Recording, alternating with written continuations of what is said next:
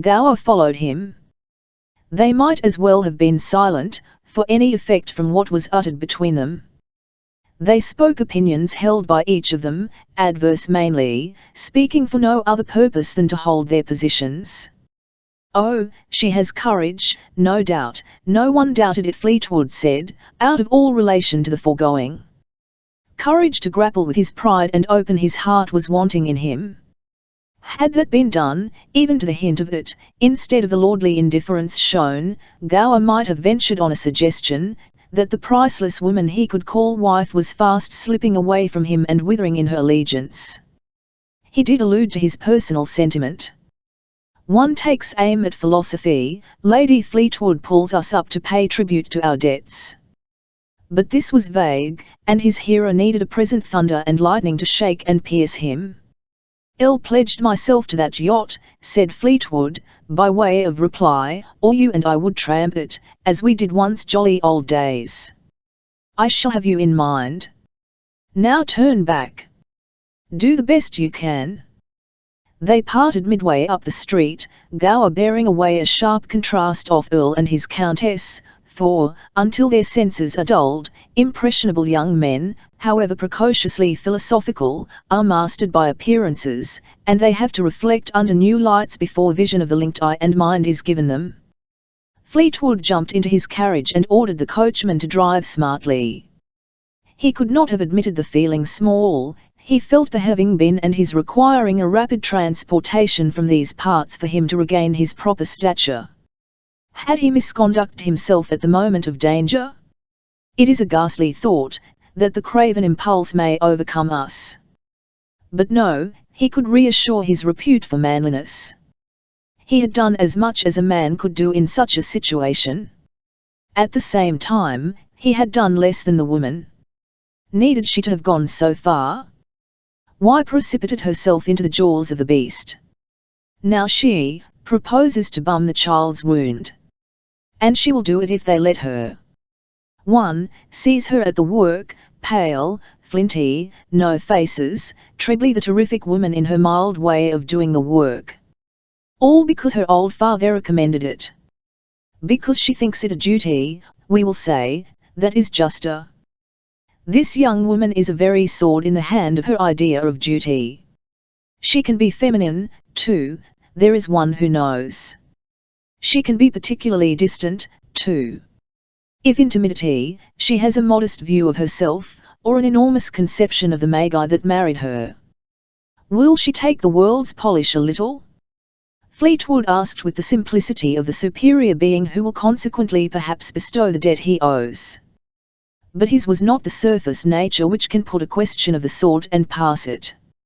As soon as it had been formed, a vision of the elemental creature calling him husband smote to shivers the shell we walk on, and caught him down among the lower forces, up amid the higher, an infernal and a celestial contest for the extinction of the one or the other of them, if it was not for their union. She wrestled with him where the darknesses roll their snake-eyed tongue-ends over between jagged horns of the nether-world. She stood him in the white ray of the primal vital heat, to bear unwithering beside her the test of light. They flew, they chased, battled, embraced, disjoined, adventured apart, brought back the count of their deeds, compared them, and named the one CNRSHED. It was the one weighted to shame, thrust into the cellar corner of his own disgust, by his having asked whether that starry warrior spirit in the woman's frame would take polish a little. Why should it be a contention between them? For this reason, he was reduced to admire her act, and if he admired, he could not admire without respecting; if he respected, perforce he reverenced; if he reverenced, he worshipped. Therefore she had him at her feet. At the feet of any woman, except for the trifling object. But at the feet of it is my husband. That would be a reversal of things. Are not things reversed when the name Corinthia sounds in the thought of him who laughed at the name not less angelically martial than Felter's adored silver trumpets of his papal procession, sweeter of the new momming for the husband of the woman, if he will but consent to the worshipper's posture? yes, and when Gower would see's malady of the wealthy, as he terms the pivoting of the whole marching and wheeling world upon the favoured of fortune's habits and tastes, promises to quit its fell clutch on him, another voice in the young nobleman cried, "Pooh, dolt and dupe!" and surrounded her for half a league with reek of burnt flesh and shrieks of a tortured child, giving her the aspect of a sister of the park. But it was not the ascendant voice. It growled underneath, much like the deadly beast at Corinthia's gown, while she image of her to dominate the princeliest of men. The princeliest must have won his title to the place before he can yield other than complimentary station to a woman without violation of his dignity, and vast wealth is not the title, worldly honours are not, deeds only are the title. Fleetwood consented to tell himself that he had not yet performed the deeds. Therefore, for him to be dominated was to be obscured, eclipsed. A man may outrun us, it is the fortune of war. Eclipsed behind the skins of a woman waving her upraised hands, with, back, pray. No, that ignominy is too horribly abominable. Be sure, the situation will certainly recur in some form, will constantly recur. She will usurp the lead, she will play the let matters go on as they are. We know our personal worth.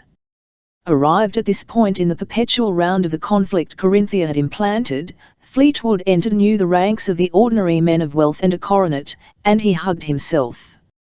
He enjoyed repose, knowing it might be but a TNLCE. Matters might go on as they were. Still, he wished her away from those withans, residing at Esselmont.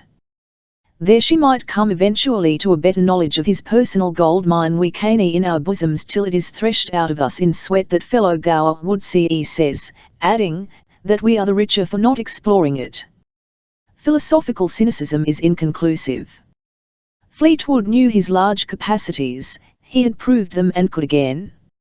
In case a certain half-foreseen calamity should happen, imagine it a fact, imagine him seized, besides admiring her character, with a taste for her person. Why, then, he would have to impress his own mysteriously deep character on her portion of understanding. The battle for domination would then begin. Anticipation of the possibility of acute division between the young man's pride of being and his warmer feelings. Had he been free of the dread of subjection, he would have sunk to kiss the feet of the statuesque young woman, arms in air, firm-fronted over the hideous death that tore at her skirts. Chapter 34. A survey of the ride of the Welsh cavaliers escorting the Countess of Fleetwood to Kentish Esselmont. A formal notification from the Earl, addressed to the Countess of Fleetwood in the third person, that Esselmont stood ready to receive her, autocratically concealed her lord's impatience to have her there, and by the careful precision with which the stages of her journey were marked, as places where the servants dispatched to convey their lady would find preparations for her comfort, again alarmed the disordered mother's mind on behalf of the child she deemed an object of the father's hatred. Second to his hatred of the mother. But the mother could defend herself. The child was prey, the child of her detested wife was heir to his title and estates. His look at the child, his hasty one look down at her innocent, was conjured before her as resembling a kick at a stone in his path. His indifference to the child's Christian names pointed darkly over its future. The distempered wilfulness of a bruised young woman directed her thoughts. She spoke them in the tone of reason to her invalid friend Rebecca Withan, who saw with her, felt with her, yearned to retain her till breath was gone. Owain Withan had his doubts of the tyrant guilty of maltreating this woman of women. But when you do leave Wales, he said, you shall be guarded up to your haven. Corinthia was not awake to his meaning then. She sent a short letter of reply, imitating the style of her lord, very baldly stating that she was unable to leave Wales because of her friend's illness and her part as nurse. Regrets were unmentioned. Meanwhile Rebecca Withan was passing to death. Not cheerlessly, more and more faintly, her thread of life ran to pause, resembling a reel of the drought, and the thinner it grew, the shrewder were her murmurs for Corinthia's ears in commending the most real of husbands of an unreal wife to her friendly care of him when he would no longer see the shadow. He had wedded. She had the privilege of a soul beyond our minor rules and restrainings to speak her wishes to the TME wife of a mock husband. No husband, less a husband than this shadow of a woman a wife, she said, and spoke them without adjuring the bowed head beside her to record a promise or seem to show the far willingness, but merely that the wishes should be heard on earth in her last breath, for a good man's remaining one chance of happiness. On the theme touching her husband Owain, it was verily to hear a soul speak, and have knowledge of the broader range, the rich interflowings of tuned discords, a spirit past the flesh can find. Her mind was at the same time alive to our worldly conventions when other people came under its light. She sketched them and their views in her brief words between the gasps, with perspicuous, humorous bluntness, as vividly as her twitched eyebrows indicated the laugh. Gower would see her she read startlingly, if correctly. Corinthia could not leave her. Attendance upon this dying woman was a drinking at the springs of life. Rebecca with an under earth, the Earl was briefly informed of Lady Fleetwood's consent to quit Wales, obedient to a summons 2 months old, and that she would be properly escorted, for the which her lord had made provision. Consequently the tyrant swallowed his wrath, little conceiving the monstrous blow she was about to strike. In peril of fresh floods from our dame, who should be satisfied with the inspiring of these pages, it is owned that her story of the 24 squires of Glamorgan and Sir Ermarthon in their brass-buttoned green coats and buckskins, mounted and an escort of the Countess of Fleetwood across the swollen Severn, along midwinter roads, up to the Kentish gates of Esselmont has a foundation, though the story is not the more credible for her flourish of documentary old ballad sheets, printed when London's wags had ears on cock to any whisper of the doings of their favourite Whitechapel Countess, and indeed hardly depended on whispers. Enthusiasm sufficient to troop forth 24 and more hundreds of Cambrian gentlemen, and still more of the common folk, as far as they could journey afoot, was over the 2 halves of the principality, to give the Countess a reputable and gallant bodyguard. London had intimations of kindling circumstances concerning her, and magnified them in the interests of the national humour, which is the English way of exalting to criticise, criticising to depreciate, and depreciating to restore, ultimately to cherish, in reward for the amusement furnished by an eccentric person, not devoid of merit. These little tales of her, pricking cool blood to some activity, were furze fires among the Welsh. But where the latter heard bardic strings inviting a chomps, the former as unanimously obeyed the stroke of their humorous conductor's baton for an outburst from the ribs or below. And it was really funny to hear of Whitechapel's titled heroine roaming Taffaland at her old pranks, catching a maddened bull by the horns in the marketplace, and hanging to the infuriate beast, a wild whirl of clouts, till he is reduced to be a subject for stakes. That is no common feat. Her performances down mines were things of the underworld. England clapped hands, merely objecting to her not having changed her garb for the picadors or matadors, before she seized the bull. Wales adopted and was proud of her in any costume. Welshmen north and south, united for the nonce, now propose her gallantry as a theme to the rival bards at the next Eisteddfod. She is to sit throned in full assembly, oak leaves and mistletoe interwoven on her head, a white robe and green sash to clothe her, and the vanquished beast's horns on a gilded pole behind the dais, hearing the eulogies respectively interpreted to her by Colonel Fluellen Withen at one ear, and Captain Agincourt Gower at the other. A splendid scene, she might well insist to be present. There, however, we are at the pitch of burlesque beyond her illustrious lord's capacity to stand. Peremptory orders from England arrive, commanding her return. She temporizes, postpones, and supplicates to have the period extended up to the close of the Eisteddfod. My lord's orders are imperatively repeated, and very blunt. He will not have her continue playing the fool down there. She holds her ground from August into February, and then sets forth, to undergo the further process of her taming at Esselmont in England, with Llewellyn and Vaughan and Cadwallader, and Watkine and Shinkine and the remains of the race of Owen Tudor, attending her, vowed to extract a receipt from the Earl her lord's responsible servitors for the safe delivery of their heroine's person at the gates of Esselmont, ICHDN their unpetted motto. Counting the number at 24, it wears the look of an invasion. But the said number is a ballad number, and has been since the antique time.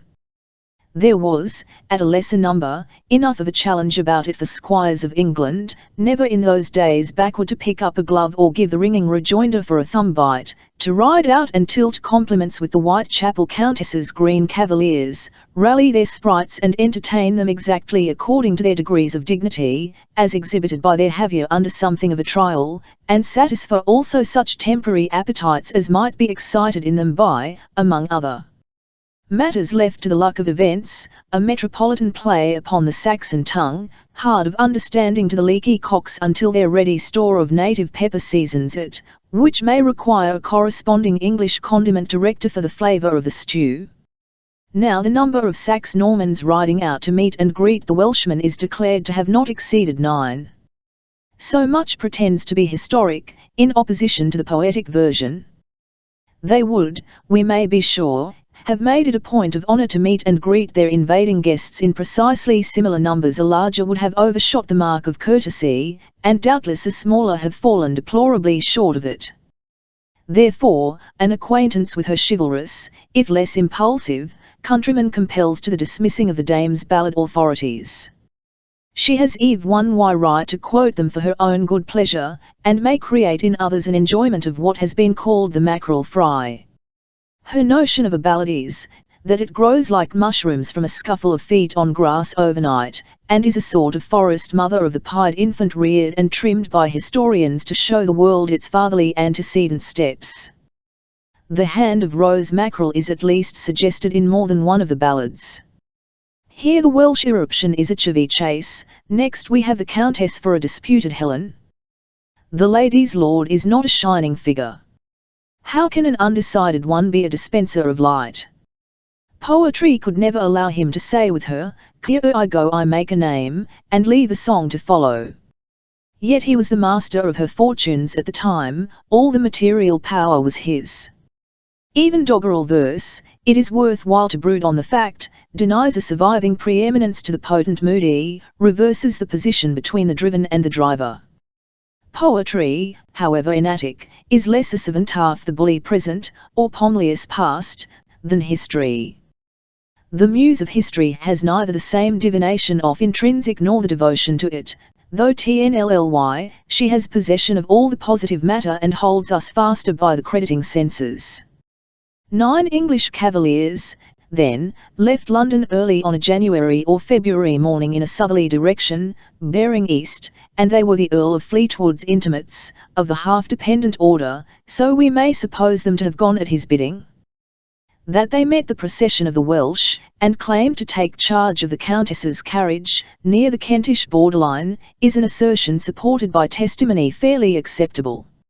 Intelligence of the advancing party had reached the Earl by courier, from the date of the first gathering on the bridge of Pont y Pryd, and from Gloucester, along to the Thames at Reading, thence away to the Mole, from Mickleham, where the Surrey chalk runs its final turf for spine north-eastward to the slope upon Kentish soil.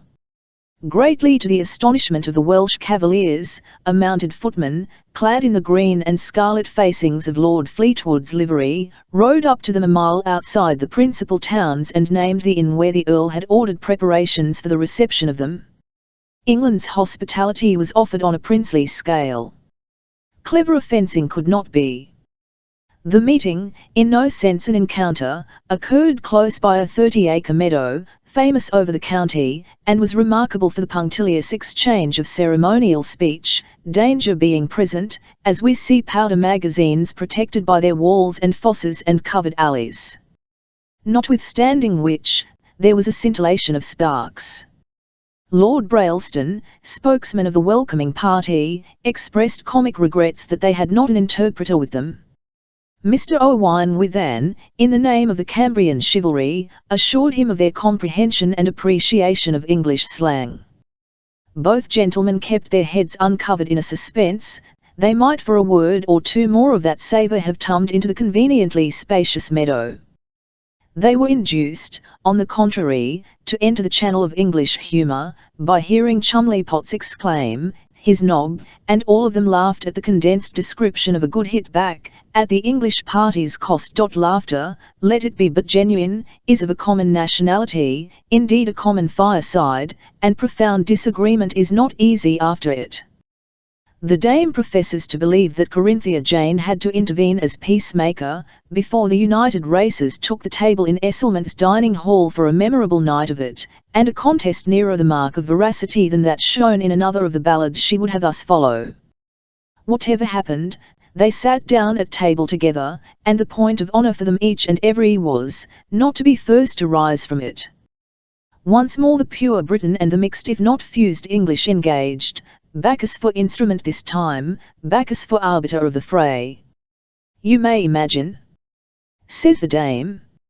She cites the old butler at Esselmont, as having been much questioned on the subject by her family relative, Dr. Glossop, and others interested to know the smallest items of the facts, and he is her authority for the declaration that the Welsh gentleman and the English gentleman, whatever their united number, consumed the number of 9 dozen and a half of old Esselmont wine before they rose, or as possibly sank, at the festive board at the hour of 5 of the morning. Years later, this butler, Joshua Queeny, a much enfeebled old man, retold and enlarged the tale of the enormous consumption of his best wine, with a sacred oath to confirm it, and a tear expressive of elegiacal feelings. They bled me 12 dozen, not a bottle less, she quotes him, after a minute description of his countenance and scrupulously brushed black suit, pensioner though he had become. He had grown, during the interval, to be more communicative as to particulars. The wines were 4. Sherry led off the parade pace, Hock the trot into the mare canter, Champagne the racing gallop, Burgundy the grand trial of constitutional endurance for the enforced finish. All these wines, except the sparkling, had their date of birth in the precedent century. They went like water. Questioned anxiously by Dr. Glossop, Queeny maintained an impartial attitude, and said there was no victor, no vanquished. They did not sit in blocks. The tactics for preserving peace intermingled them. Each English gentleman had a Welsh gentleman beside him, they both sat firm, both fell together. The bottles or decanters were not stationary for the guest to fill his glass, they circulated, returning to an empty glass. All drank equally. Often the voices were high, the talk was loud. The gentlemen were too serious to sing. At one moment of the evening Queeny confidently anticipated a fracas. He said, one of the foreign party, and they all spoke English, after 5 dozen bottles had gone the round, as correct as the English themselves, remarked on the 70-years-old brown sherry, that it had a Madeira flavour. He spoke it approvingly. Thereupon Lord Simon Pitscrew calls to Queeny, asking him why Madeira had been supplied instead of Esselmont's renowned old sherry. A second Welsh gentleman gave his assurances that his friend had not said it was Madeira. But Lord Brailston accused them of the worse unkindness to a venerable old brown sherry, in attributing a Madeira flavour to it. Then another Welsh gentleman briskly and emphatically stated his opinion, that the attribution of Madeira flavour to it was a compliment. At this, which smelled strongly, he said, of insult, Captain O'Brien called on the name of their absent host to warrant the demand of an apology to the old brown sherry, for the imputation denying it an individual distinction. Chumley Potts offered generally to bet that he would distinguish blindfold at a single sip any Madeira from any first-class sherry, old brown or pale. Single sip or smell. Ambrose Mallard cried, either for himself or his comrade, Queeny could not say which. Of all Lord Fleetwood's following, Mr. Potts and Mr. Mallard were, the dame informs us, Queenie's favourites, because they were so genial, and he remembered most of what they said and did, being moved to it by poor young Mr. Mallard's melancholy end and Mr. Potts's grief. The Welsh gentlemen, after paying their devoir to the Countess next morning, rode on in fresh health and spirits at midday to Barlings, the seat of Mr. Mason Fennell, a friend of Mr. Owain Withans. They shouted, in an unseemly way, Queenie thought, at their breakfast table, to hear that 3 of the English polty, namely, Captain O'Brien, Mr. Mallard, and Mr. Potts, had rung for tea and toast in bed. Lord Simon Pitscrew, Lord Brailston, and the rest of the English were sore about it, for it certainly wore a look of constitutional inferiority on the English side, which could boast of indubitably stouter muscles. The frenzied spirits of the Welsh gentlemen, when riding off, let it be known what their opinion was. Under the protection of the Countess's presence, they were so cheery as to seem triumphantly ironical. They sent messages of condolence to the 3 in bed. With an undisguised reluctance, the Countess, holding Mr. Owain Withans' hand longer than was publicly decent, calling him by his Christian name, consented to their departure. As they left, they defiled before her. The vow was uttered by each, that at the instant of her summons he would mount and devote himself to her service, individually or collectively. She waved her hand to them. They ranged in line and saluted. She kissed her hand. Sweeping the Cavalier's obeisance, gallantest of bows, they rode away. A striking scene, Dame Gossip says, but raises a wind over the clipped adventure, and is for recounting what London believed about it. Enough has been conceded for the stoppage of her intrusion. She is left in the likeness of a full-charged pistol capless to the clapping trigger. That which London believed, or affected to believe about it, would fill chapters.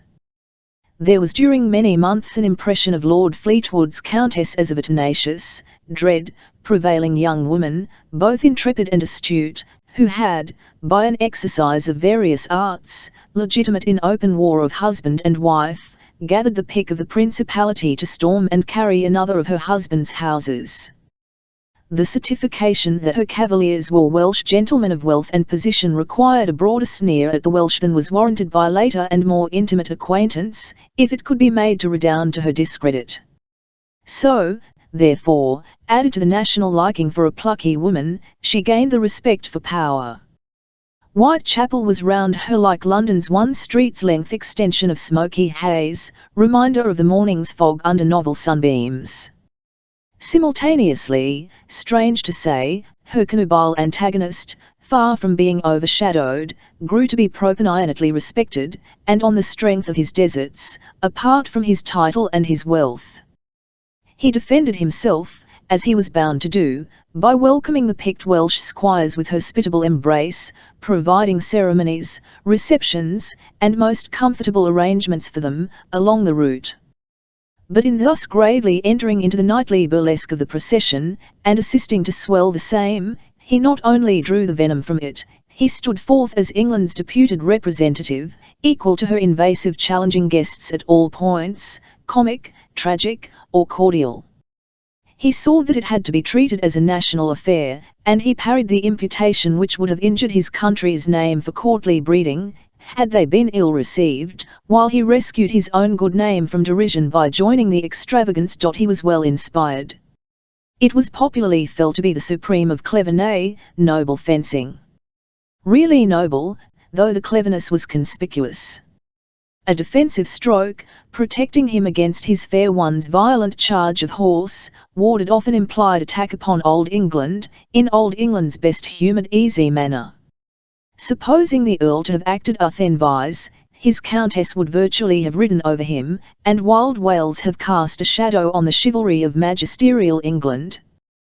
He and his country stood to meet the issue together the moment the Countess of Fleetwood and her escort crossed the Welsh border, when it became a question between the hot-hearted, at their impetuous gallop, and the sedatively minded, in an unfortified camp of armchairs. The Earl's adroitness, averting a collision fatal or discomforting to both, disengaged him from an incumbent odium, of which, it need hardly be stated, neither the lady nor her attendant cavaliers had any notion at the hour of the assembly for the start for England on the bridge of Pont Wypryd. The hungry mother had the safety of her babe in thought. The hot-headed Welshmen were sworn to guard their heroine. That is the case presented by the Dame's papers, when the incredible is excised. She claims the being a good friend to fiction in feeding popular voracity with all her stores. But the old buccaneer, no professed friend to it, is a sounder guide in the maxim, where he says, deliver yourself by permit of your check on the bank of reason, and your account is increased instead of lessened. Our account with credulity, he would signify. The dame does not like the shaking for a sifting. Romance, however, is not a mountain made of gold, but a vein some way direr, and it must be engineered, else either we are filled with wind from swallowing indigestible substance, or we consent to a debasing of the currency, which means her tomorrow's bankruptcy, and the spectacle of romance in the bankruptcy court degrades us, who believe we are allied to her, as cruelly as it appalls.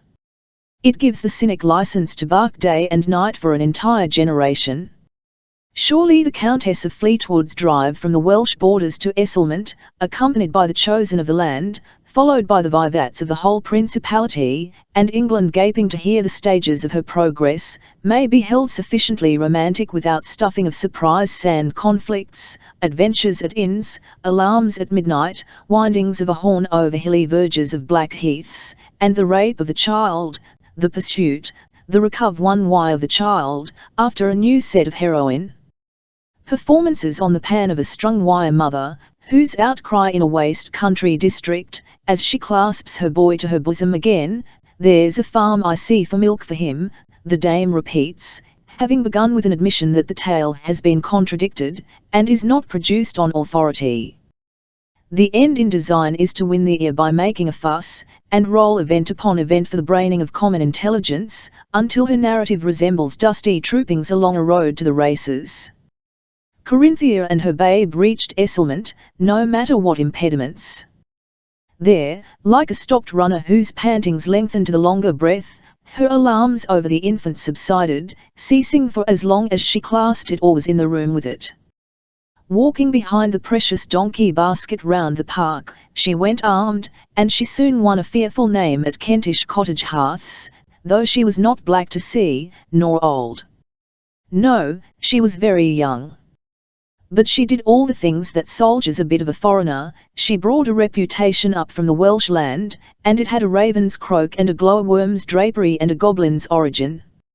Something was hinted of her having agitated London once. Somebody dropped word of her and that old Lord Levlier up at Crewridge. She stalked park and country at night.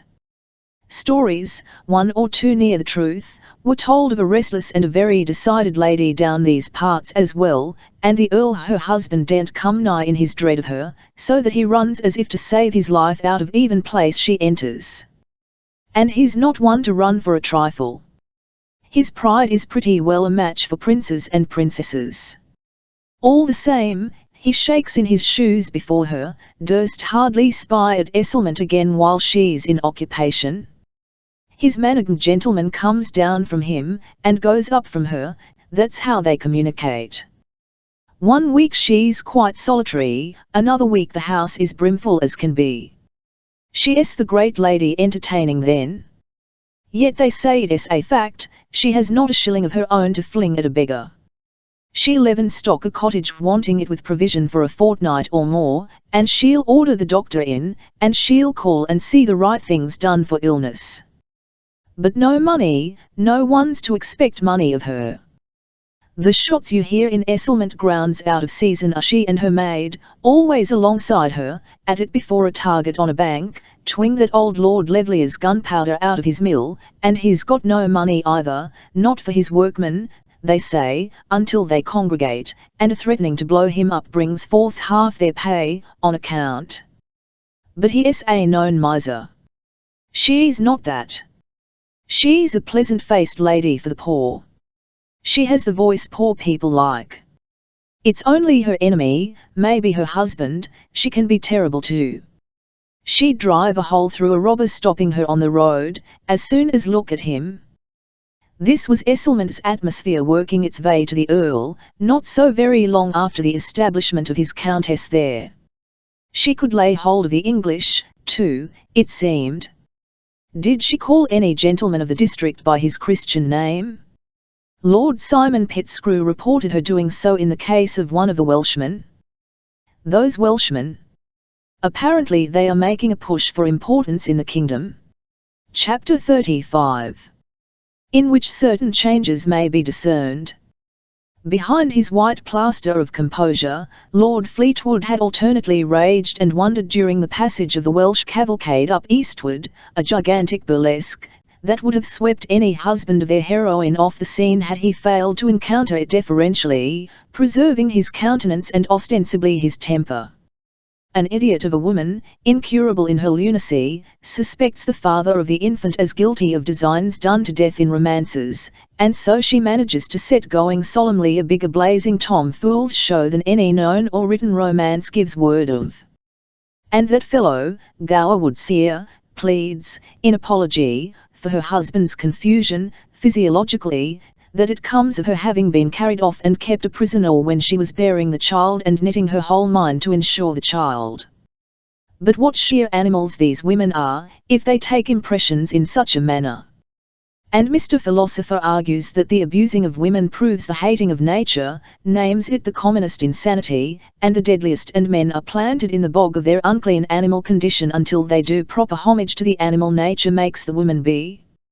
Oh, pish, Mason Corby had the habit of exclaiming when a brains fiddler argues him into a coma. The fellow can fiddle fine things and occasionally clear hating nature are insane. Women and nature are close. If it is rather general to hate nature and maltreat women, we begin to see why the world is a mad world. That is the tune of the fiddler's fiddling. As for him, something protects him. He was the slave of Countess Livia, like a Brain, Mallard, Corby, St. Omber, young Cresset, and the dozens. He is now her master. Can a man like that be foolish, in saying of the Countess Corinthia, she is not only quick to understand, she is in the quick of understanding? Gower Woodseer said it of her in Wales, and again on the day of his walk up to London from Esselmont, after pedestrian exercise, which may heat the frame, but cools the mind. She stamped that idea on a thoughtful fellow. He's a Welshman. They are all heads on hounds' legs for a flying figure in front. Still, they must have an object, definitely seen by them, definite to them if dim to their neighbours, and it will run in the poetic direction, and the woman to win them, win all classes of them, within so short a term, is a toss above extraordinary. She is named Corinthia, suitable name for the Welsh pantomimic procession.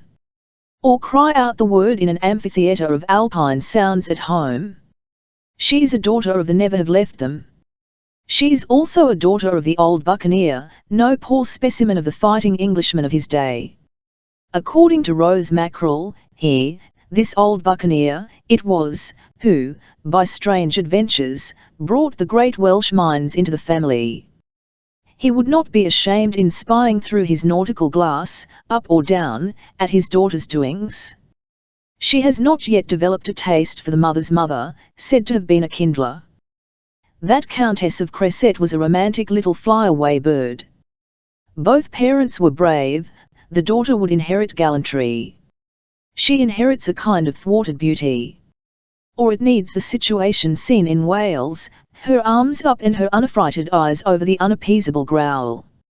She had then the beauty coming from the fathom depths, with the torch of life in the jaws of death to light her, beauty of the nether kingdom mounting to an upper place in the higher. Her beauty recognized, the name of the man who married her is not Longears, not to himself, is the main point, nor will it be to the world when he shows that it is not so to himself. Suppose he went to her, would she be trying at domination? The woman's pitch above woman's beauty was perceived to be no intermittent beam, but so living as to take the stamp of permanence. More than to say it was hers, it was she. What a deadly peril brought into view was her character soul, some call it, generally a thing rather distasteful in women, or chilling to the masculine temperament. Here it attracts. Here, strange to say, it is the decided attraction, in a woman of a splendid figure and a known softness. By rights, she should have more understanding than to suspect the husband as guilty of designs done to death in romances. However, she is not a craven who compliments him by rearing him, and he might prove that there is no need for fear. but she would be expecting explanations before the reconcilement. The bosom of these women will keep on at its quick heaving until they have heard 9 formal words, oaths to boot. How speak them? His old road of the ladder appeared to Fleetwood an excellent one for obviating explanations and effecting the reconcilement without any temporary seeming forfeit of the native male superiority. For there she is at Esselmont now, any night the window could be scaled. It is my husband. The soul was in her voice when she said it. He remembered that it had not ennobled her to him then, had not indeed, was taken for a foreign example of the childish artless, imperfectly suited to our English clime. The tone of adorable utterances, however much, is never for repetition, nor is the cast of divine sweet looks, nor are the particular deeds once pardonable, fitly pleaded. A second scaling of her window, no, night's black hills girdle the scene with hoarse echoes, the moon rushes out of her clouds grimacing. Even Fleetwood's devil, much addicted to cape and sword and ladder, the vulpine and the graphene, rejected it. For she had, by singular transformation since, and in spite of a deluging grotesque that was antecedently incredible, she had become a personage. Counting her adherents, she could put half the world in motion on her side. Yell those Welshmen to scum, they were on a plain finding native ground with as large a body of these English. His baser mind bowed to the fact. Her aspect was entirely different, her attitude toward him as well, insomuch that he had to chain her to her original features by the conjuring of recollected phrases memorable for the vivid portraiture of her foregone simplicity and her devotion to my husband. Yes, there she was at Esselmont, securely there, near him, to be seen any day, worth claiming, too, a combatant figure, provocative of the fight and the capture rather than repellent. The respect enforced by her attitude awakened in him his inherited keen old relish for our intersexual strife and the indubitable victory of the stronger, with the prospect of slavish charms, fawning submission, marrowy spoil. Or perhaps, preferably, a sullen submission, reluctant charms, far more marrowy. Or who can say, the creature is a rocket of the shot into the flue garland of stars, she may personate any new marvel, be an unimagined terror, an overwhelming bewitchment, for she carries thee in her bosom. And does it look like such indubitable victory, when the man, the woman's husband, divided from her, toothsome to the sex, acknowledges within himself and lets the world know his utter dislike of other women's charms, to the degree Thathable anchorites positively could not be colder, could not be chaster, and he no forest bird, but having the garden of the variety of fairest flowers at nod and blush about him. That was the TNRTH. Even Henrietta's beauty had the effect of a princess's birthday doll admired on show by a contemptuous boy. Wherefore, then, did the devil in him seek to pervert this loveliest of young women and feed on her humiliation for one flashing minute? The taste had gone, the desire of the vengeance was extinct, personal gratification could not exist. He spied into himself, and set it down to one among the many mysteries. Men uninstructed in analysis of motives arrive at this dangerous conclusion, which spares their pride and caresses their indolence, while it flatters the sense of internal vastness, and invites to headlong intoxication. It allows them to think they are of such a compound, and must necessarily act in that manner. They are not taught at the schools or by the books of the honoured places in the libraries, to examine and see the simplicity of these mysteries, which it would be here and there a saving grace for them to see, as the minstrel, dutifully inclining to the prosy in their behalf and morality should exhibit, he should enlist all the characters of his drama to spring it to vision and strike perchance the chord primarily if not continually moving them, that readers might learn the why and how of a germ of evil, its flourishing under rebuke, the persistency of it after the fell creative energy has expired and pleasure sunk to be a phlegmatic dislike, almost a loathing. This would here be done, but for signs of a barometric dead fall in Dame Gossip's chaps, already heavily pendant. She would be off with us on one of her whirling cyclones or elemental mad waltzes, if a step were taken to the lecturing desk. We are so far in her hands that we have to keep her quiet. She will not hear of the reasons and the change of reasons for one thing and the other. things were so, narrate them, and let readers do their reflections for themselves, she says, denouncing our conscientious method as the direct road downward to the dreadful modern appeal to the senses and assault on them for testimony to the veracity of everything described, to the extent that, at the mention of a vile smell, it shall be blown into the reader's nostrils, and corking pins attack the comfortable seat of him simultaneously with a development of surprises. Thither your conscientiousness leads. It is not perfectly visible. And she would gain information of the singular nature of the young of the male sex in listening to the wrangle between Lord Fleetwood and Gower Woodseer on the subject of pocket money for the needs of the Countess Corinthia. For it was a long and an angry one, and it brought out both of them, exposing, of course, the more complex creature the most. They were near a rupture, so scathing was Gower's tone of irate professor to shirk Y scholar, or it might be put, German professor to English scuffle shoe. She is for the scene of Chillon John's attempt to restore the respiration of his bank book by wager, to wit, that he would walk a mile, run a mile, ride a mile, and jump 10 hurdles, then score 5 rifle shots at a 300 yards distant target within a count of minutes, 25, she says, and vows it to have been one of the most exciting of scenes ever witnessed on green turf in the land of wagers, and that he was accomplishing it quite certainly when, at the first of the hurdles, a treacherous unfolding and waving of a white flag caused his horse to swerve, and the loss of 1 minute, 27 seconds, before he cleared the hurdles, after which, he had to fire his shots hurriedly, and the last counted blank, for being outside the circle of the stated time. So he was beaten. But a terrific uproar over the field proclaimed the popular dissatisfaction. Presently there was a cleavage of the mob, and behold a chase at the heels of the fellow to rival the very captain himself for fleetness. He escaped, leaving his pole with the sheet nailed to it, by way of flag, in proof of foul play, or a proof, as the other side declared, of an innocently premature signalizing of the captain's victory. However that might be, he ran. Seeing him spin his legs at a hound's pace, half a mile away, 4 countrymen attempted to stop him.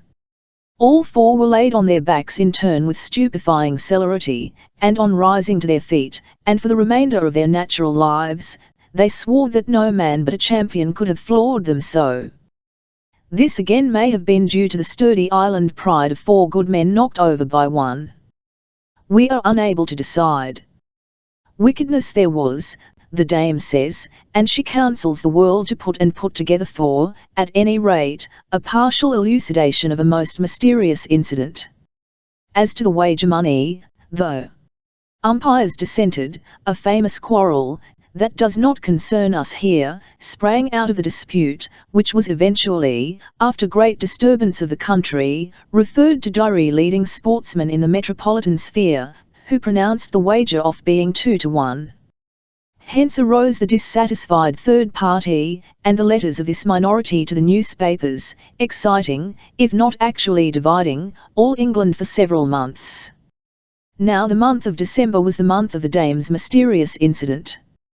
From the date of January, as Madge Winch knew, Christopher Innes had ceased to be in the service of the Earl of Fleetwood. At Esselmont Park gates, one winter afternoon of a north-east wind blowing rum shrub into men for a stand against rheumatics, as he remarked, Innes met the girl by appointment, and informing her that he had money, and that Lord Fleetwood was a black nobleman, he proposed immediate marriage. The hymeneal invitation, wafted to her on the breath of NRMSHNLB, obtained no response from Madge until she had received evasive answers as to why the Earl dismissed him, and whence the stock of money came. Lord Fleetwood, he repeated, was a black nobleman. She brought him to say of his knowledge, that Lord Fleetwood hated, and had reason to hate, Captain Levlier. Shouldn't I hate the man took my sweetheart from me and popped me into the noose with his sister instead? Madge was now advised to be overcome by the smell of mere fancy drink tossed off by heroes in their idle moments, before they settle down to the serious business of real drinking, Kit protested. He simulated envious admiration of known heroes, who meant business, and scorned any of the weak stuff under brandy, and went at it till the bottles were the first to give in. For why? They had to stomach an injury from the world or their young woman, and halfway on they shoved that young person and all enemies aside, trampled em. That was what old O'Devi signified, and many's the man driven to his consolation by a cat of a girl, who's like the elements in their puffs and spits at a gallant ship, that rides the tighter for all they can do to capsize. Tighter than ever I was tight I'll be tonight, if you can't behave. They fell upon the smack of words. Kit hitched and huffed away, threatening bottles. Whatever he had done, it was to establish the petticoated Home in the dignity of matron of a champion lightweight's wholesome retreat of a public house.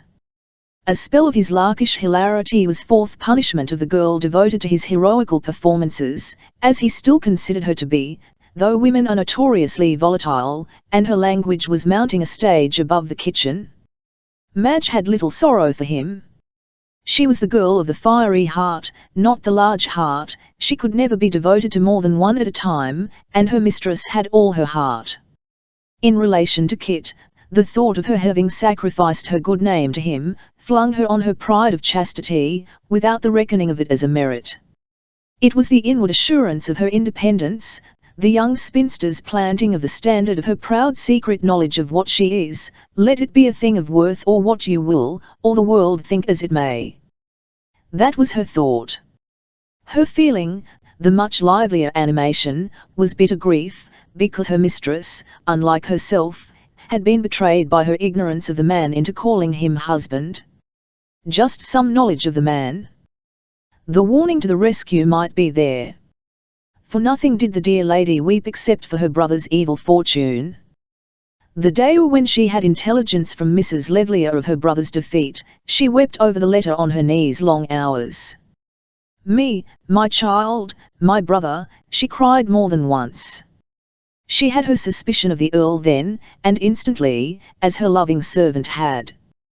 The suspicion was now no dark light, but a clear day beam to Madge. She adopted Kit's word of Lord Fleetwood. "A black nobleman he is. He is." Her mistress had written like a creature begging him for money. He did not deign a reply to her. When he had seen good proof she was the bravest woman on earth, and she rushed at death to save a child, a common child, as people say. And who knows but she saved that husband of hers, too, from bites might have sent him out of the world barking, and all his wealth not able to stop him. They were in the month of March.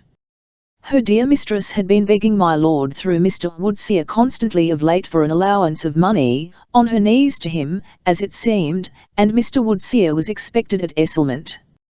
Her mistress was looking for him eagerly. Something her heart was independent on it, and only her brother could be the object, for now she loved only him of these men, though a gentleman coming over from Barlings pretty often would pour mines of money into her lap for half a word. Corinthia had walked up to Quaritch in the morning to meet her brother at Les Cats. Madge was left guardian of the child. She liked a stroll any day round Esselmont Park, where her mistress was beginning to strike roots, as she soon did wherever she was planted, despite a tone of pity for artificial waters and gardeners' arts. Madge respected them. She knew nothing of the grandeur of wildness. Her native English veneration for the smoothing hand of wealth led her to think Esselmont the home of all homes for a lady with her husband beside her. And without him, too, if he were wafted overseas and away, if there would but come a wind to do that. The wild north-easter tore the bud beeches. Master John Edward Russet lay in the cradling basket drawn by his docile donkey, Martha and Madge to right and left of him, a speechless rustic, graduating in footman's liveaux, to rear. At slow march round by the wrinkled water, Madge saw the park gates flung wide. A coach drove up the road along on the farther rim of the circle, direct for the house.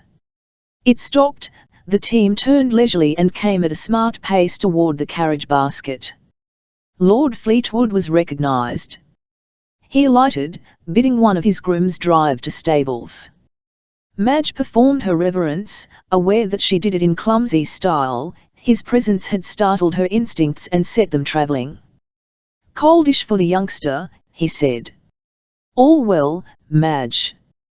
Baby sleeps in the air, my lord, she replied. My lady has gone to Crewridge. Sharp air for a child, isn't it? My lady teaches him to breathe with his mouth shut, like her father taught her when she was little. Our baby never catches colds. Madge displayed the child's face. The father dropped a glance on it from the height of skies. Crewridge, you said. Her uncle, Lord, you say, never catches cold. Not our baby, my lord. Probably good management on the part of the mother. But the wife's absence disappointed the husband strng to meet her, and an obtrusion of her practical motherhood blurred the prospect demanded by his present step. When do you expect her to return, Madge? Before nightfall, my lord. She walks. Oh yes, my lady is fond of walking. I suppose she could defend herself. My lady walks with a good stick. Fleetwood weighed the chances, beheld her figure attacked, Amazonian.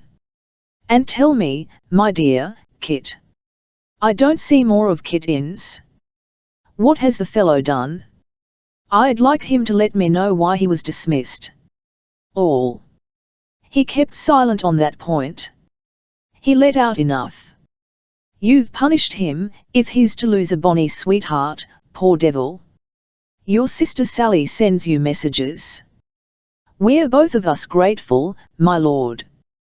He lifted the thin veil from John Edward Russett's face with a loveless "You remember the child bitten by a dog down in Wales? I have word from my manager there. Poor little wretch has died raving." Madge's bosom went shivering up and sank. My lady was right. She's not often wrong. She's looking well, said the Earl, impatient with her moral. This communication from Wales had been the decisive motive agent in hurrying him at last to Esselmont. The next moment he heard coolly of the lady's looking well. He wanted fervid eulogy of his wife's looks, if he was to hear any. Chapter 36. Below the surface and above. The girl was counselled by the tremor of her instincts to forbear to speak of the minor circumstance, that her mistress had, besides a good stick, a good companion on the road to Crewridge, and she rejoiced to think her mistress had him, because it seemed an intimation of justice returning upon earth.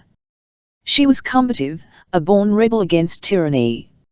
She weighed the powers, she felt the worth of the persons coming into her range of touch, she set her mistress and my lord fronting for a wrestle, and my lord's wealth went to thin vapour, and her mistress's character through him. More dimly, my lord and the Welsh gentleman were put to the trial, a tough one for these two men. She did not proclaim the winner, but a momentary flutter of pity in the direction of Lord Fleetwood did as much. She pitied him, for his presence at Esselmont betrayed an inclination. He was ignorant of his lady's character, of how firm she could be to defer him and all the world. In her gratitude to the gentleman she thought of as her friend, smiled at for his open by his Christian name. The idea of a piece of information stinging Lord Fleetwood, the desire to sting, so as to be an instrument of retribution, one of female human nature's ecstasies, and her, abstaining, that she might not pain the lord who had been generous to her sister Sally, made the force in Madge's breast which urges to the gambling for the undeveloped, entitled prophecy. She kept it low and felt it thrill. Lord Fleetwood chattered, Madge had him wincing. He might pull the cover off the child's face carelessly. He looked at the child. His look at the child was a thought of the mother. If he thought of the mother, he would be wanting to see her. If he heard her call a gentleman by his Christian name, and heard the gentleman say Corinthia, my lord would begin to shiver at changes. Women have to do unusual things when they would bring that out a set to human behaviour. Perhaps my lord would mount the coach box and whip his horses away, adieu forever. His lady would not weep. He might, perhaps, command her to keep her mouth shut from gentlemen's Christian names, all except his own. His lady would not obey. He had to learn something of changes that had come to others as well as to himself. And then would he dare hint, as base men will? He may blow foul smoke on her, she will shine out of it. He has to learn what she is, that is his lesson, and let him pray all night and work hard all day for it not to be too late. Let him try to be a little like Mr. Woodseer, who worships the Countess, and is hearty with the gentleman she treats as her best of friends. There is the real nobleman. Fleetwood chatted on airily. His instincts were duller than those of the black-browed girl, at whom he gazed for idle satisfaction of eye from time to time while she replied demurely and maintained her drama of the featureless but well-distinguished actors within her round, plump bust, good wharfage and harbourage. He was thinking. Excellent harbourage, supposing the arms out in pure goodwill. A girl to hold her voyager fast and safe. Men of her class had really a capital choice in a girl like this. Men of another class as well, possibly, for temporary anchorage out mid-channel. Not. Here and there a girl is a Tartar. Inns talked of her as if she were a kind of religious edifice and a doubt were sacrilege. She could impress the rascal. Girls have their outs for reaching the holy end, and still they may have a welcome for a foreign ship. The Earl said humorously, "You will grant me permission to lunch at your mistress's table in her absence." And she said, "Lord."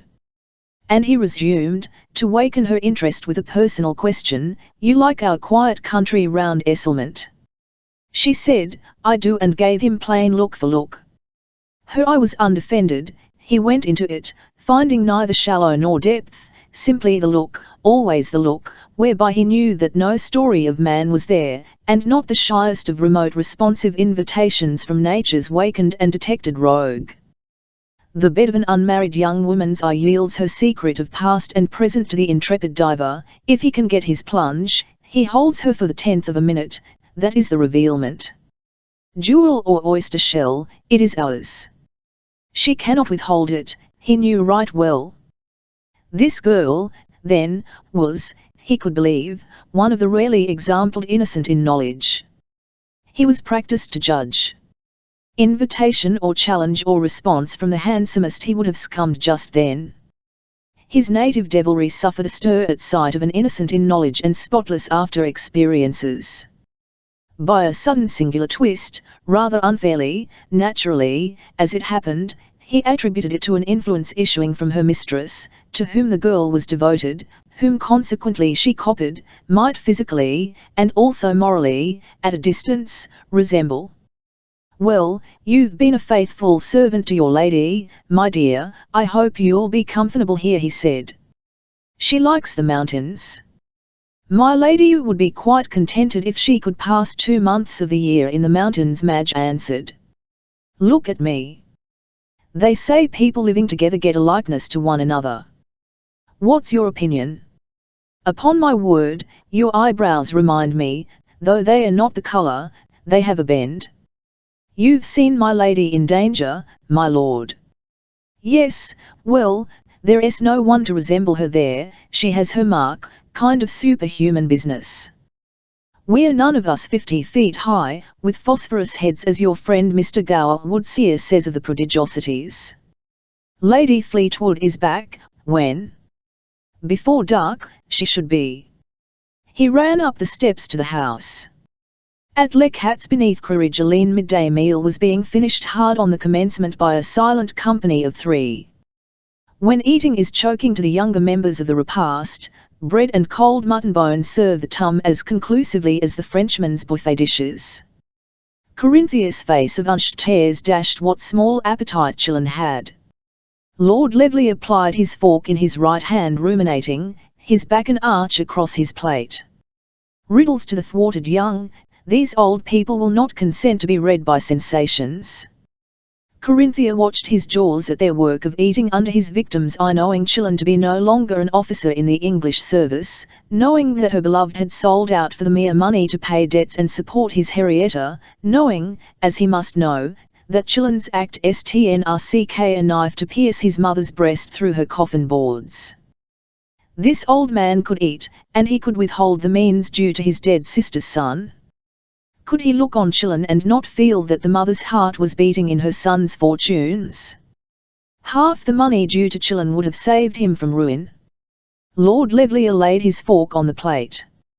He munched his grievance with his bit of meat. The nephew and niece here present feeding on him were not so considerate as the Welsh gentleman, a total stranger, who had walked up to let cats with the Countess of Fleetwood, and expressed the preference to feed at an inn. Relatives are cormorants. His fork on his plate released the couple.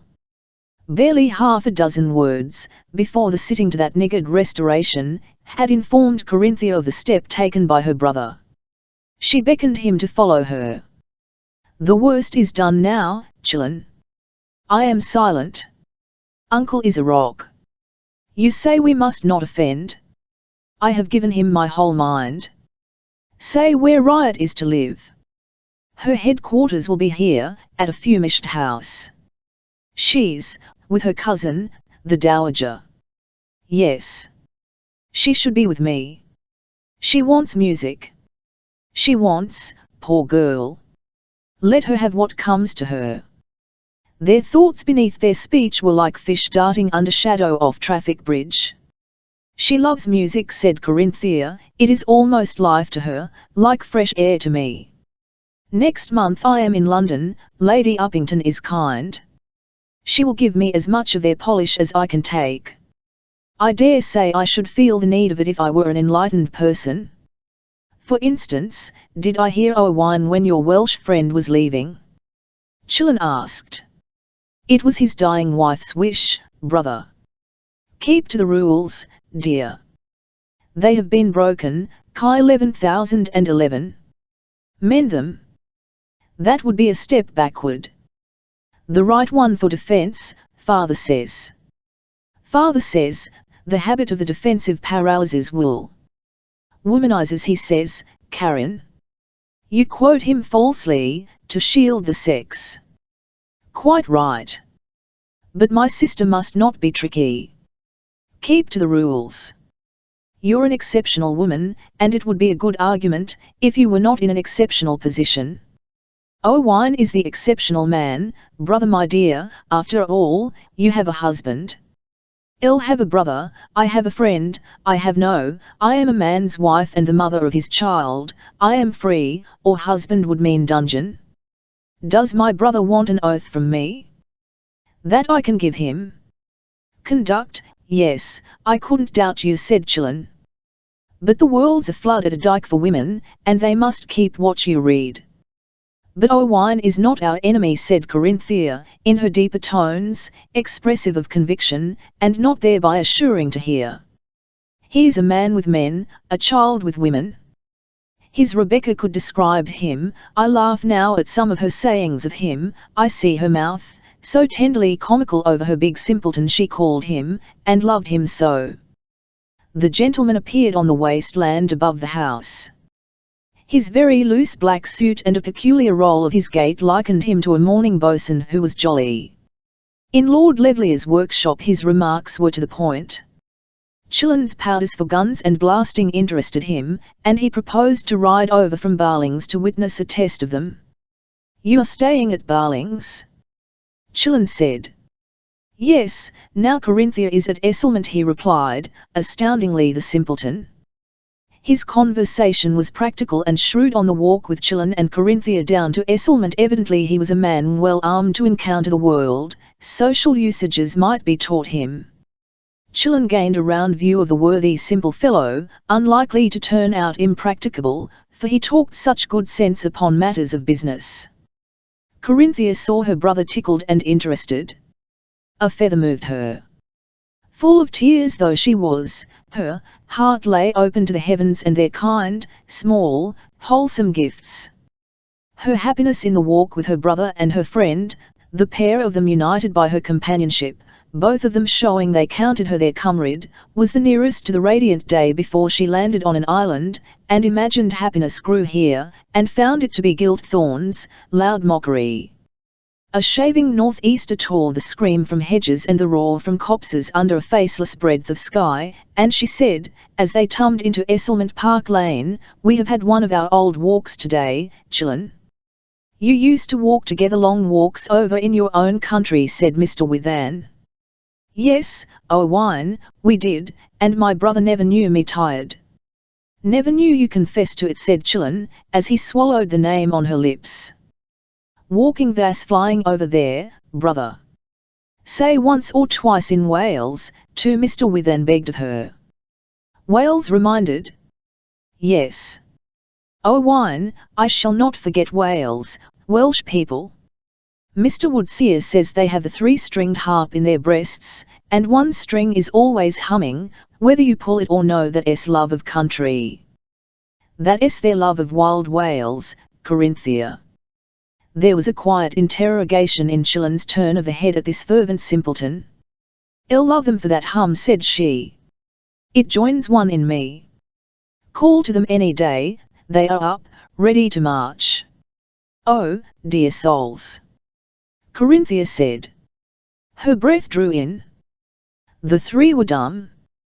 They saw Lord Fleetwood standing in the park gateway. Chapter 37.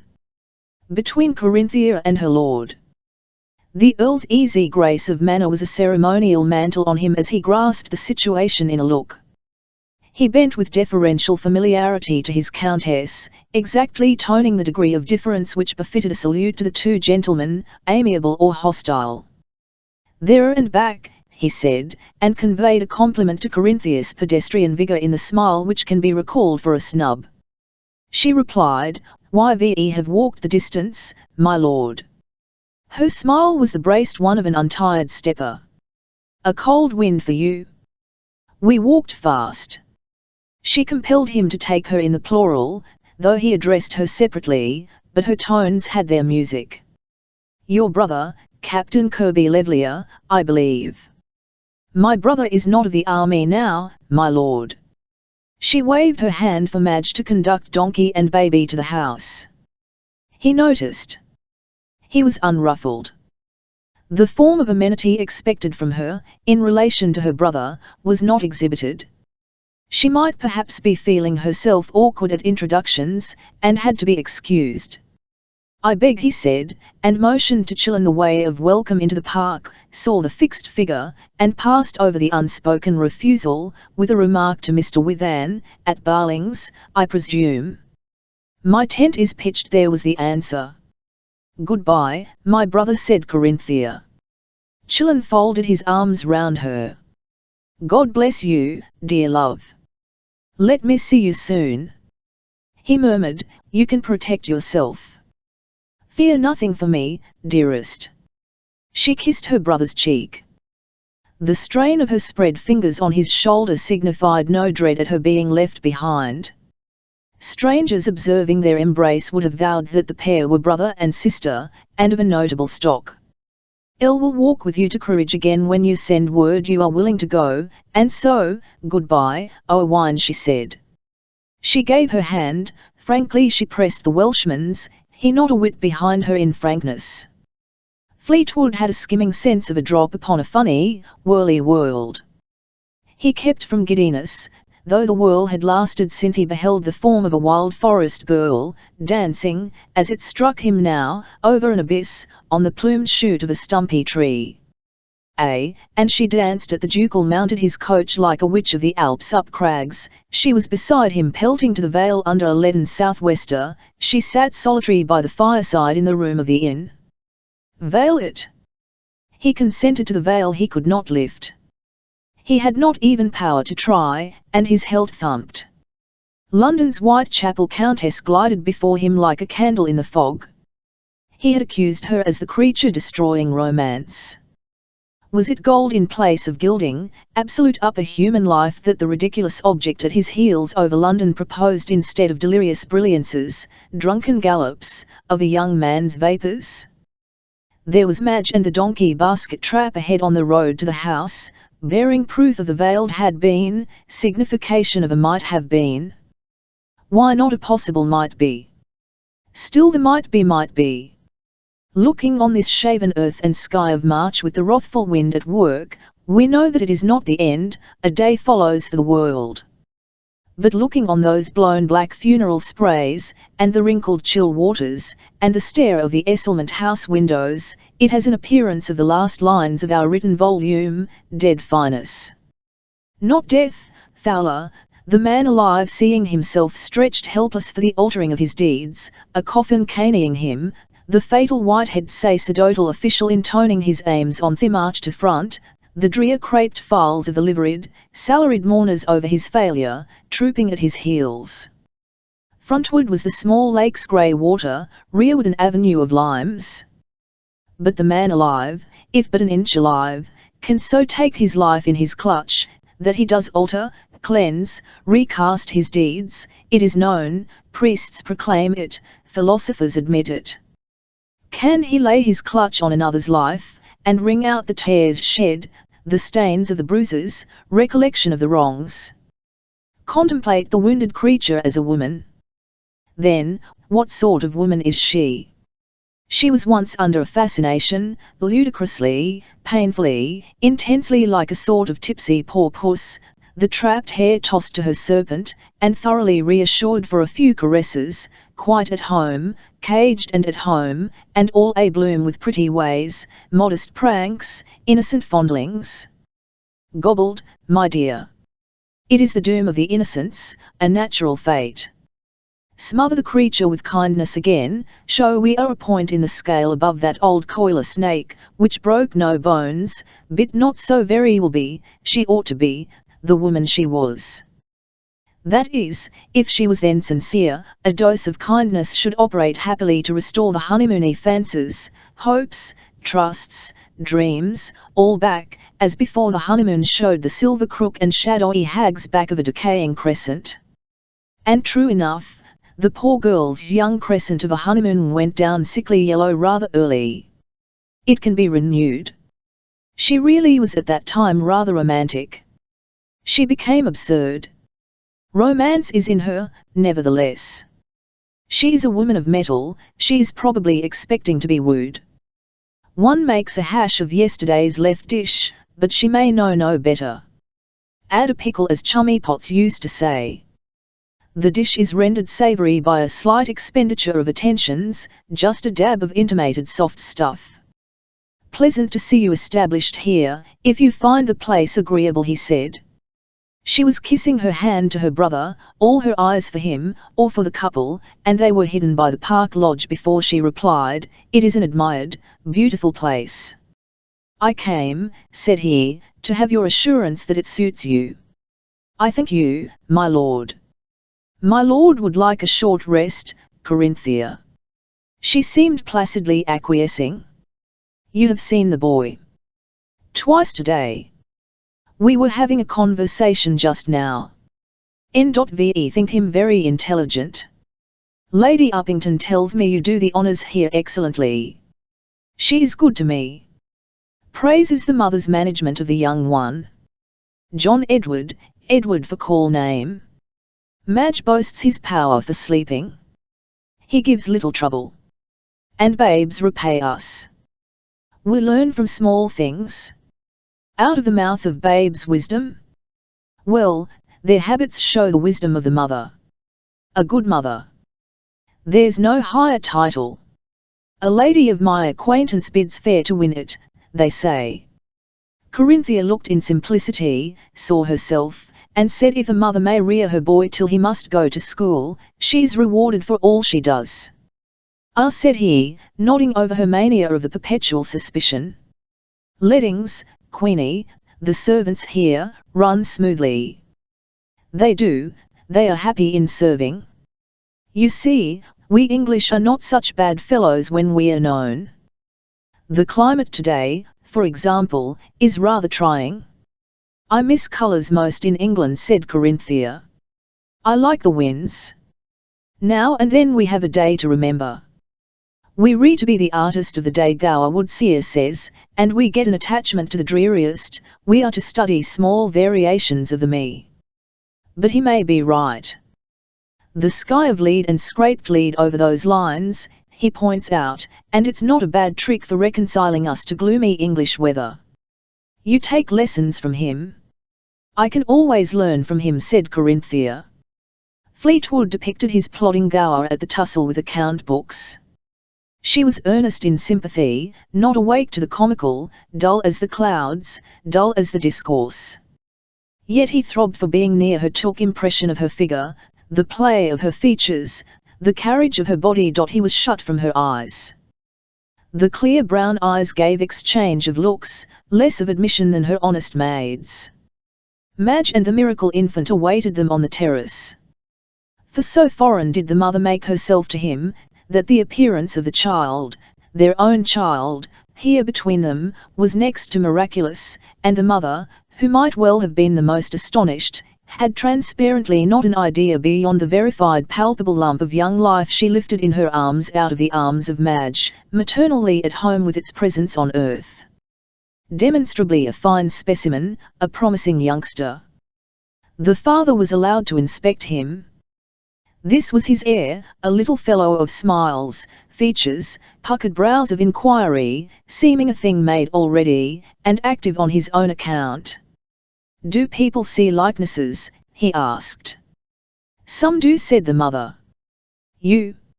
She was constrained to give answer. "There is a likeness to my father, I have thought." "There's a dotage of idolatrous daughters," he could have retorted, and his gaze was a polite offer to humdrum reconcilement, if it pleased her. She sent the child up the steps. "Do you come in, my lord?" "The house is yours, my lady." "I cannot feel it mine." "You are the mistress to invite or exclude." "I am ready to go in a few hours for a small income of money, for my child and me." "Our child." "Yes. It is our child." "It is." "Any sum you choose to name." "But where would you live?"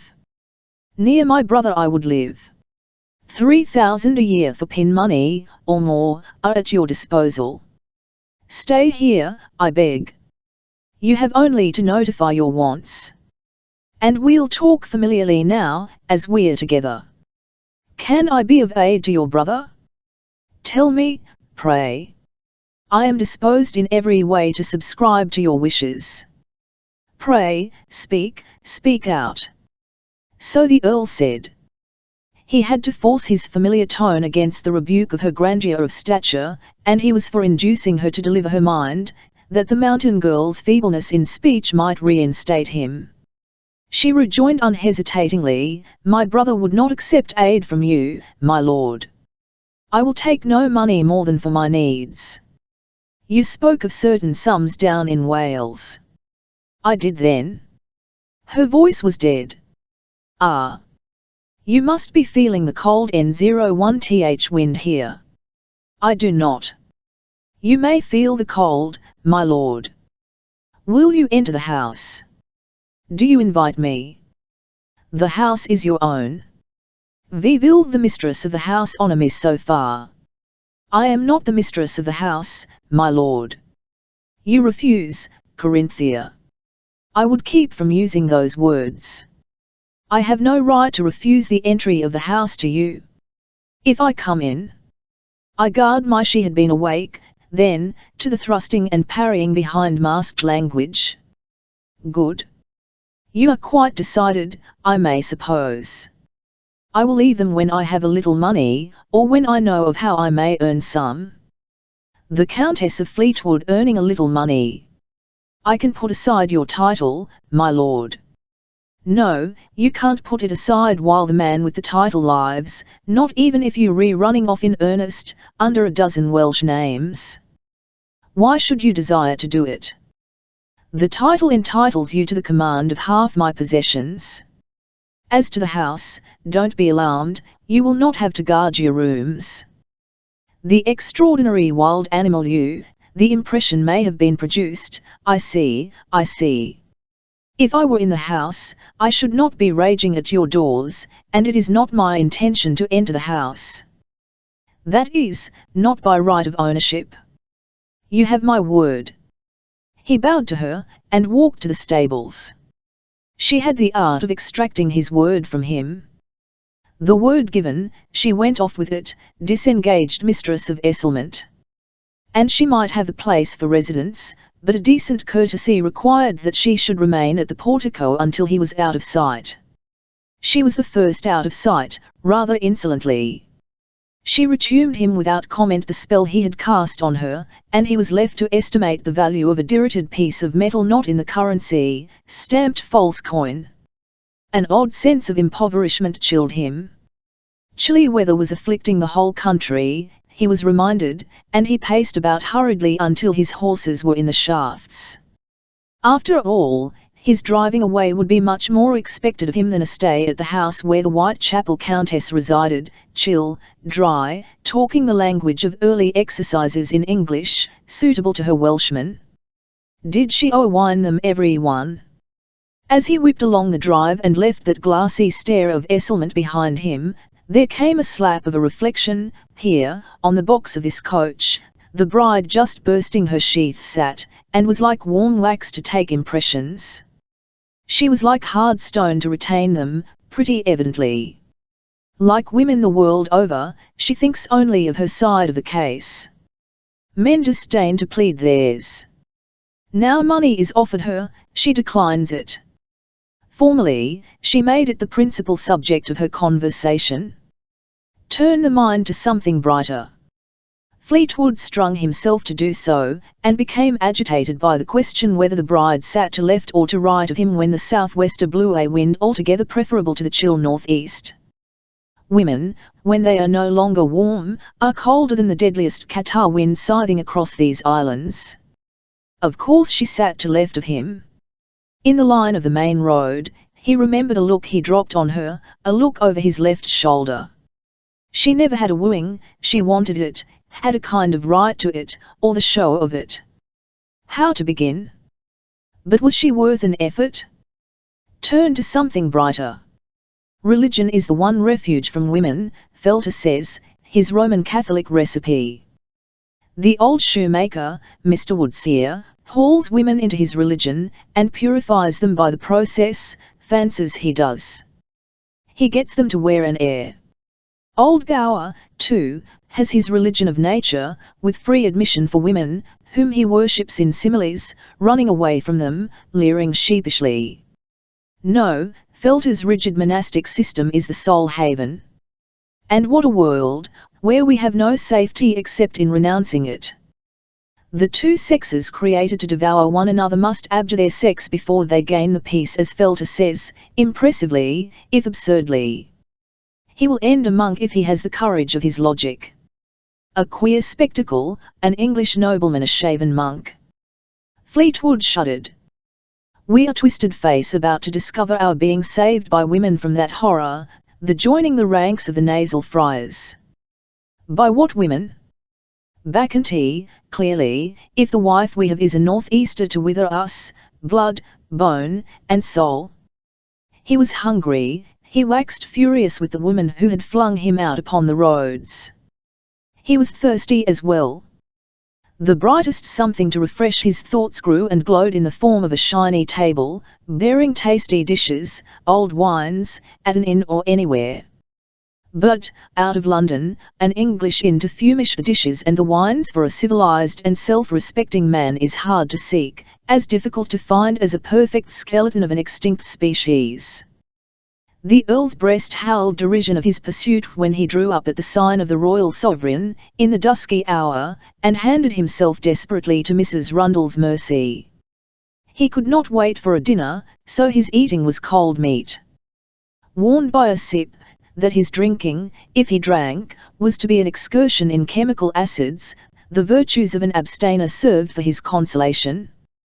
Tolerant of tobacco, although he did not smoke, he fronted the fire, envying Gower Woodseer the contemplative pipe, which for half a dozen puffs wafted him to bracing descents, or primeval forests, or old highways with the swallow thoughts above him, down the past, into the future.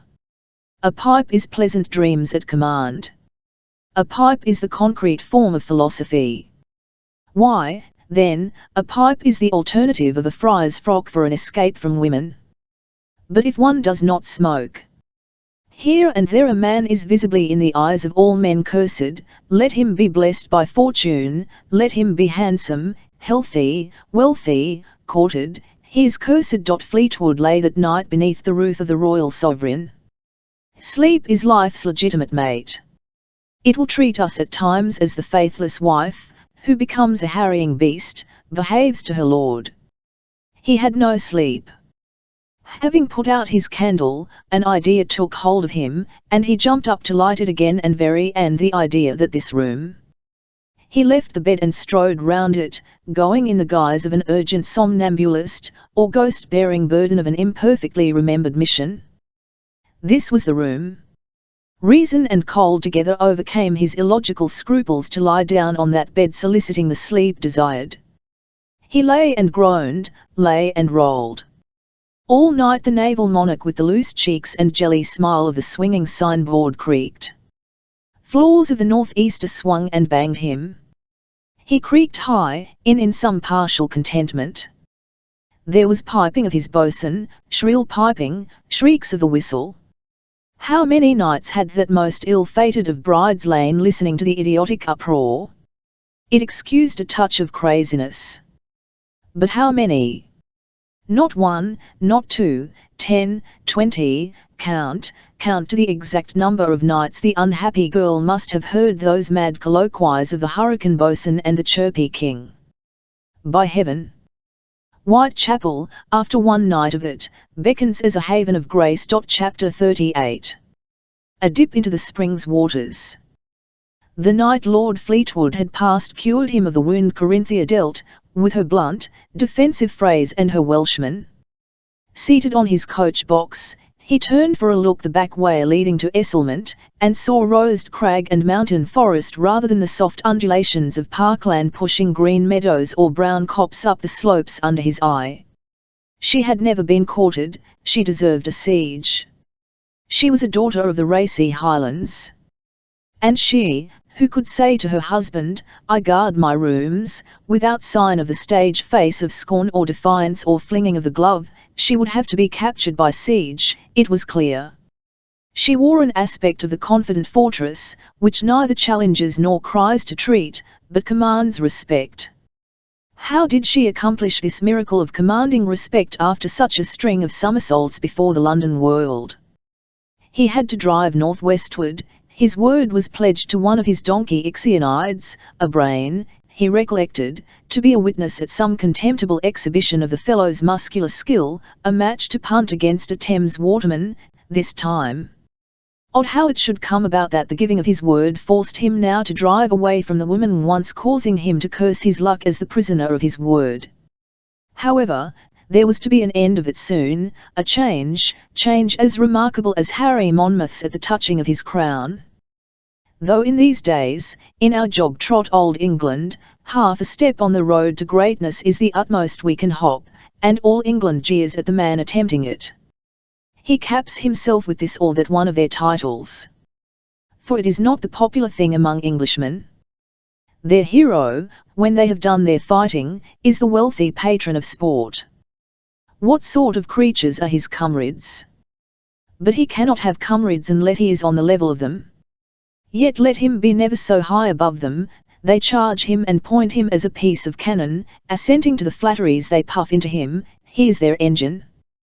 The idol of the hour is the mob's wooden puppet, and the doing of the popular thing seed of no harvest gour Woodseer says, moderately well, snuffing incense of his happy delivery. Not to be the idol, to have an aim of our own, there lies the tunnel of pride, if we intend respect of ourselves. The nearer pulpit young men have in them, until their habits have fretted him out, was directing Lord Fleetwood's meditations upon the errors of the general man, as a cover for lateral references to his hitherto erratic career, not much worse than a swerving from the right line, which now seemed the desirable road for him, and had previously seemed so stale, so repulsive. He was, of course, only half conscious of his pulpitizing. He fancied the serious vein of his thoughts attributable to a tumbled night. Nevertheless, he had the question whether that woman, poor influencing his thoughts.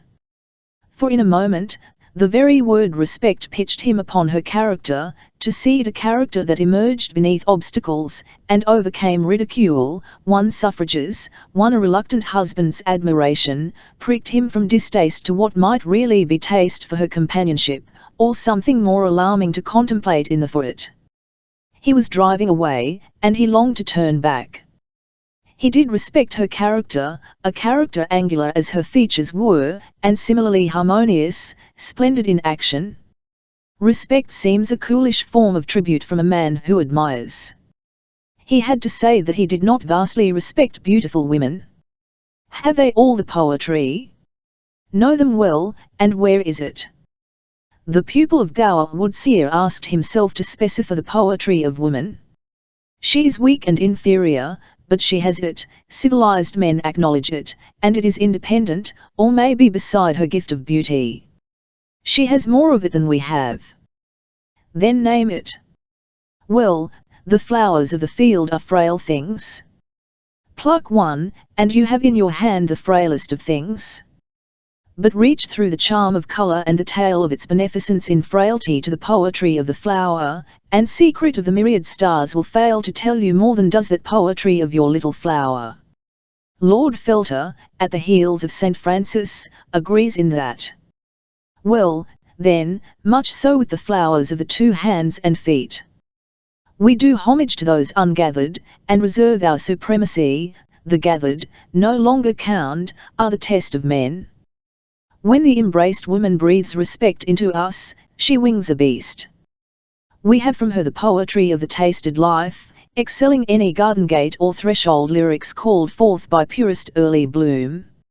Respect for her person, for her bearing, for her character, that is in the summer beauty plastic to the civilized young man's needs and cravings, as queenly physical loveliness has never so fully been to him along the walks of life, and as ideal worships cannot be for our nerving contentment. She brings us to the union of body and soul, as good as to say, earth and heaven. Secret of all human aspirations, the ripeness of the creeds, is there, and the passion for the woman desired has no poetry equalling that of the embraced respected woman. Something of this went reeling through Fleetwood, positively to this end, accompanied the while with flashes of Corinthia, her figure across the varied scenes. Ridicule vanished. Could it ever have existed? If London had witnessed the scene down in Wales, London never again would laugh at the Whitechapel Countess. He laughed amicably at himself for the citizen sobriety of these views, on the part of a nobleman whose airy pleasure it had been to flout your sober citizens, with their toad-at-the-hop notions, their walled conceptions, their drab propriety, and felt a petted familiar within him dubbed all pulpitizing, poetizing drivellers with one of those detested titles, invented by the English as a corrective of their maladies or the excesses of their higher moods. But, reflection telling him that he had done injury to Corinthia, had inflicted the sorest of the wounds a young woman, a new bride, can endure, he nodded acquiescence to the charge of misbehaviour, and muzzled the cynic. As a consequence, the truisms flooded him and he lost his guard against our native prosiness. Must we be prosy if we are profoundly, uncynically sincere? Do but listen to the stuff we are maunding. Extracts of poetry, if one could hit upon the right, would serve for a relief and a lift when we are in this ditch of the serious vein. Gower Woodseer would have any number handy to spout. Or Felter, your convinced and fervent Catholic, has quotations of images and Latin hymns to his Madonna or one of his Catharines, by the dozen, to suit an enthusiastic fit of the worship of some fair woman, and elude the prosy in commending her. Felter is enviable there. As he says, it is natural to worship, and only the Catholics can prostrate themselves with dignity. That is matter for thought. Stir us to the depths, it will be found that we are poor soupy stuff. For estimable language, and the preservation of self-respect in prostration, we want ritual ceremonial elevation of the visible object for the soul's adoring through the eye. So may we escape our foul or empty selves. Lord Felter seemed to Fleetwood at the moment a more serviceable friend than Gower Woodseer, preaching nature, an abstraction, not inspiring to the devout poetic or giving us the tongue above our native prosy. He was raised and refreshed by recollected lines of a Gregorian chant he and Felter had heard together under the roof of that Alpine monastery. The dame collapses. There is little doubt of her having the world to back her in protest against all fine filmy work of the exploration of a young man's intricacies or cavities. Let her not forget the fact she has frequently impressed upon us, that he was the Velwire wealthiest nobleman of his time, instinctive to touch inside as well as out. He had his share of brains, too. And also she should be mindful of an alteration of English taste likely of occurrence in the remote posterity she vows she is for addressing after she has exhausted our present hungry generation. The posterity signified will, it is calculable, it is next to certain, have studied a developed human nature so far as to know the composition of it a not unequal mixture of the philosophic and the romantic, and that credible realism is to be produced solely by an involvement of those two elements. Or else, she may be sure, her story once out of the mouth, goes off dead as the spirits of a vapour that has performed the stroke of energy. She holds a surprising event in the history of the wealthiest nobleman of his time, and she would launch it upon readers unprepared, with the reference to our mysterious and unfathomable nature for an explanation of the stunning crack on the skull. This may do now. It will not do 10 centuries hence. For the English, too, are a changeable people in the sight of ulterior time. One of the good pieces of work Lord Fleetwood could suppose he had performed was recalled to him near the turning to his muse by the handsome Piccadilly Fenlet shop. He jumped to the pavement, merely to gratify Sarah Winch with a word of Madge, and being emotional just then, he spoke of Lady Fleetwood's attachment to Madge, and he looked at Sarah straight. He dropped his voice. She said, "You remember, you were sisters to her." Sarah remembered that he had spoken of it before. 2 brilliant drops from the deepest of woman's ready well stood in her eyes. He carried the light of them away. They were such pure jewels of tribute to the Corinthia now seen by him as worshipping souls of devotees offer to their Madonna for her most glorious adornment. Chapter 39. The red warning from a son of vapour. Desiring loneliness or else Lord Felter's company, Fleetwood had to grant a deferred audience at home to various tradesmen, absurdly fussy about having the house of his leased estate of Calesford furnished complete and habitable on the very day stipulated by his peremptory orders that the place should be both habitable and hospitable. They were right, they were excused. Grand entertainments of London had been projected, and he fell into the weariful business with them, thinking of Henrietta's insatiable appetite for the pleasures.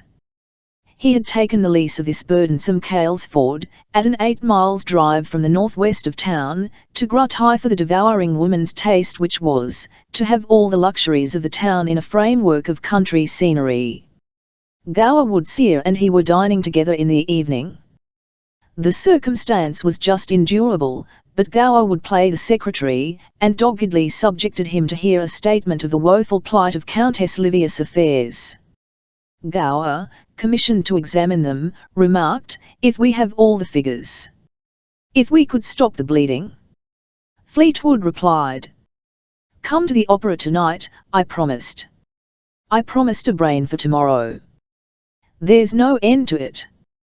This gambling mania's a flux.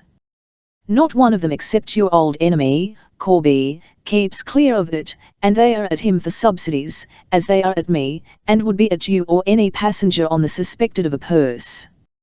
Corby shines among them." That was heavy judgment enough, Gower thought. No allusion to Esselment ensued. The Earl ate sparely, and silently for the most part. He was warmed a little at the opera by hearing Henrietta's honest raptures over her Columelli in the Pirata. But Lord Brailston sat behind her, and their exchange of ecstasies upon the tattered pathos of 11 Mio Amor was not moderately offensive. His countenance in Henrietta's presence had to be studied and interpreted by Livia. Why did it darken? The demurest of Philogenus intriguers argued that Brailstone was but doing the spiriting required of him, and would have to pay the penalty unrewarded, let him Italianize as much as he pleased. Not many months longer, and there would be the bit of an outburst, the whiff of scandal, perhaps a shot, and the rupture of an improvident alliance, followed by Henrietta's free hand to the moody young Earl, who would then have possession of the only woman he could ever love, and at no cost. Jealousy of a man like Brailston, however infatuated the man, was too foolish. He must perceive how matters were tending. The die-away acid eyeballs at the ceiling of a pair of fanatics Palau Musica might irritate a husband, but the lover should read and know. Giddy as the beautiful creature deprived of her natural aliment seems in her excusable hunger for it, she has learned her lesson, she is not a reeling libertine. Brailston peered through his eyelashes at the same shadow of a frown where no frown sat on his friend's brows. Displeasure was manifest, and why? Fleetwood had given him the dispossessing shrug of the man out of the run, and the hint of the tip for winning, with the aid of operatic arias, and though he was in Fleetwood's books ever since the prize fight, neither Fleetwood nor the husband nor any skittishness of a timorous wife could stop the pursuer bent to capture the fairest and most inflaming woman of her day.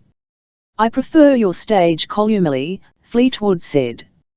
"Ill come from exile," said Henrietta, and her plea in excuse of ecstatics wrote her down as confessedly treasonable to the place quitted. Ambrose Mallard entered the box, beholding only his goddess Livia. Their eyebrows and inaudible lips conversed eloquently. He retired like a TNNPED card on the appearance of M. de Saint-Ombre.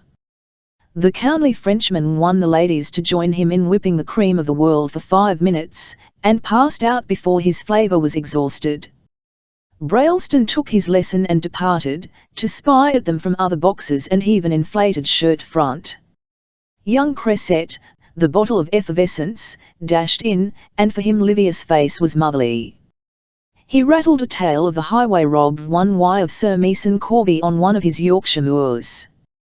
The picture of the little baronet arose upon the narration, and it amused. Chumley Potts came to confirm every item as he said. Plucked Corby clean. Pistol at his head. Quite old style. Time, 10 p.m. Suspects Great Britain, King, Lords and Commons, and buttons 20 times tighter. Brocy Mallard down on him for a few fighting men. Perfect answer to Brocy. Mr. Mallard did not mention the robbery, Henrietta remarked. Feared to shock, Corby such a favoured swain. Potts accounted for the omission. Brocy spilling last night? Fleetwood asked. At the Palazzo, we were, said Potts. Luck pretty fair first off. Brocy did his trick, and away went he. More old Brocy wins, the wiser he gets. I stayed. He swung to Gower, don't drink dry Sillery after 2 a.m. You read me. Egyptian, but decipherable, said Gower.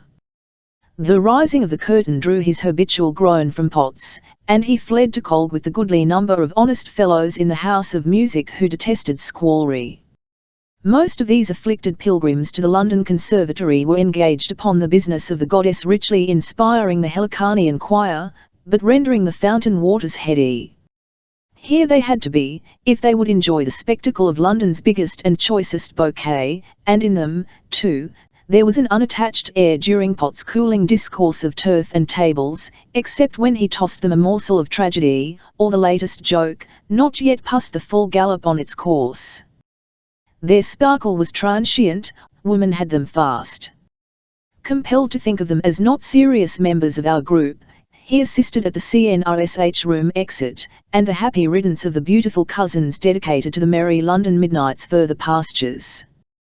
Fleetwood's word was extracted, that he would visit the Palazzo within a couple of hours. Potts exclaimed, good. You promise? Hang me, if I don't think it's the only certain thing a man can depend upon in this world. He left the Earl and Gower Woodseer to their lunatic talk. He still had his ideas about the association of the pair.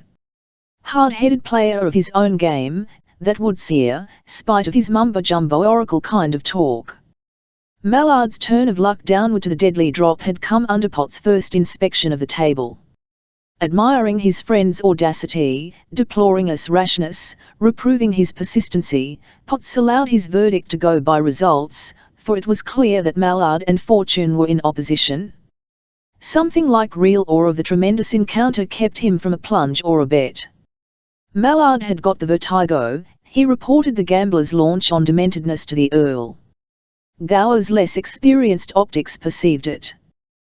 The plainly doomed duelist with the insensible black goddess offered her all the advantages of the immortals challenged by flesh.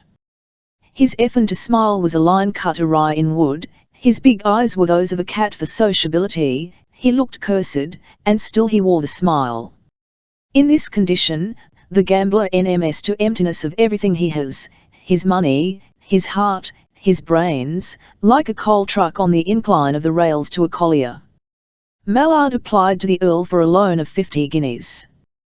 He had them and lost them, and he came, not begging, blustering for a second supply, quite in the wrong tone, Potts knew. Fleetwood said, "Back it with pistols, Brosey," and, as Potts related subsequently, old Brosey had the look of a staked horse.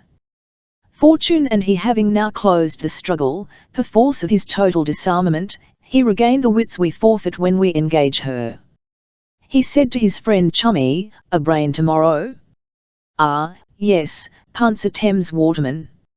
"Start of, how many yards?" "Sunbury Walton, good reach." "Course of 2 miles, brainy in good training." "Straight business." "I main to be there." "But you, Chummy, you mind, old chums, all cases of the kind, safest back the professional. Unless, you understand." Fleetwood could not persuade Gower to join the party.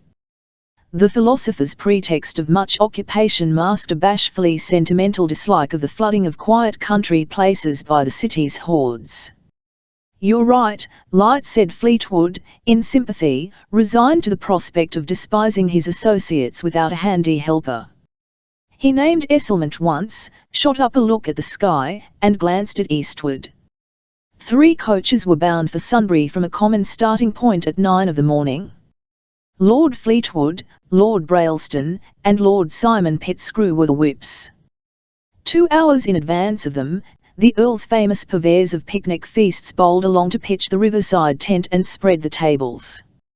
Our upper and lower London world reported the Earl as out on another of his expeditions, and, say what we will, we must think kindly of a wealthy nobleman ever to the front to enliven the town's dusty eyes and increase Old England's reputation for preeminence in the sports. He is the husband of the Whitechapel Countess, got himself into that mess, but whatever he does, he puts the stamp of style on it. He and the thing he sets his hand to, they are neat, they are finished, they are fitted to trot together, and they've a shining polish, natural, like a lily of the fields, or say nature and art, like the coat of a thoroughbred led into the paddock by his groom, if you're of that mind. Present at the start in Piccadilly, Gower took note of Lord Fleetwood's militant promptitude to do the work he had no taste for, and envied the self-compression which could assume so pleasant an air. He heard here and there crisp comments on his lordship's coach and horses and personal smartness, the word style which reflects handsomely on the connoisseur conferring it, and the question whether one of the ladies up there was the Countess. His task of unearthing and disentangling the monetary affairs of one of the ladies compelled the wish to belong to the party soon to be towering out of the grasp of bricks, and delightfully gay, spirited, quick for fun. A fellow, he thought, may brood upon nature, but the real children of nature, or she loves them best, are those who have the careless chatter, the ready laugh, bright welcome for a holiday. In catching the hour, we are surely the bloom of the hour? Why, yes, and no need to lose the rosy wisdom of the children when we wrap ourselves in the patched old cloak of the manse. On he went to his conclusions, but the dame will have none of them, though here was a creature bent on masonry work in his act of thinking, to build a traveller's rest for thinkers behind him, while the volatile were simply breaking their bubbles. He was discontented all day, both with himself and the sentences he coined. A small street boy at his run along the pavement now hither, distanced him altogether in the race for the great secret, precipitating the thought, that the conscious are too heavily handicapped. The unburdened unconscious win the goal. But they leave no legacy. So we must fret and stew, and look into ourselves, and seize the brute and scourge him, just to make one serviceable step forward, that is, utter a single sentence worth the pondering for guidance. Gower imagined the fun upon Middle Thames, the Vulcan face of Captain O'Brien, the cries of his backers, the smiles of the ladies, Lord Fleetwood's happy style in the teeth of Tattle and Aurora's chariot for overriding it.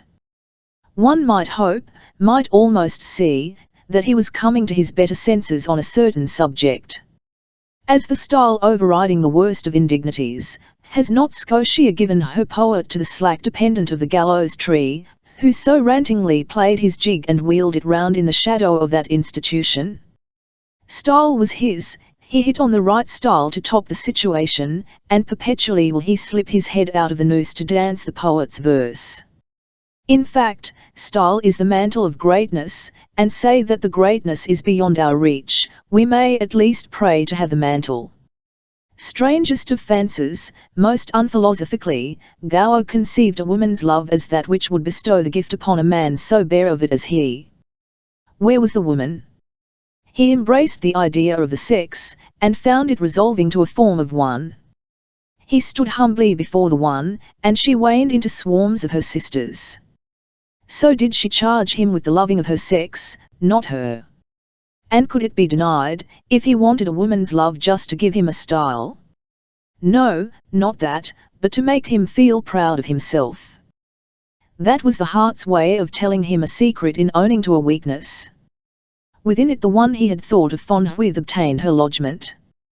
He discovered this truth, in this roundabout way, and knew it a truth by the warm fireside glow the contemplation of her cast over him. Dining alone, as he usually had to do, he was astonished to see the Earl enter his room. "Ah, you always make the right choice," Fleetwood said, and requested him to come to the library when he had done eating. Gower imagined an accident. A metallic ring was in the Earl's voice. One t'other mouthful finished dinner, for Gower was anxious concerning the ladies. He joined the Earl and asked, "Safe?" "Oh yes. We managed to keep it from them," said Fleetwood. "Nothing particular, perhaps you'll think. Poor devil of a fellow. Father and mother alive, too. He did it out of hearing, that a one merit. Mallard, Ambrose Mallard. He has blown his brains out." Seated plunged in the armchair, with stretched legs and eyes at the black fire grate, Fleetwood told of the gathering under the tent, and Mallard seen. Seen drinking champagne, Mallard no longer seen, not missed. He killed himself 3 fields off. He must have been careful to deaden the sound. Small pocket pistol hardly big enough to, but anything serves. Couple of brats came running up to Chummy body bloody in a ditch. Chummy came to me, and we went. Clean dead, in the mouth, pointed up, hole through the top of the skull. We're crockery. Crockery. I had to keep Chummy standing. I couldn't bring him back to our party. We got help at a farm, the body lies there. And that's not the worst. We found a letter to me in his pocket penciled his last 5 minutes. I don't see what he could have done except to go. I can't tell you more. I had to keep my face, rowing and driving back. But where is Mr. Potts? Where can Mr. Mallard be? Queer sensation, to hear the ladies ask. Give me your hand.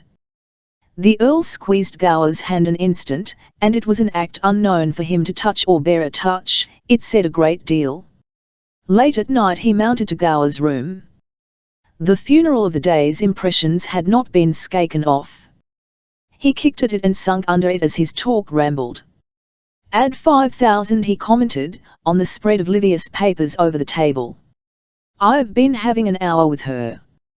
2,000 more, she says. Better multiply by 2.5 for a woman's confession. We have to TNTST to her for some of the debts of honour. See her in the morning. No one masters her but you. Mind, the first to be clear of must be Saint Omber. I like the fellow, but these Frenchmen, they don't spare women. Ambrose, the Earl's eyelids quivered. Jealousy fired that shot. Quite groundless. She's cool as a marble Venus, as you said. Go straight from her house to Esselmont. I don't plead a case. Make the best account you can of it. Say, you may say my eyes are opened. I respect her. If you think that says little, say more. It can't mean more. Whatever the Countess of Fleetwood may think due to her, let her name it. Say my view of life, way of life, everything in me, has changed. I shall follow you.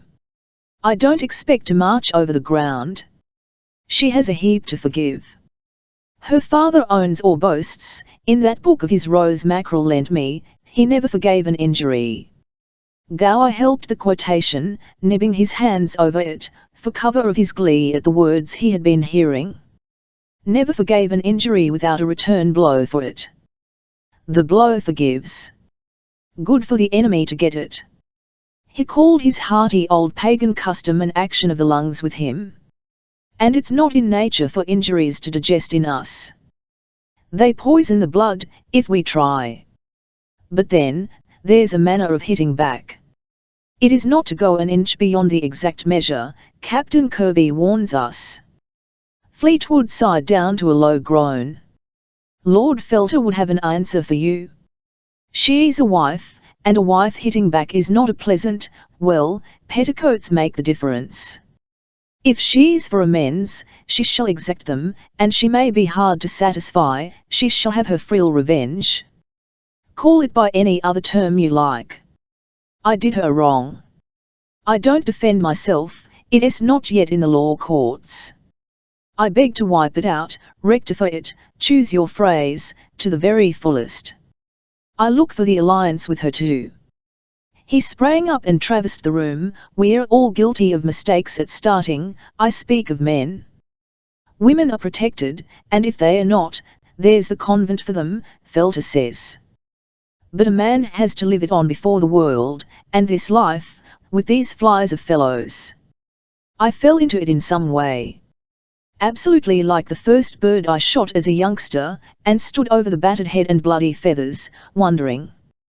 There was Ambrose Mallard, the same splinter to his end, and for a woman, that woman the lady bearing the title of half-mother to me.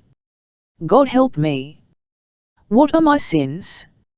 She feels nothing, or about as much as the mortuary paragraph of the newspapers, for the dead man, and I have Ambrose Mallard's look at her and St. Omber talking together, before he left the tent across the fields. Borrow, beg, or steal for money to play for her. And not a glimpse of the winning post. St. Omber is a cool player, that is at the bottom of the story. He's cool because play doesn't bite him, as it did Ambrose. I should say the other passion has never bitten him. And he's alive and presentable, Ambrose under a sheet, with Chummy Potts to watch. Chummy cried like a brat in the street for his lost mammy. I left him crying and sobbing. They have their feelings, these children of vapour as you call them. But how did I fall into the line with a set I despised? She had my opinion of her gamblers, and retorted that young Cresset's turn for the fling is my doing. I can't swear it's not. There's one of my sins. What's to wipe them out? She has a tender feeling for the boy, confessed she wanted governing. Why, she's young, in a way. She has that panicular vice of play. She might be managed. Here's a lesson for her. Don't you think she might? The right man she can respect, fancy incorruptible. He must let her see he has an eye for tricks. She's not responsible for, his mad passion was the cause of everything he did. The kind of woman to send the shaft. You called her Diana seated. You said, she doesn't hunt, she sits and lets fly her arrow. Well, she showed feeling for young Cresset, and her hit at me was an answer. It struck me on the mouth. But she's an eternal anxiety. A man she respects. A man to govern her. Fleetwood hurried his paces. Elle couldn't have allowed poor Ambrose. Besides, he had not a chance, never had in anything. It wants a head, wants the man who can say no to her. The reveller's Aurora you called her. She has her beauty, yes. She respects you. I should be relieved, a load off me. Tell her, all debts paid, 50,000 invested, in her name and her husband's. Tell her, speak it, there's my consent, if only the man to govern her. She has it from me, but repeat it, as from me. That sum and her portion would make a fair income for the two. Relieved? By heaven, what a relief! Go early. Coach to Esselment at 11. Do my work there. I haven't to repeat my directions. I shall present myself 2 days after. I wish Lady Fleetwood to do the part of hostess at Calesford. Tell her I depute you to kiss my son for me. Now I leave you. Good night. I shan't sleep. I remember your saying, bad visions come under the eyelids. I shall keep mine open and read her father's book of the maxims. I generally find 2 or 3 at a dip to stimulate. No wonder she venerates him.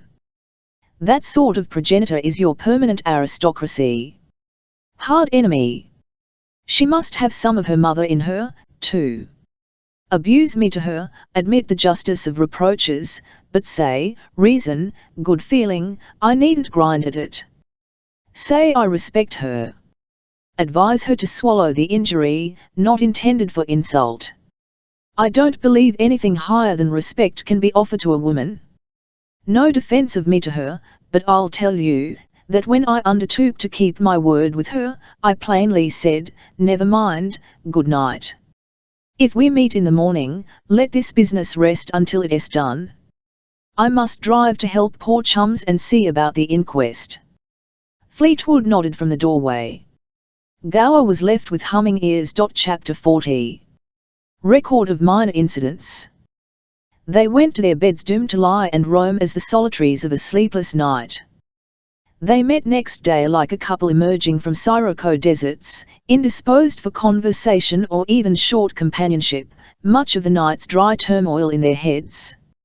Each would have preferred the sight of an enemy, and it was hardly concealed by them, for they inclined to regard one another as the author of their infernal passage through the drear night's wilder mess. Fleetwood was the civiler, his immediate prospective duties being clear, however abhorrent. But he had inflicted a monstrous disturbance on the man he meant in his rash, decisive way to elevate, if not benefit. Gower's imagination, foreign to his desires and his projects, was playing juggler's tricks with him, dramatizing upon hypotheses, which mounted in stages and could pretend to be soberly conceivable, assuming that the Earl's wild hints overnight were a credible basis. He transported himself to his first view of the Countess Livia, the fountain of similes bomb of his prostrate adoration, close upon the invasion and capture of him by the combined liqueurs in the giddy battle lights, and joining the Arabian magic in his breast at the time with the more magical reality now proposed as a sequel to it, he entered the land where dreams confess they are outstripped by revelations. Yet it startled him to hear the Earl say, "You'll get audience at 10, I've arranged, make the most of the situation to her." I refuse to help. I foresee it is the only way of solving this precious puzzle. You do me and every one of us a service past paying. Not a man of her set worth. She, but you'll stop it, no one else can. Of course, you've had your breakfast. Off, and walk yourself into a talkative mood, as you tell me you do. One of the things I do when I've nobs to hear, said Gower, speculating whether the black sprite in this young nobleman was for sending him as a rod to scourge the lady, an ingenious device, that smelt of medieval courts and tickled his humour. Will she listen? He said gravely. She will listen, she has not to learn you admire. You admit she has helped to trim and polish, and the rest. She declares you're incorruptible. There's the ground open. I fling no single sovereign more into that quicksand, and I want not one word further on the subject. I follow you to Esselment. Pray, go. Fleetwood pushed into the hall. A footman was ordered to pack and deposit Mr. Woodsear's portmanteau at the coach office. The principal point is to make sure we have all the obligations, Gower said. You know the principal point, said the Earl. Relieve me. He faced the opening street door. Lord Felter stood in the framing of it, a welcome sight. The monastic man of fashion of Gower's phrase for him, entered, crooning condolences, with a stretched waxen hand for his friend, a partial nod for nature's worshipper, inefficient at any serious issue of our human affairs, as the Earl would now discover. Gower left the two young noblemen to their greetings. Happily for him, philosophy, in the present instance, after a round of profundities, turned her lantern upon the comic aspect of his errand. Considering the Countess Livia, and himself, and the Thai aunt, who benevolently and providentially, or sardonically, hurled them to their interview, the situation was comic, certainly, in the sense of its being an illumination of this life's odd developments. For thus had things come about, that if it were possible even to think of the ladies condescending, he, thanks to the fair one he would see before evening, was armed and proof against his old infatuation or any renewal of it. And he had been taught to read through the beautiful twilight woman, as if she were burnt paper held at the fire consuming her. His hopes hung elsewhere. Nevertheless, an intellectual demon very lively in his head urged him to speculate on such a contest between them, and weigh the engaging forces. Difficulties were perceived, the scumful laughter on her side was plainly heard, but his feeling of savage mastery, far from beaten down, swelled so as to become irritable for the trial, and when he was near her house he held a review of every personal disadvantage he could summon, incited by an array of limping deficiencies that flattered their arrogant leader with ideas of the power he had in spite of them. In fact, his emancipation from sentiment inspired the genial mood to tease women, having to encounter a male adept at the weapon for the purpose, must be either voluble or supportingly proud to keep the skin from shrinking, which is a commencement of the retrogression, and that has frequently been the beginning of a rout. Now the Countess Livia was a lady of queenly pose and the servitorial conventional speech likely at a push to prove beggarly. When once on a common platform with a man of agile tongue instigated by his intellectual demon to pursue inquiries into her moral resources, after a ruthless exposure of the wrecked material, she would have to be, after the various fashions, defiant, if she was to hold her own against pressure, and seeing, as she must, the road of prudence point to conciliation, it was calculable that she would take it. Hence a string of possible events, astounding to mankind, but equally calculable, should one care to give imagination headway. Gower looked signally Captain O'Brien's fiddler while he waited at Livia's house door. A studious intimacy with such a lady was rather like the exposure of the silver moon to the astronomer's telescope. The dame will have naught of an interview and colloquy not found mentioned in her collection of ballads, concerning a person quite secondary in Dr. Glossop's voluminous papers. She as vehemently prohibits a narration of Gower Woodsere's proposal some hours later, for the hand of the Countess of Fleetwood's transfixed maid Madge, because of the insignificance of the couple, and though it was a quaint idyll of an affection slowly formed, rationally based while seeming preposterous, tending to bluntly funny utterances on both sides. The girl was a creature of the enthusiasms, and had lifted that passion of her constitution into higher than the worship of sheer physical bravery. She had pitied Mr. Gower Woodsere for his apparently extreme, albeit reverential, devotion to her mistress.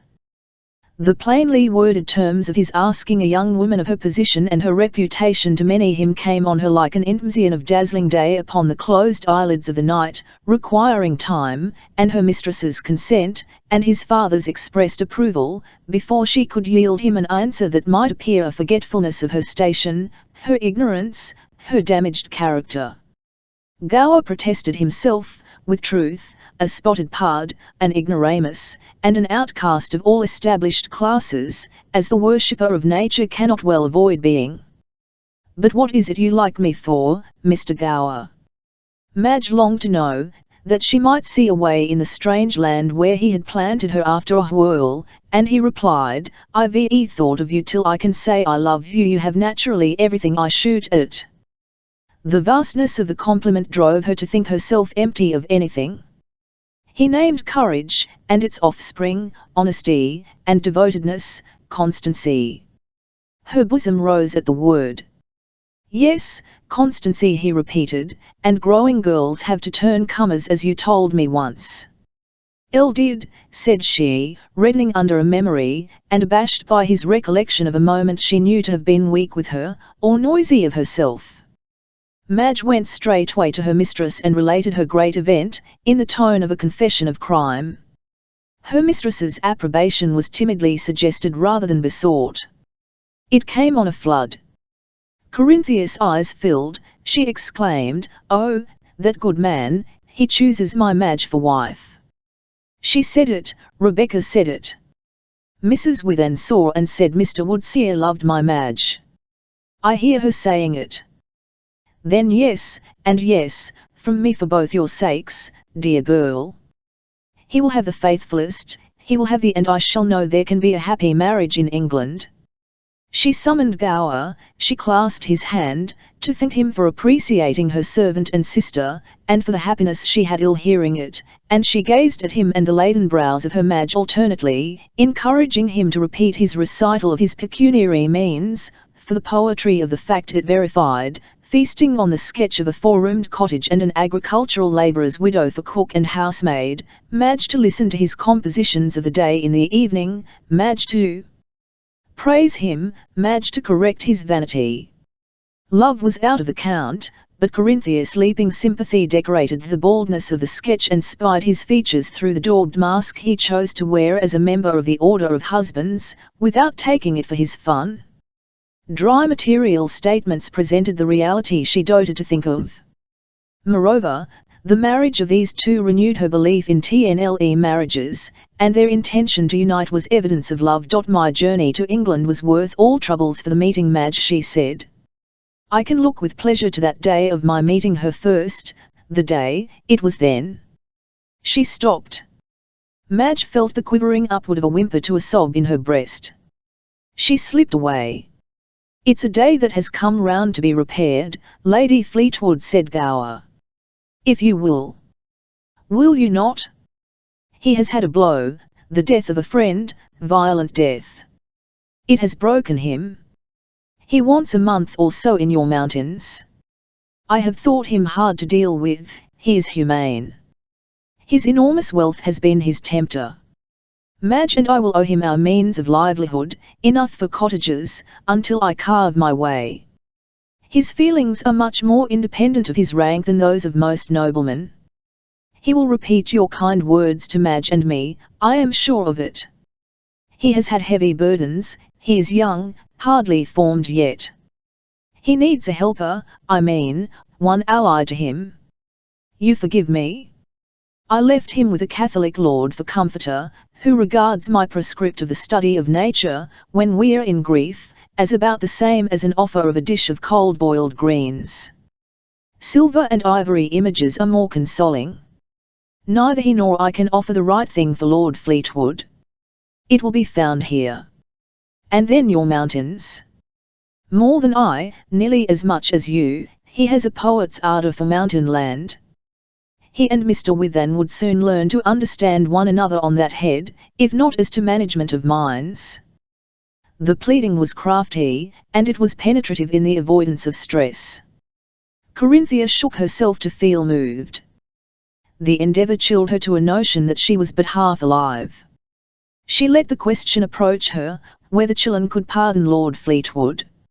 She, with no idea of benignness, might speak pardon's word to him, on a late autumn evening years hence, perhaps, or to his friends tomorrow, if he would considerately keep distant.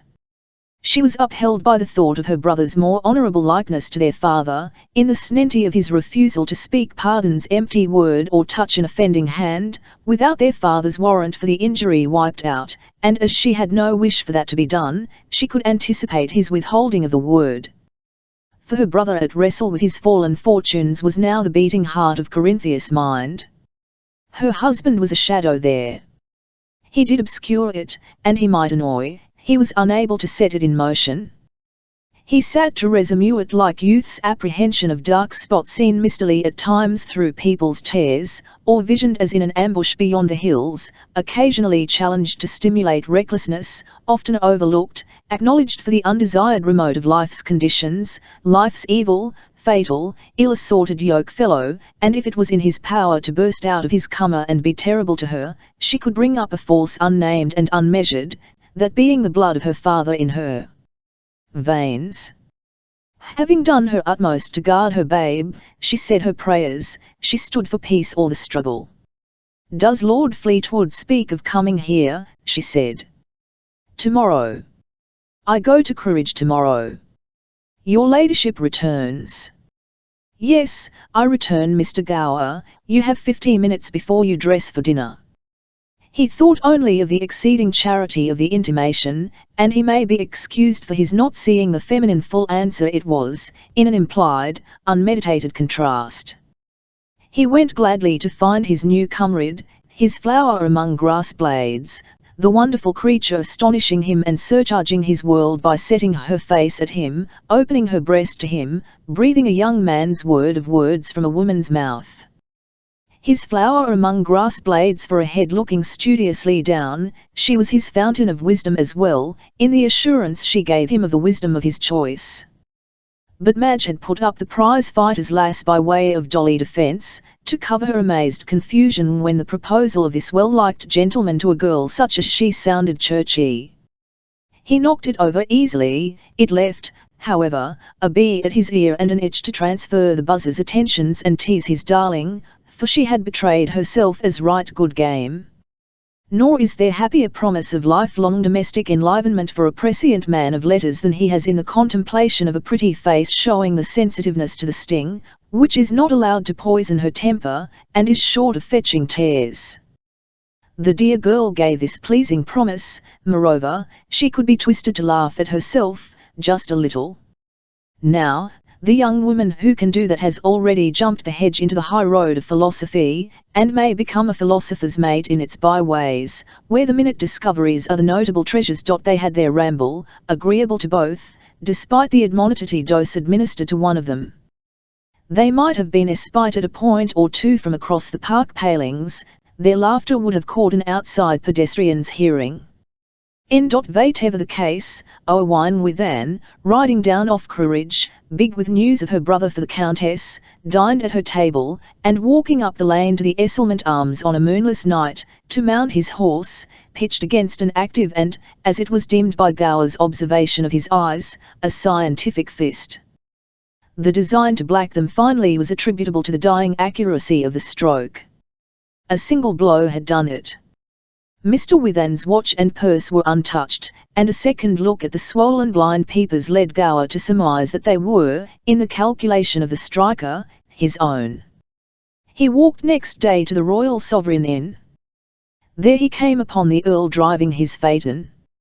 Fleetwood jumped down, and Gower told of the mysterious incident, as the chief thing he had to tell, not rendering it so mysterious in his narrative style. He had the art of indicating darkly. "Inns, you mean?" Fleetwood cried, and he appeared as nauseated and perplexed as he felt. Why should inns assault Mr. Withan? It happened that the pugilist's patron had, within the last 15 minutes, driven past a certain 30-acre meadow, sight of which on his way to Corinthia had stirred him. He had even then an idea of his old deeds dogging him to bind him, every one of them, the smallest. "But you've nothing to go by," he said. "Why guess at this rascal more than another?" Gower quoted Mrs. Rundle's and the ostler for witnesses to Kit's visit yesterday to the Royal Sovereign, though Kit shunned the bar of the Esselmont Arms. "I'll guess pretty clearly, because I suspect he was hanging about and saw me and Madge together." Consolations for failures in the way, you are complimented, and I don't think you deserved it. However, there was just the chance to stop a run to perdition. But, Madge, I'd swear to the girl. Not so hard as I, said Gower, and spoke of the oath to come between the girl and him. Fleetwood's dive into the girl's eyes drew her before him. He checked a spilt of exclamations. "You fancy the brute had a crack for revenge and mistook his man?" "That's what I want her ladyship to know," said Gower. "How could you let her hear of it? Nothing can be concealed from her." The Earl was impressionable to the remark, in his disgust at the incident. It added a touch of a new kind of power to her image. She's aware of my coming. Today or tomorrow. They scaled the phaeton and drove. You undervalue Lord Felter. You avoid your adversaries. Fleetwood now rebuked his hearer. It's an easy way to have the pull of them in your own mind. You might lean from him. He's willing for controversy. Nature worship, or Aboriginal genuflection he calls it, Anglicanism, Methodism, he stands to engage them. It can't be doubted that in days of trouble he has a faith stout as a with an oracle in it, as he says, and he's right. Men who go into battle require to back them or a staff to lean on. You have your secret, you think. As far as I can see, it's to keep you from going into any form of battle. The new influence at work on the young nobleman was evident, if only in the language used. Gower answered mildly, that can hardly be said of a man who's going to marry. Perhaps not. Lady Fleetwood is aware. Lady Fleetwood does me the honour to approve my choice. You mean, you're dead on to it with this girl? For a year or more. Fond of her? All my heart. In love? Yes, in love. The proof of it is, I've asked her now. I can support her as a cottager leaning on the 3%. Well, it helps you to a human kind of talk. It carries out your theories. I never disbelieved in your honesty. The wisdom's another matter. Did you ever tell anyone that there's not an act of a man's life lies dead behind him, but it is blessing or cursing him every step he takes? By that, rejoined Gower, I can say Lord Felter proves there's wisdom in the nihilisms of devoutness. He thought the Catholic lord had gone a step or two to catch an eel. Fleetwood was looking on the backward of his days, beholding a melancholy sunset, with a grimace in it. Lord Felter might show you the leanness of would learn from hearing old gnawed bone for the dog that chooses to be no better than a dog. The vertiginous roast haunch is recommended, Gower said. See a higher than your own head, good sir. But, hang the man. He manages to hit on the thing he wants. Fleetwood set his face at Gower with cutting heartiness. In love, you say, and Madge, and mean it to be the holy business. Well, poor old chummy always gave you credit for knowing how to play your game. She has given proof she's a good girl. I don't see why it shouldn't end well. That attack on the Welshman's the bad lookout. Explained, if you like, but women's impressions won't get explained away. We must down on our knees or they. Her ladyship attentive at all to affairs of the house. Every day with Queenie, at intervals with Leddings. Excellent. You speak like a fellow recording the devout observances of a great dame with her minor and superior, ecclesiastical comforters. Regular at church. Her ladyship gaze. A woman without religion, Gower would see her, is a weed on the water, or she's hard as nails. We shall see. Generally, Madge and the youngster parade the park at this hour. I drive round to the stables. Go in and offer your version of that rascally dog's trick. It seems the nearest we can come it. He's a sot, and can dogs 11 do anything? I've had him on my hands, and I've got the stain of him. They trotted through Esselmont Park gates. I've got that place, Calesford, on my hands, too, the Earl said, suddenly moved to a liking for his Kentish home. He and Gower were struck by a common thought of the extraordinary burdens his indulgence in impulses drew upon him. Present circumstances pictured to Gower the opposing weighed and matured good reason for his choosing Madge, and he complimented himself in his pity for the Earl. But Fleetwood, as he reviewed a body of acquaintances perfectly free from the wretched run in harness, though they had their fits and their whims, was pushed to the conclusion that fatalism marked his particular course through life. He could not hint at such an idea to the unsympathetic fellow, or rather, the burly antagonist to anything of the sort, beside him. Lord Felter would have understood and appreciated it instantly. Where is aid to be had if we have the fates against us? Felter knew the power, he said, was an example of the efficacy of supplications. He had been fatally driven to find the power and had found it, on the road to Rome, of course, not a delectable road for an English nobleman, except that the noise of another convert in pilgrimage on it would deal our English world a lively smack, the very stroke that heavy body wants. But the figure of a monastic man of fashion was antipathetic to the Earl, and he flouted an English Protestant mass merely because of his being highly individual, and therefore revolutionary for the minority. He cast his bitter cud aside. Man should have arrived. Lady Fleetwood at home? Gower spoke of her having gone to Quaritch in the morning. Has she taken the child? She has, yes. For the air off heights. For greater security. Lady Uppington praises the thoughtful mother. I rather expected to see the child. They can't be much later, Gower supposed. You don't feel your long separation from the object? Letting him have his cushion for pins, Gower said, it needs all my philosophy. He was pricked and probed for the next 5 minutes. Not bad rallying. The Earl could be smart when he smarted. Then they descended the terrace to meet Lady Fleetwood driving her pony trap. She gave a brief single nod to the salute of her lord, quite in the town lady's manner, surprisingly. Chapter 41. In which the fates are seen and a choice of the refuges from them. The home of husband and wife was under one roof at last. Fleetwood went, like one deported, to his wing of the house, physically sensible, in the back turned to his wife's along the corridor, that our ordinary comparison for the division of a wedded twain is correct. She was Arctic, and Antarctic he had to be, perforce of the distance she put between them. A removal of either of them from life, or from the act of breathing as Gower Woodseer's contempt of the talk about death would call it, was an imaginable way of making it a wider division.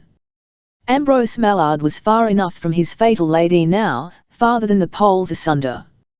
Ambrose, if the clergy will allow him, has found his peace. But the road and the means he chose were a madman's.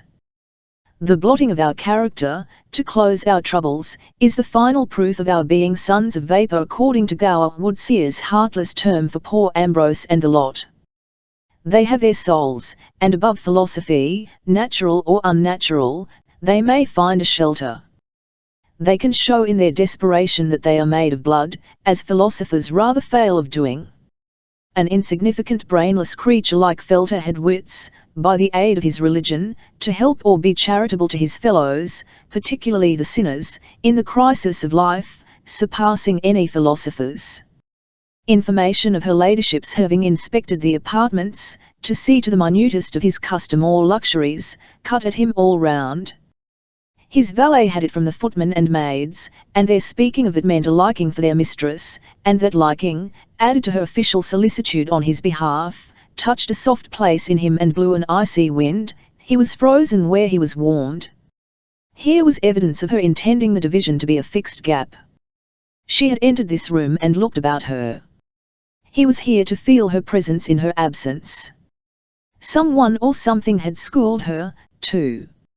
Her large-eyed directness of gaze was the same as at that inn and in Wales, but her easy sedateness was novel, her English, almost the tone of the English world. He gathered it, at least, from the few remarks below stairs.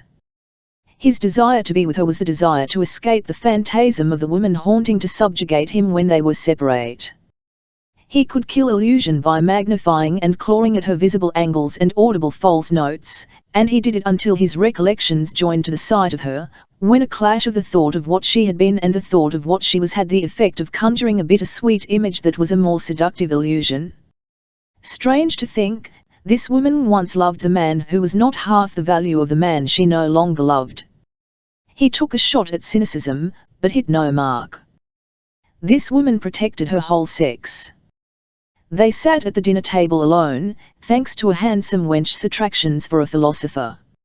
Married, and parents of a lusty son, this was their first sitting at table together. The mouth that said "Elle garde my rooms" was not obtruded. She talked passingly of her brother, much of Lady Uppington and of old Mr. Woodseer, and, though she reserved a smile, there was no look of a lock on her face. She seemed pleased to be treated very courteously. She returned the stately politeness in exactest measure, very simply, as well. Her face had now an air of homeliness, well suited to an English household interior. She could chat. Any pauses occurring, he was the one guilty of them. She did not allow them to be barrier chasms, or strides for the leap with effort. She crossed them like the mountain made over a gorgeous plank, kept her tones perfectly. Her Madge and Mr. Gower Woodseer made a conversable topic. She was inquisitive for accounts of Spanish Hist 01Y and the land of Spain. They passed into the drawing-room. She had heard of the fate of the poor child in Wales, she said, without a comment. "Elsie now, I ought to have backed your proposal," he confessed, and was near on shivering. She kept silent, proudly or regretfully. Open on her work-basket was a Spanish guidebook and a map attached to it. She listened to descriptions of Cadiz, Malaga, Seville, Granada. Her curiosity was chiefly for detailed accounts of Catalonia and the Pyrenees. "Hardly the place for you. There's a perpetual heaving of Carlism in those mountains. Your own are quieter for travellers," he remarked, and for a moment her lips moved to some likeness of a smile, a dimple in a flowing thought. He remarked the come and go of it. He regretted his inability to add to her knowledge of the Spanish Pyrenees. "Books helped her at present," she said. Feeling acutely that hostility would have brought them closer than her uninviting civility, he spoke of the assault on Mr. Withan, and Gower Woodseer's conjecture, and of his having long since discharged the rascalins.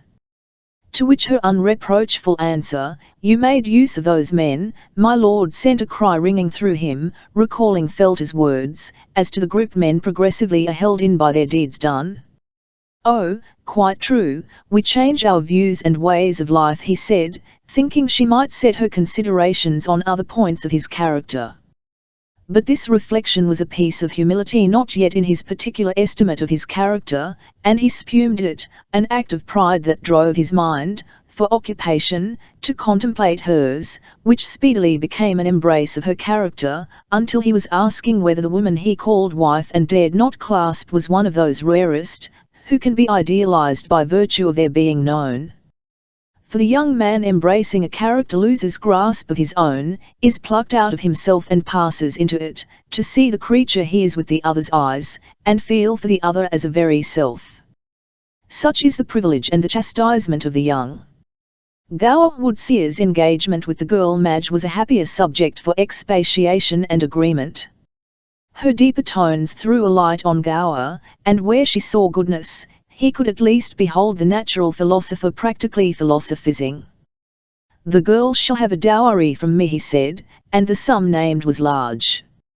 Her head bent acknowledgingly. Money had small weight with her now. His perception of it stripped him and lamed him. He wished her ladyship good night. She stood up and performed a semi-ceremonious obeisance, neatly adapted to their mutual position. She had a well-bred mother. Probably she would sleep. No such expectation could soothe the friend, and some might be thinking misleader, of Ambrose Mallard, before he had ocular proof that the body lay underground. His promise was given to follow it to the grave, a grave in consecrated earth. Ambrose died of the accidental shot of a pocket pistol he customarily carried loaded. 2 intimate associates of the dead man swore to that habit of his. They lied to get him undisputed Christian burial. Aha! The Earl laughed outright at Chummy Potts's nursery qualms. The old fellow had to do it, and he lied like a man for the sake of Ambrose Mallard's family. So much is owing to our friend. Can ecclesiastical casuists decide upon cases of conscience affecting men of the world? A council sat upon the case the whole night long. A committee of the worldly held argumentation in a lower chamber. These are nights that weaken us to below the level of women. A shuttle worked in Fleetwood's head. He defended the men of the world. Lord Felter oiled them, damned them, kindled them to a terrific expiatory blaze, and extinguishingly salved and wafted aloft the released essence of them. Maniacal for argument, Fleetwood rejected the forgiveness of sins, if sins they be. Prove them sins, and the suffering is of necessity everlasting, his insomnia logic insisted. Whichever side he took, his wife was against him, not in speech, but in her look. She was a dumb figure among the wranglers, clouded up to the neck. Her look said she knew more of him than they. He departed next day for London, after kissing his child, and he would have done wisely to abstain from his exhibition of the paternal. Knowing it a step to conciliation, he checked his impulsive warmth, under the apprehension that the mother would take it for a piece of acting to propitiate, and his lips pecked the baby's cheek. Its mother held alms for it immediately. Not without reason did his heart denounce her as a mere mother, with little of a mind to see. The recent series of feverishly sleepless nights disposed him to snappish irritability or the thirst for tender mess. Gower had singular experiences of him on the drive northwestward. He scarcely spoke. He said once, "If you mean to marry, you'll be wanting to marry soon, of course," and his curt nod before the reply was formulated appeared to signify, "The sooner the better, and deliverance for both of us." Honest though he might be, sometimes deep and sometimes picturesque, the philosopher's day had come to an end. How can philosophy minister to raw wounds, when we are in a raging gale of the vexations, battered to right and left? Religion has a nourishing breast, philosophy is breastless. Religion condones offences, philosophy has no forgiveness, is an untenanted confessional, wide heir to a cry in anguish, Felter says. All the way to London Fleetwood endured his companion, letting him talk when he would. He spent the greater part of the night discussing human affairs and spiritual with Lord Felter, whose dialectical exhortations and insinuations were of the feeblest, but to an isolated young man, yearning for the tenderness of a woman thinking but of her grievances, the ointment brought comfort. It soothed him during his march to and away from Ambrose Mallard's grave, where it seemed to him curious and even pitiable that Chumley Potts should be so inconsolably shaken. Well, and if the priests have the secret of strengthening the backbone for a bend of the knee in calamity, why not go to the priests, chummy? Potts's hearing was not addressed, nor was the chief person in the meditation affected by a question that merely jumped out of his perturbed interior. Business at Calesford kept Fleetwood hanging about London several days further, and his hatred of a place he wasted time and money to decorate grew immeasurable. It distorted the features of the beautiful woman for whose pleasure the grand entertainments to be held there had, somewhere or other, when felon spectres were abroad over earth, been conceived. He could then return to Esselmont. Gower was told kindly, with intentional coldness, that he could take a seat in the phaeton if he liked, and took it. Anything to get to that girl of his. Whatever the Earl's inferiors did, their inferior station was not suffered to discolour it for his judgment. But an increasing antagonism to Woodsea's philosophy, which the fellow carried through with perpetual scorings of satisfaction, caused him to set a hard eye on the damsel under the grisly spotting shadow of the sottish bruiser, of whom, after once touching the beast, he could not rub his hands clean, and he chose to consider the winning of the prize fighter's lass the final triumph or flag on the apex of the now despised philosophy. Vain to ask how he had come to be mixed up with the lot, or why the stolidly conceited, pretentious fellow had seat here, as by right, beside him. We sow and we reap, plant for sugar and taste the cane. Someone says, this Woodseer, probably, he can, when it suits him, tickle the ears of the worldlings. And there is worthier stuff to remember, stuff to nourish, Felter's wisdom of our fathers, rightly named religion. More in the country, when he traversed sweep and rise of open land, Corinthia's image began to shine, and she threw some of her light on Madge, who made Woodseer appear tolerable, sagacious, absurdly enviable, as when we have the fit to wish we were some 4 foot. The fellow's philosophy wore a look of practical craft. He was going to the girl he liked, and she was, one could swear, an honest girl, and she was a comely girl, a girl to stick to a man. Her throwing over a sot was creditable. Her mistress loved her. That said much for any mortal creature. Man or woman loved by Corinthia could not be cowardly, could not be vile, must have high qualities. Next to religion, she stood for a test of us. Had she any strong sense of religion, in addition to the formal trooping to one of their pallid Protestant churches? Lord Felter might prove useful to her. For merely the comprehension of the signification of religion steadies us. It had done that for him, the Earl owned. He broke a prolonged silence by remarking to Gower, "You haven't much to say today," and the answer was "Vio little. When I'm walking, I'm picking up, and when I'm driving, I'm putting together." Gower was rallied on the pursuit of the personal object in both cases. He pointed at sheep, shepherd, farmer, over the hedge, all similarly occupied, and admitted shamelessly that he had not a thought for company, scarce a word to fling. Ideas in gestation are the dullest matter you can have. "There I quite agree with you," said Fleetwood. A Brain, Chummy Potts, Brailston, Little Corby, were brighter comrades. And these were his Ixionides. Hitherto his carving of a way in the world had been sufficiently ill-considered. Was it preferable to be a loutish philosopher? Since the death of Ambrose Mallard, he felt Woodsea's title for that crew grind harshly, and he tried to provoke a repetition of it, that he might burst out in wrathful defence of his friends, to be named friends when they were vilified, defence of poor Ambrose at least, the sinner who, or one as bad, might have reached to pardon through the priesthood. Gower offered him no chance entering Esselmont ere Fleetwood tossed his black mood to the winds. She breathed it. She was a mountain girl, and found it hard to forgive our Lowlands. She would learn tolerance, taking her flights at seasons. The yacht, if she is anything of a sailor, may give her a taste of England's pleasures. She will have a special allowance for distribution among old Mr. Woodsea's people. As to the rest of the Countess of Fleetwood's wishes, her family ranks with her husband's in claims of any kind on him.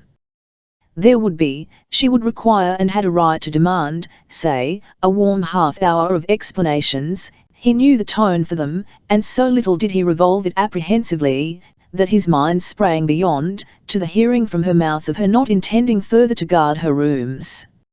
How quietly the words were spoken! There was a charm in the retrospect of her mouth and manner. One of the rare women who never pout or attitudinize, she could fling her glove gracefully, one might add, capturingly under every aspect. She was a handsome belligerent. The words he had to combat pleased his memory. Some good friend, Lady Uppington probably, had instructed her in the art of dressing to match her colour. Consemning himself, he made no stipulation, but he reflected on Lord Felter's likely estimate of her as a bit of a heathen. And it might be to her advantage, were she and Felter to have some conversations. Whatever the faith, a faith should exist, for without the sentiment of religion, a woman, he says, is where she was when she left the gates of Eden. A man is not much farther. Felter might have saved Ambrose Mallard. He is, however, right in saying that the woman with the sentiment of religion in her bosom is a box of holy incense distinguishing her from all other women. Empty of it, she is devil's bait. At best, she is a creature who cannot overlook an injury, or must be exacting God knows what humiliations before she signs the treaty. Informed at the house that her ladyship had been staying up on Quaritch for the last 2 days, Fleetwood sent his hardest shot of the eyes at Gower. Let her be absent, it was equal to the first move of war, and absolved him from contemplated proposals to make amends. But the enforced solitary companionship with this minotaur of a fellow set him asking whether the godless dog he had picked up by the wayside was not incarnate another of the sins he had to expiate. Day after day, almost hourly, some new stroke fell on him. Why? Was he selected for persecution because he was wealthy? The fates were driving him in one direction, no doubt of that. This further black mood evaporated, and like a cessation of English stun weather bequeathed him gloom. Ashamed of the mood, he was nevertheless directed by its final shadows to see the minuting tramp in Gower, and in Madge the prize-fighter's jilt, and round about Esselmont a world eyeing an Earl of Fleetwood, who painted himself the man he was, or was held to be, by getting together such a collection, from the daughter of the old buccaneer to the ghastly corpse of Ambrose Mallard. Why, clearly, wealth was the sole origin and agent of the mischief. With somewhat less of it, he might have walked in his place among the nation's elect, the herd of the gilt homs untroubled by ambitions and ideas. Arriving thus far, he chanced to behold Gower and Madge walking over the grounds near the western plantation, and he regretted the disappearance of them, with the fellow talking hard into the girl's ear. Those two could think he had been of some use. The man pretending to philosophical depth was at any rate honest. One could swear to the honesty of the girl, though she had been a reckless hussy. Their humble little hopes and means to come to union approached, after a fashion, hymning at his ears. Those two were pleasanter to look on than amorous lords and great ladies, who are interesting only when they are wicked. 4 days of desolate wanderings over the estate were occupied chiefly in his decreeing the fall of timber that obstructed views, and was the more imperatively doomed for his bailiff's intercession. Sound wood the trees might be, they had to assist in defraying the expense of separate establishments. A messenger to Queenie from Quaritch then announced the Countess's written for a couple of hours. Queenie said it was the day when her ladyship examined the weekly bills of the household. That was in the early morning. The post brought my lord a letter from Countess Livia, a most infrequent writer. She had his word to pay her debts. What next was she for asking? He shrugged, opened the letter, and stared at the half-dozen lines. The signification of them rapped on his consciousness of another heavy blow before he was perfectly intelligent. All possible anticipation seemed here outdone, insomuch that he held palpable evidence of the fates at work to harass and drive him. She was married to the young Earl of Cresset. Fleetwood printed the lines on his eyeballs. They were the politely flowing feminine of a statement of the fact, which might have been in one Ellen. They flourished wantonly, they were deadly blunt. And of all men, this youngster, who struck at him through her lips with the reproach that he had sped the good-looking little beast upon his road to ruin, perhaps to Ambrose Mallard's end. Chapter 42. The retarded courtship. Corinthia reached Esselmont near noon. She came on foot, and had come unaccompanied, stick in hand, her dress looped for the roads. Madge bustled her shorter steps up the park beside her. Fleetwood met her on the terrace. "No one can be spared at Quaritch," she said. "I go back before dark." Apology was not thought of, she seemed wound to the pitch. He bowed, he led into the morning room. "The boy is at Quaritch." "With me." "He has his nurse." Madge was at home here more than there. "Why do you go back?" "I am of use to my brother." "Forgive me, in what way?" "He has enemies about him." "They are the workmen of Lord Levlier. They attacked Leckhatz the other night, and my uncle fired at them out of a window and wounded a man. They have sworn they will be revenged. Mr. Withan is with my brother to protect him. 2 men, very well, they don't want, if there's danger, a woman's aid in protecting him." She smiled, and her smile was like the hint of the steel blade an inch out of sheath. "My brother does not count me a weak woman." "Oh no. No one would think that," Fleetwood said hurriedly and heartily. "Least of all men, Corinthia. But you might be rash. My brother knows me cautious." "Chillon. It is my brother's name." "You used to call him by his name." "I love his name." "Ah, well. I may be pardoned for wishing to hear what part you play there." "I'll go the rounds with my brother." "Armed?" "We carry arms." "Queer sight to see in England. But there are rascals in this country, too." She was guilty of saying, though not pointedly, /ve do not hire defenders. "In civilized lands." He began and stopped. "You have Mr. Withan?" "Yes, we are 3. You call him, I think, Owain." "I do." "In your brother's hearing?" Yes, my lord, it would be in your hearing if you were near. No harm, no doubt. There is none. But you will not call your brother Chillen to me. You dislike the name. I learn to like everything you do and say, and every person you like. It is by Mr. Withan's dead wife's request that I call him by his name. He is our friend. He is a man to TMST. The situation hung swaying between the worldly view of it and the white light of this woman's nature flashed on his emotion into his mind. You shall be enlisted for judging. If he is your friend, he is my friend. I have missed the sight of our boy. You heard I was at Esselmont. I heard from Madge. It is positive you must return to Crewridge. I must be with my brother, yes. Your ladyship will permit me to conduct you. Her head assented. There was nothing to complain of, but he had not gained a step. The rule is, that when we have yielded initiative to a woman, we are unable to recover it without uncivil bluster. So, therefore, women dealing with gentlemen are allowed unreasonable advantages. He had never granted it in colloquy or act to any woman but this one. Consequently, he was to see, that if the gentleman in him was not put aside, the lady would continue moving on lines of the independence he had likewise yielded, or rather flung, to her. Unless, as a result, he besieged and wooed his wife would hold on a course inclining constantly farther from the union he desired. Yet how could he begin to woo her if he saw no spark of womanly tenderness? He asked himself, because the beginning of the wooing might be checked by the call on him for words of repentance only just possible to conceive. Imagine them uttered, and she has the initiative for life. She would not have it, certainly, with a downright brute.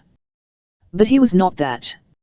In an extremity of bitter mess, he fished up a drowned old thought, of all his torments being due to the impulsive half-brute he was. And between the good and the bad in him, the sole point of strength was a pride likely, as the smooth simplicity of her indifference showed him, soon to be going down prostrate beneath her feet. Wholly a brute, well? He had to say, that playing the perfect BNLTE with any other woman he would have his mastery. The summoning of an idea of personal power to match this woman in a contest was an effort exhausting the idea. They passed out of Esselmont gates together at that hour of the late afternoon when southwesterly after a summer gale, drive their huge white flocks over blue fields fresh as morning, on the march to pile the crown of the sphere, and end a troubled day with grandeur. Up the lane by the park they had open land to the heights of Crewridge. Splendid clouds, Fleetwood remarked. She looked up, thinking of the happy long day's walk with her brother to the Styrian baths. Pleasure in the sight made her face shine superbly. A flying Switzerland, Mr. Woodseer says, she replied.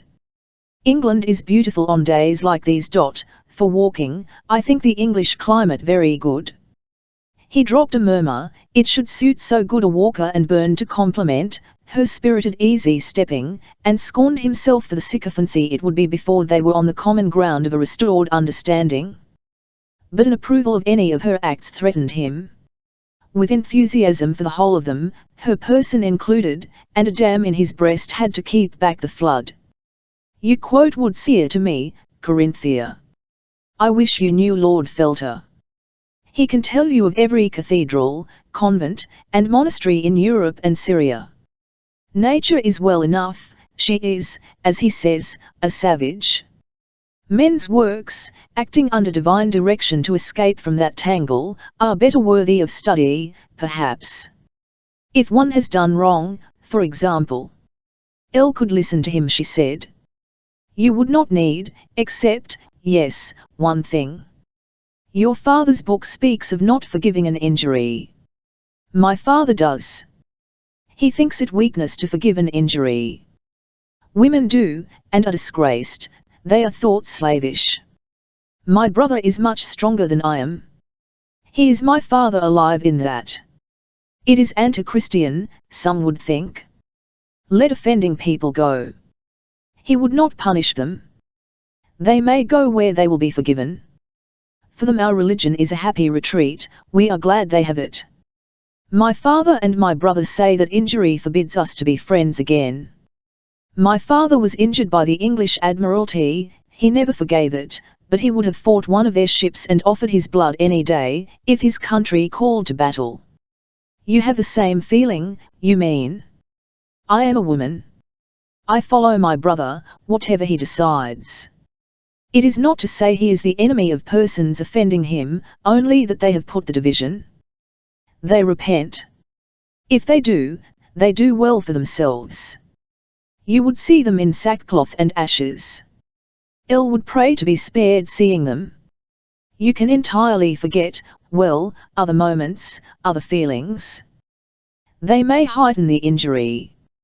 Corinthia, I should wish to speak plainly, if I could, and tell you. You speak quite plainly, my lord. You and I cannot be strangers or enemies. We cannot be, I would not be. To be friends, we should be separate. You say you are a woman, you have a heart, then? For, if not, what have you? Was added in the tone. "My heart is my brother's," she said. "All your heart." "My heart is my brother's until one of us drops." "There is not another on earth beside your brother Chillen?" "There is my child." The dwarf square tower of Quaritch village church fronted them against the sky, scene of both. "You remember it," he said, and she answered, "I was married there." "You have not forgotten that injury, Corinthia." "I am a mother." "By all the saints." "You hit hard." "Justly." "Not you. Our deeds are the hard hitters. We learn when they begin to flagellate, stroke upon stroke. Suppose we hold a costly thing in the hand and dash it to the ground, no recovery of it, none. That must be what your father meant. I can't regret you are a mother. We have a son, a bond. How can I describe the man I was, he sort of werewolful. You are my wife. I was married to you, my lord. It's a tie for kind. It binds me. Obey, you said. Obey it. I do. You consider it holy. My father and my mother spoke to me of the marriage tie. I read the service before I stood at the altar. It is holy. It is dreadful. I will be true to it. To your husband. To his name, to his honor. To the vow to live with him. My husband broke that for me, Corinthia, if he bids you, begs you to renew it. God knows what you may save me from. Pray to God. Do not beg of me, my lord. I have my brother and my little son.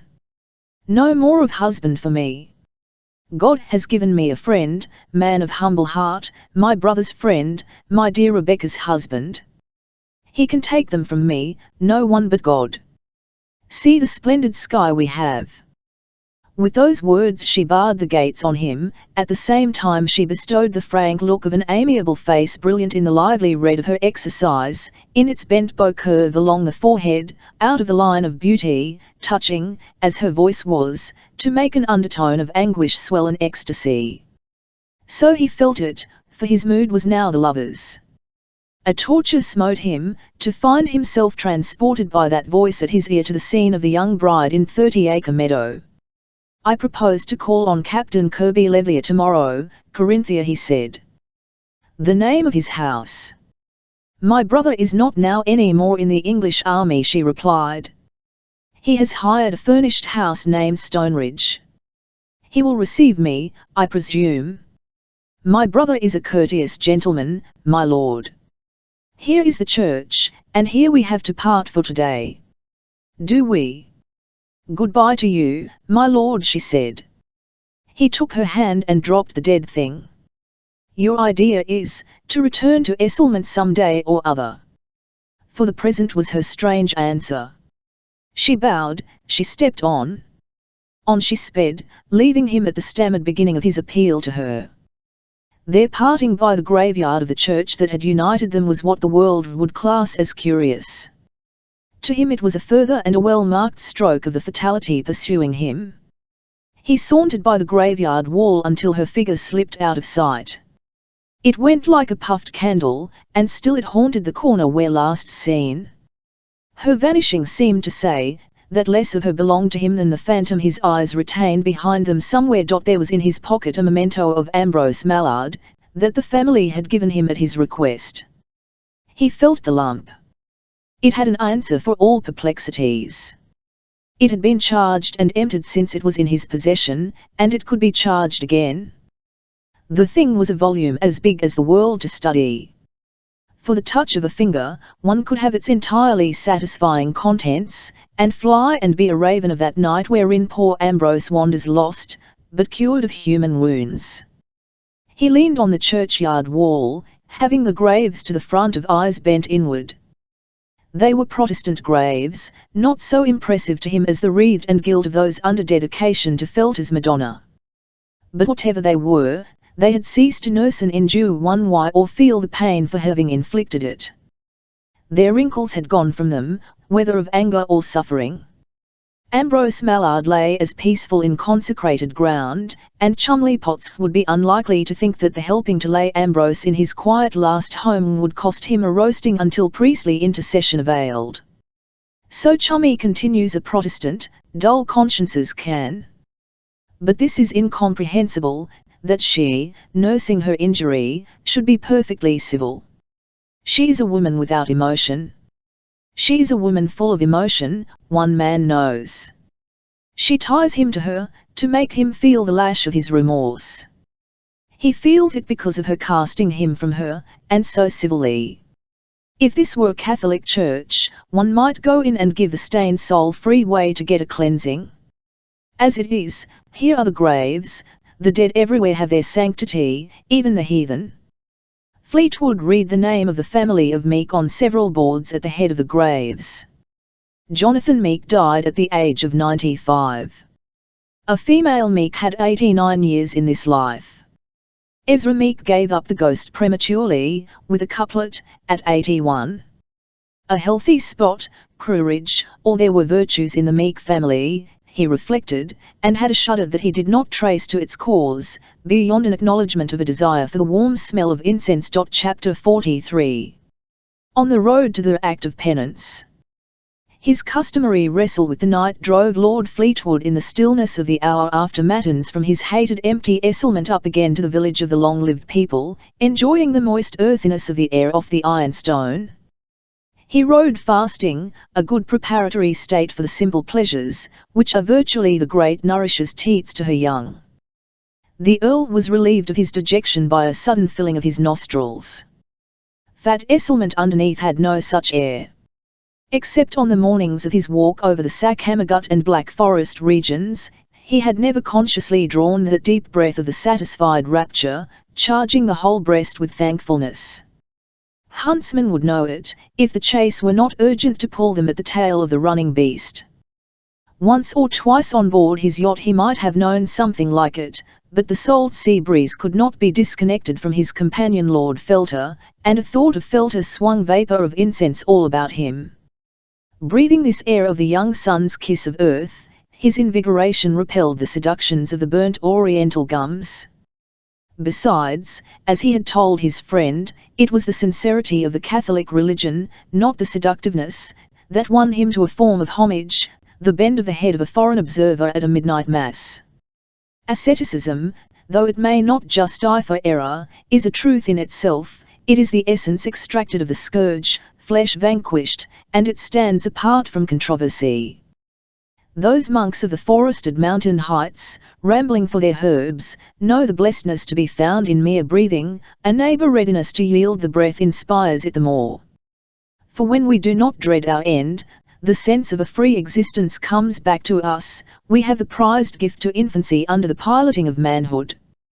But before we taste that happiness we must perform our penance. No living happiness can be for the unclean, as the Holy Father preached to his flock of the monastery dispersing at matins. But penance? Penance? Is there not such a thing as the doing of penance out of the church, in the manly fashion? so to regain the right to be numbered among the captains of the world's fighting men, incontestably the best of comrades, whether or no they led away on a cataract leap at the gates of life. Boldly to say we did a wrong will clear our sky for a few shattering peals. The penitential act means, youth put behind us, and a steady course ahead. But, for the keeping of a steady course, men made of blood in the walks of the world must be steadied. Say it plainly, mated. There is the humiliating point of our human condition. We must have beside us and close beside us the woman we have learned to respect, supposing ourselves lucky enough to have found her, that required other scale of the human balance, as Woodseer calls her now he has got her, wiser than Lord Felter in reference to men and women. We get no balance without her. That is apparently the positive law, and by reason of men's wretched enslavement, it is the dance to dissolution when we have not honourable union with women. Felter's view of women sees the devilish or the angelical, and to most men women are knaves or ninnies. Hence do we behold rascals or imbeciles in the offspring of most men. He embraced the respected woman's character, with the usual see with her sight, and she beheld a speckled creature of the intermittent whims and moods and spites, the universal patron, whose ambition to be leader of his world made him handle foul BNLTES, corrupt and cause their damnation, they retort, with curses, in their pangs. She was expected to pardon the husband, who had not abstained from his revenge on her for keeping him to the pledge of his word. And what a revenge, he had flung the world at her. She is consequently to be the young bride she was on the memorable morning of the drive off these heights of Courage down to 30-acre meadow. It must be a sin to forgive such offences, and she is not one, she is deliciously not one, neither a Genevieve nor a Griselda. He handed her the rod to chastise him. Her exchange of Christian names with the Welshman would not do it, she was too transparently sisterly, provincially simple, she was, in fact, respected. Any whipping from her was child's play to him, on whom, if he was to be made to suffer, the vision of the intense felicity of austerest asceticism brought the sensation as bracingly as the boreal morning animates men of high blood in ice regions.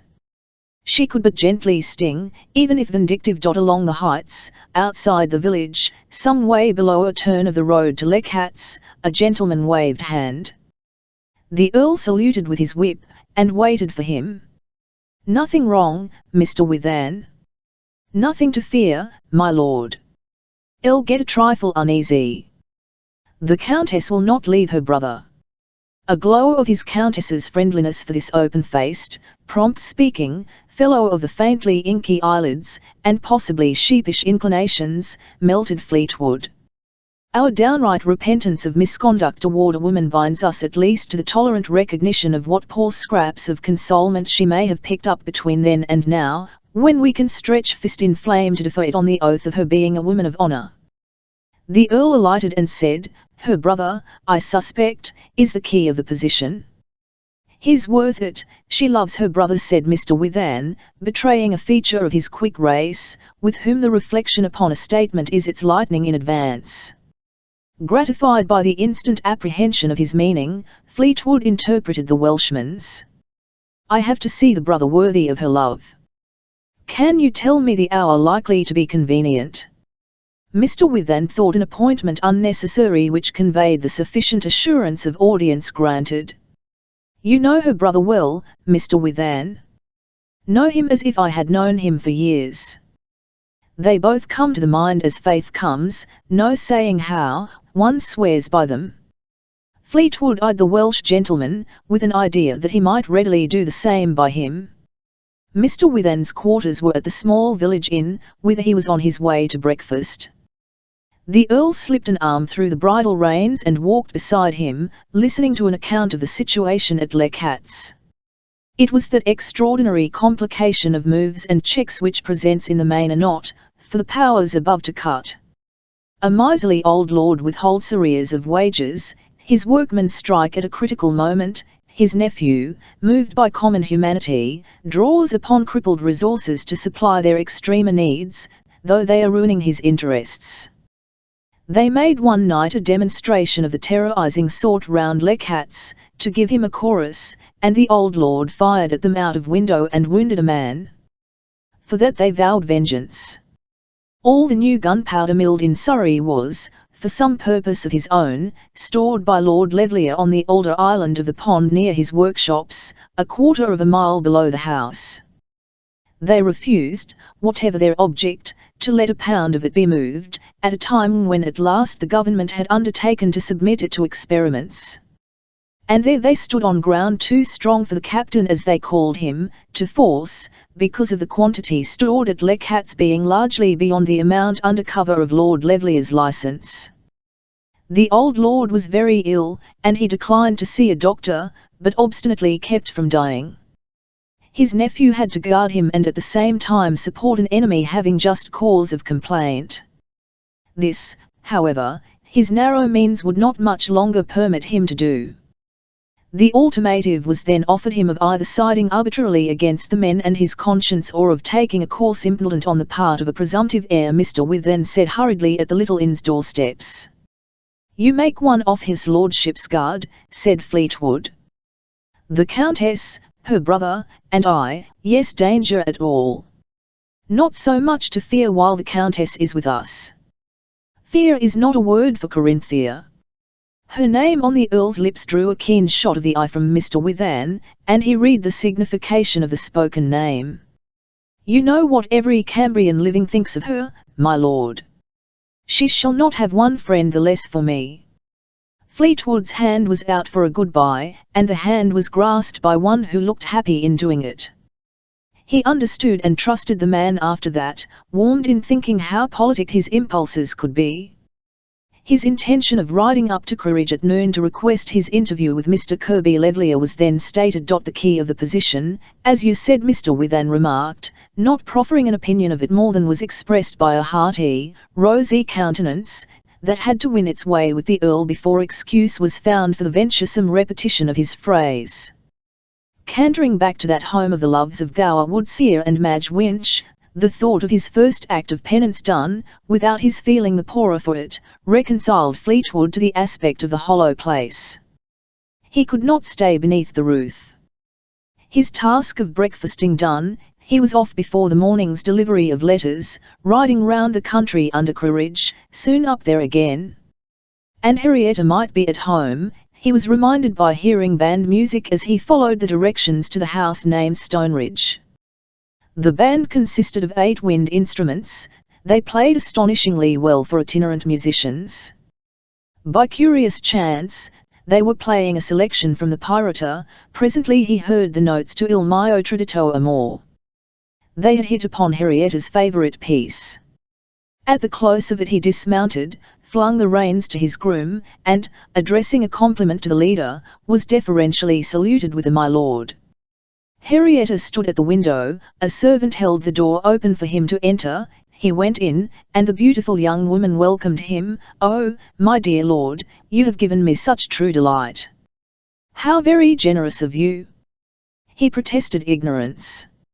She had seen him speak to the conductor and receive the patron's homage, and who but he knew her adored of operas, or would have had the benevolent impulse to think of solacing her exile from music in the manner so sure of her taste. She was at her loveliest, her features were one sweet bloom, as of the sunny flower garden, and, touched to the heart by the music and the kindness, she looked the look that kisses. Innocently, he felt, feeling himself on the same good ground while he could own he admired the honey creature, much as an amateur may admire one of the pictures belonging to the nation. "And you have come?" she said. "We are to believe in happy endings?" He shrugged, as the modest man should, who says, "If it depends on me," but the words were firmly spoken and could be credited. "Janie is with her brother down at Lechatz. Things are at a deadlock. A spice of danger, enough to relieve the dullness, and where there is danger Janie's at home." Henrietta mimicked her Janie. Parades with her brother at night, old military cap on her head, firearms primed, sings her Austrian mountain songs or the light cavalry call, till it rings all day in my ears. She has a thrilling contralto. You are not to think her wild, my lord. She's for adventure or domesticity, whichever the fates decree. She really is coming to the perfect tone. Speak of her, said the Earl. She can't yet overlook. It's in the family. She will overlook anything her brother excuses. I'm here to see him. I heard it from Mr. Withan. Oh, wine, I believe. Henrietta sketched apologies, with a sidled head, soft pout, wavy hand. He belongs to the order of primitive people. His wife, the same pattern, one supposes, pledged them to their Christian names. The man is a simpleton, but a gentleman, and Janey holds his dying wife's wish sacred. We are all indebted to him. Whatever she thinks right, said Fleetwood. The fair young woman's warm nature flew out to him on a sparkle of grateful tenderness in return for his magnanimity, oblivious of the inflamer it was, and her heart thanked him more warmly, without the perilous show of emotion, when she found herself secure. She was beautiful, she was tempting, and probably the weakest of players in the ancient game of two, and clearly she was not disposed to the outlaw game, was only a creature of ardour. That he could see, seeing the misinterpretation a fellow like Brailston would put upon a temporary flush of the feminine, and the advantage he would take of it, perhaps not unsuccessfully, the dog. He committed the absurdity of casting a mental imprecation at the cunning tricksters of emotional women, and yelled at himself in the worn old surplice of the converted rake. But letting his mind run this way, the traditio amor of the band outside the lady's window was instantly traced to Lord Brailston, so convincingly, that he now became a very counsel for an injured husband in denunciation of the seductive compliment. Henrietta prepared to conduct him to Leckhat's. Her bonnet was brought. She drew forth a letter from a silken work-bag, and raised handwriting. "LVE written my opinion," he said. "Not too severe, pray." Posted. Livia wanted a protector. And chose. What on earth are you saying? Livia and her boyish lord were abandoned on the spot, though Henrietta could have affirmed stoutly that there was much to be pleaded, if a female advocate dared it, and a man would but hear. His fingers were at the leaves of a Spanish dictionary. "Oh yes, and here we have a book of travels in Spain," she said. "Everything Spanish for Janey now." He was unaware and desired to be told. Janey's latest idea, only she would have conceived the notion. "You solve our puzzle, my lord." She renewed the thanks she persisted in offering for the military music now just ceasing, vexatiously, considering that it was bad policy for him to be unmasking Brailston to her. At the same time, the blindness which rendered her unconscious of Brailston's hand in sending members of a military band to play selections from the favourite opera they had jointly DNMK of to ecstasy, was creditable, touching, when one thought of the pursuer's many devices, not omitting some treason on the part of her present friend. "Tell me, I solve," he said. Henrietta spied the donkey basket bearing the two little ones. "Yes, I hope so," on our way down she made answer. "I want you to see the pair of lovebirds in a nest."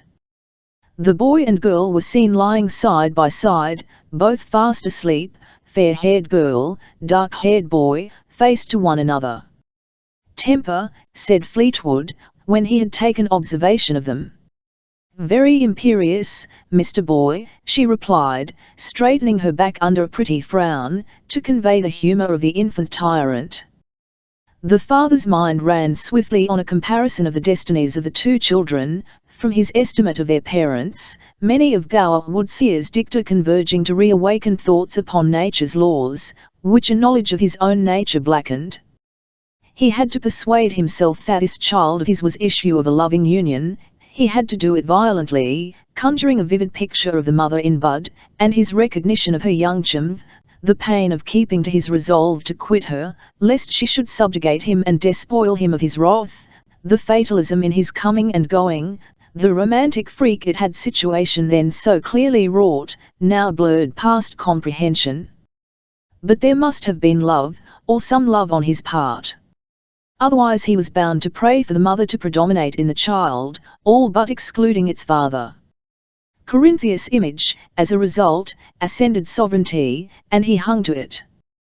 For if we are human creatures with consciences, nothing is more certain than that we make our taskmasters of those to whom we have done a wrong, the philosopher says. Between Lord Felter and Gower Woodseer, influenced pretty equally by each of them, this young nobleman was wakening to the claims of others, youth's infant conscience. Fleetwood now conceived the verbal supplication for his wife's forgiveness involved in the act of penance, and verbal meant abject, with him, going so far, it would mean naked, precise, no slurring. That he knew, and a tremor went over him. Women, then, are really the half of the world in power as much as in their number, if men pretend to a step above the savage. Or, well, his wife was a power. He had forgotten the puzzle spoken of by Henrietta, when she used the word again and expressed her happiness in the prospect before them, caused by his presence, of course. You are aware, my dear lord, Janey worships her brother. He was defeated, by some dastardly contrivance, in a wager to do wonderful feats, for money. Money. Money. A large stake. How we come off our high horses. I had an idea of money before I was mannered. I think of little else. My husband has notions of honour, he engaged himself to pay a legacy of debts, his uncle would not pay debts long due to him. He was reduced to the shift of wagering on his great strength and skill. He could have done it. His enemy managed, enemy there was. He had to sell out of the army in consequence. I shall never have Janey's face of suffering away from my sight. He is a soldier above all things. It seems hard on me, but I cannot blame him for snatching at an opportunity to win military distinction. He is in treaty for the post of aide to the colonel, the general of the English contingent bound for Spain, for the cause of the Queen. My husband will undertake to be at the orders of his chief as soon as he can leave this place. Janey goes with him, according to present arrangements. Passing through a turnstile, that led from the road across a meadow slope to the broken land below, Henrietta had view of the Earl's hard white face, and she hastened to say, "You have altered that, my lord." She is devoted to her brother, and her brother run dangers, and danger in itself is an attraction to her. But her husband will have the first claim. She has her good sense. She will never insist on going, if you oppose. She will be ready to fill her station. It will be her pride and her pleasure. Henrietta continued in the vein of these assurances, and Corinthius' character was shooting lightnings through him, withering that of the woman who referred to his wife's good sense and her station, and certainly would not have betrayed herself by such drawlings if she had been very positive that Corinthius' disposition toward wealth and luxury resembled hers. She knew the reverse, also his contemptuously generous effort to frame an apology for the stuff he was hearing considered it. His wife was lost to him. That fact smote on his breast the moment he heard of her desire to go with her brother. Wildest of enterprises. But a criminal saw himself guilty of a large part in the disaster the two heroical souls were striving desperately to repair. If her children went, Corinthia would go, sure as flame is drawn to air. The exceeding splendour in the character of a young woman, injured as she had been, soft to love, as he knew her, and giving her husband no other rival than a beloved brother, no ground of complaint save her devotion to her brother, pervaded him, without illuminating or lifting, rather with an indication of a foul contrast, that prostrate him. Half of our funny heathen lives we are bent double to gather things we have tossed away, was one of the numbers of apposite sayings that hummed about him, for a chorus of the world's old wisdom in derision, when he descended the heathy path and had sight of Corinthia beside her chillin. Would it be the same thing if he had it in hand again? Did he wish it to be the same? Was not he another man? By the leap of his heart to the woman standing down there, he was a better man. But recent spiritual exercises brought him to see superstitiously how by that sign she was lost to him, for everlastingly in this life the better pays for the worse, thus is the better approved thing. Both Chillon and Corinthia, it is probable, might have been stirred to deeper than compassion, had the proud young nobleman taken them into his breast to the scouring of it, exposing the grounds of his former brutality, his gradual enlightenment, his ultimate acknowledgement of the pricelessness of the woman he had won to lose her. An imploring of forgiveness would not have been necessary with those two, however great their, or the woman's, astonishment at the revelation of an abysmal male humanity. A complete exposure of past meanness is the deed of present courage, sign of its reward without as well as within, for then we show our fellows that the slough is cast. But life is a continuous fight, and members of the social world display its degree of civilization by fighting in armor. Most of them are born in it, and their armor is more sensitive than their skins. It was Fleetwood's instinct of his inability to fling it off utterly which warned him of his loss of the wife, whose enthusiasm to wait on her brother in danger might have subsided into the channel of duty, even tenderness, had he been able resolutely to strip himself bare. This was the further impossible to him, because of a belief he now imposed upon himself, to cover the cowardly shrinking from so extreme a penitential act, that such confessions are due from men to the priest only, and that he could confess wholly and absolutely to the priest, to heaven, therefore, under seal, and in safety, but with perfect repentance. So, compelled to keep his inner self unknown, he fronted Chillen, courteously, in the somewhat lofty seeming of a guarded manner. He requested audience for a few minutes, observing the princely figure of the once hated man, and understanding Henrietta's sheer womanly choice of him, Corinthius' idolatry, too, as soon as he had spoken. The man was in his voice. Chillen said, "It concerns my sister, I have to think. In that case, her wish is to be present. Your lordship will shorten the number of minutes for the interview by penetting it." Fleetwood encountered Corinthius' eyes. They did not entreat or defy. They seconded her brother, and were a civil shining nought on her husband. He bowed his head, constrained, feeling heavily the 2-to-1. She replied to the look, "My brother and I have a single mind. We save time by speaking 3 together, my lord." He was led into the long room of the workshop, where various patterns of muskets, rifles, pistols, and swords were stars, crosses, wedges, over the walls, and a varnished wooden model of a piece of cannon occupied the middle place, on a block. Contempt of military weapons and ridicule of the art of war were common on those days among a people beginning to sit with habitual snugness at the festive board provided for them by the valour of their fathers. Fleetwood had not been on the side of the banqueting citizens, though his country's joumels and her feasted popular wits made a powerful current to whelm opposition.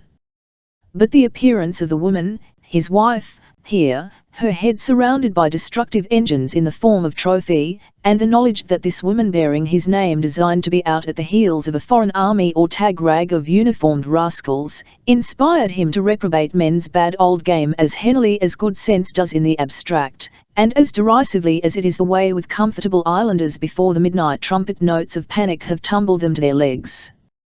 He took his chair, sickened. He was the next moment taking Corinthius' impression of Chillen, compelled to it by an admiration that men and women have alike for shapes of strength in the mould of grace, over whose firm build a flicker of agility seems to run.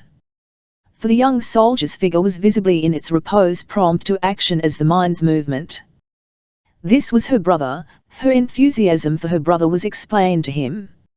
No sooner did he have the conception of it than it plucked at him painfully, and, feeling himself physically eclipsed by the object of Corinthius' enthusiasm, his pride of the rival counselled him to preserve the mask on what was going on within, lest it should be seen that he was also morally beaten at the outset. A trained observation told him, moreover, that her Chillen's correctly handsome features, despite their conventional urbanity, could knit to smite, and held less of the reserves of mercy behind them than Corinthius' glorious barbaric ruggedness. Her eyes, each time she looked at her brother, had, without doting, the light as of the rise of happy tears to the underlids as they had on a certain day at the altar, when my lord was my husband, more shyly then. He would have said, as beautifully, but for envy of the frank, pellucid worship in that look on her proved hero. It was the jewel of all the earth to win back to himself, and it subjected him, through his desire for it, to a measurement with her. Idle, in character, quality, strength, hardness. He heard the couple pronouncing sentence of his loss by anticipation. Why had she primed her brother to propose the council of three? Addressing them separately, he could have been his better or truer self. The sensation of the check imposed on him was instructive as to her craft and the direction of her wishes. She preferred the braving of hazards and honours beside her brother, in scorn of the advantages he could offer, and he yearned to her for despising by comparison the bribe he proposed in the hope that he might win her to him. She was with religion to let him know the meanness of wealth. Thus, at the edge of the debate, or contest, the young lord's essential nobility disarmed him, and the revealing of it, which would have appealed to Corinthia and Chilon both, was forbidden by its constituent pride, which helped him to live and stood obstructing explanatory speech. Chapter 44. Between the Earl, the Countess and her brother, and of a silver cross. Corinthia was pleased by hearing Lord Fleetwood say to her, "Your Madge and my Gower are waiting to have the day named for them." She said, "I respect him so much for his choice of Madge.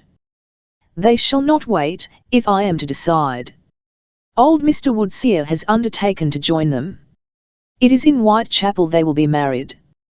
The blow that struck was not intended, and Fleetwood passed it, under her brother's judicial eye.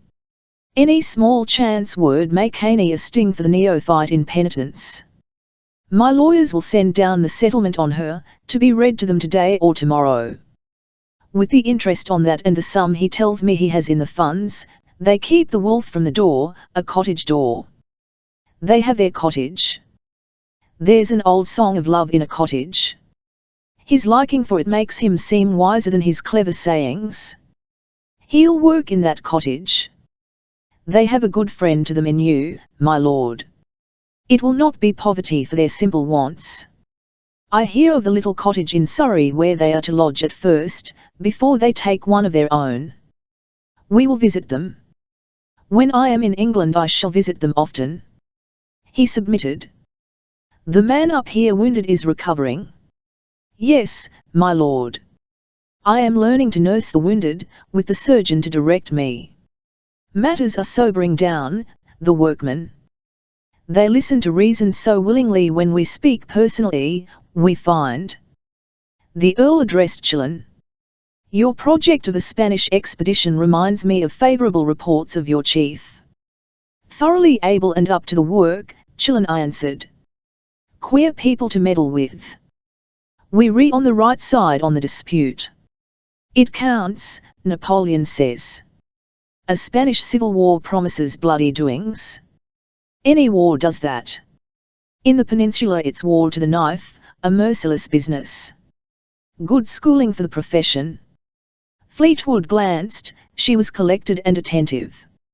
"I'll hear from Mrs. Levlier that Corinthia would like to be your companion. My sister has the making of a serviceable hospital nurse. You hear the chatter of London?" "I have heard it. You encourage her, Mr. Levlier. She will be useful, better there than here, my lord. I claim a part in the consultation." "There is no consultation, she determines to go. We can advise her of all the risks. She has weighed them, every one. In the event of accidents, the responsibility for having persuaded her would rest on you." "My brother has not persuaded me," Corinthius Beltones intervened. "I proposed it. The persuasion was mine. It is my happiness to be near him, helping, if I can.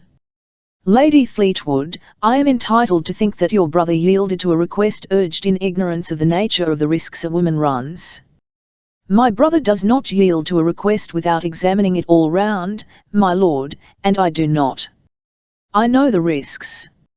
An evil that we should not endure, life may go. There can be no fear for me." She spoke plain Uath. The soul of this woman came out in its radiance to subdue him, as her visage sometimes did, and her voice enlarged her words. She was a warrior woman, life her sword, death her target, never to be put to shame, unconquerable. No such symbolical image smote him, but he had an impression, the prose of it. As in the scene of the miner's cortege, her lord could have knelt to her, and for an unprotesting longer space now.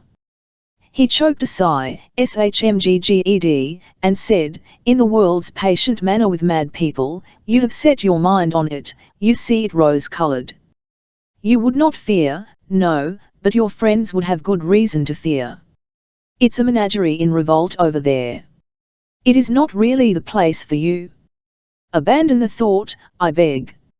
I shall, if my brother does not go, said Corinthia. Laughter of spite at a remark either silly or slyly defiant was checked in Fleetwood by the horror of the feeling that she had gone, was ankle-deep in bloody mire, captive, prey of a rabble soldiery, meditating the shot or stab of the blessed end out of woman's half of our human muddle. He said to Chillen, pardon me, war is a detestable game. Women in the thick of it add a touch to the brutal hideousness of the whole thing. Chillen said, we are all of that opinion. Men have to play the game, women serving in hospital make it humaner. Their hospitals are not safe. Well, safety. For safety is nowhere to be had. But the Earl pleaded, at least in our country. In our country women are safe. They are, we may say, protected. Laws and constables are poor protection for them. The women we name ladies are pretty safe, as a rule. My sister, then, was the exception. After a burning half-minute the Earl said, I have to hear it from you, Mr. Levlier. You see me here. That was handsomely spoken. But Lord Fleetwood had been judged and put aside. His opening of an old case to hint at repentance for brutality annoyed the man who had let him go scatheless for a sister's sake. The grounds of your coming, my lord, are not seen, my time is short. Ill must, I repeat, be consulted with regard to Lady Fleetwood's movements. Niy sister does not acknowledge your claim. The Countess of Fleetwood's acts involve her husband. One has to listen at times to what old sailors call Caribbee. Chillen exclaimed impatiently, half aloud. My sister received your title, she has to support it. She did not receive the treatment of a lady, or woman, or domestic animal.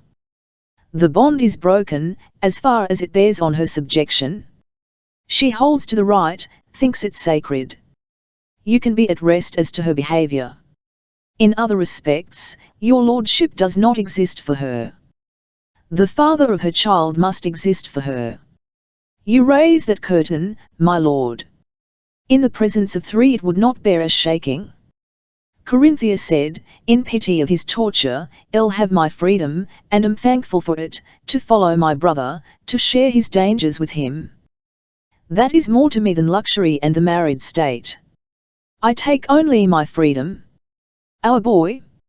You take the boy. My child is with my sister Henrietta. Where? We none know yet. You still mistrust me. Her eyes were on a man that she had put from her peaceably, and she replied, with sweetness in his ears, with shocks to a sinking heart, my lord, you may learn to be a gentle father to the child. I pray you may.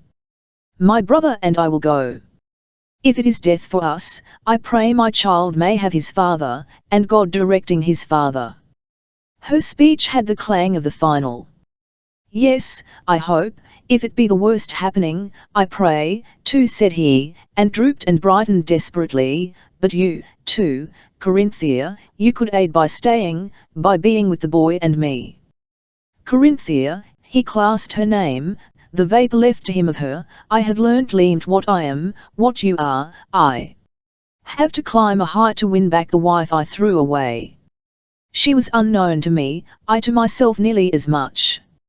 I sent a warning of the kind of husband for you, a poor kind, I just knew myself well enough for that. You claimed my word, the blessing of my life, if I had known it. I played, I see the beast I played. Money is power, they say. I see the means it is to damn the soul, unless a man does what I do now. Fleetwood stopped. He had never spoken such words, arterial words, as they were, though the commonest, and with moist brows, dry lips, he could have resumed, have said more, have taken this woman, this dream of the former bride, the present stranger, into his chamber of the brave aims and sentenced deeds. Her brother in the room was the barrier, and she sat mute, large-eyed, expressionless. He had plunged low in the man's hearing, the air of his lungs was thick, hard to breathe, for shame of a degradation so extreme. Chillen imagined him to be sighing. He had to listen further. Soul had been an uttered word. When the dishonouring and mishandling brute of a young nobleman stuttered a compliment to Corinthia on her faith in God's assistance and the efficacy of prayer, he jumped to his legs, not to be shouting "Hound!" at him. He said, under control, "God's name shall be left to the church. My sister need not be further troubled. She has shown she is not persuaded by me. Matters arranged here start. If I am asked whether I think she does wisely to run the risks in an insurrectionary country rather than remain at home exposed to the honours and amusements your lordship offers, I think so. She is acting in her best interests. She has the choice of being abroad with me or staying here unguarded by me. She has had her experience. She chooses rightly. Paint the risks she NMS, you lay the colours on those she escapes. She thanks the treatment she has undergone for her freedom to choose. I am responsible for nothing but the not having stood against her most wretched manage. It might have been foreseen. Out there in the war she is protected. Here she is with, I spare your lordship the name. Fleetwood would have heard harsher had he not been Corinthia's husband. He withheld his reply. The language moved him to proud hostility, but the speaker was Corinthia's brother. He said to her, "You won't forget Gower and Madge." She gave him a smile in saying, "It shall be settled for a day after next week." The forms of courtesy were exchanged. At the closing of the door on him, Chillen said, "He did send a message, I gathered it, without the words, from our Uncle Griffard. I thought him in honour bound to you, and it suited me that I should.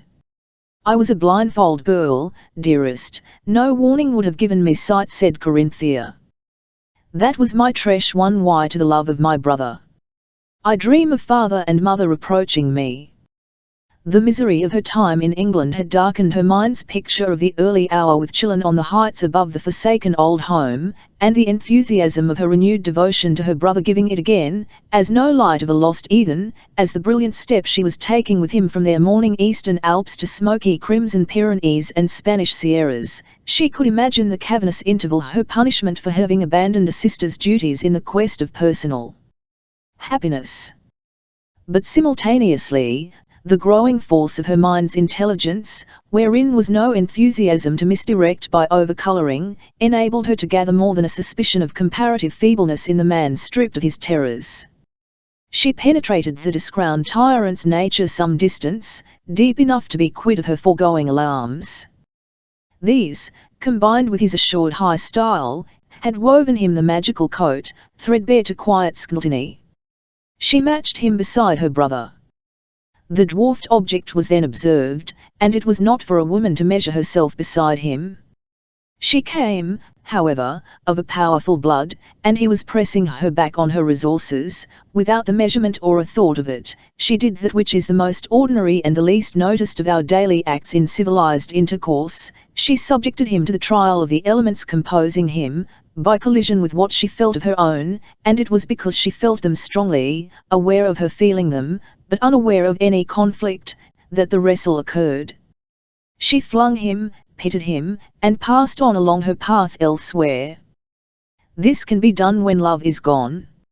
It is done more or less at any meeting of men and women who love not are perpetually doing it, unconsciously or sensibly.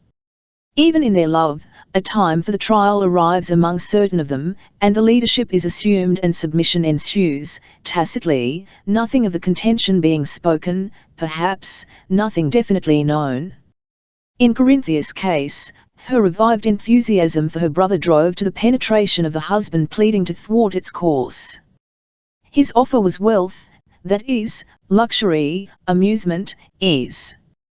The subaudible himself into the bargain was disregarded, not counting with one who was an upward rush of fire at the thought that she was called to share her brother's dangers.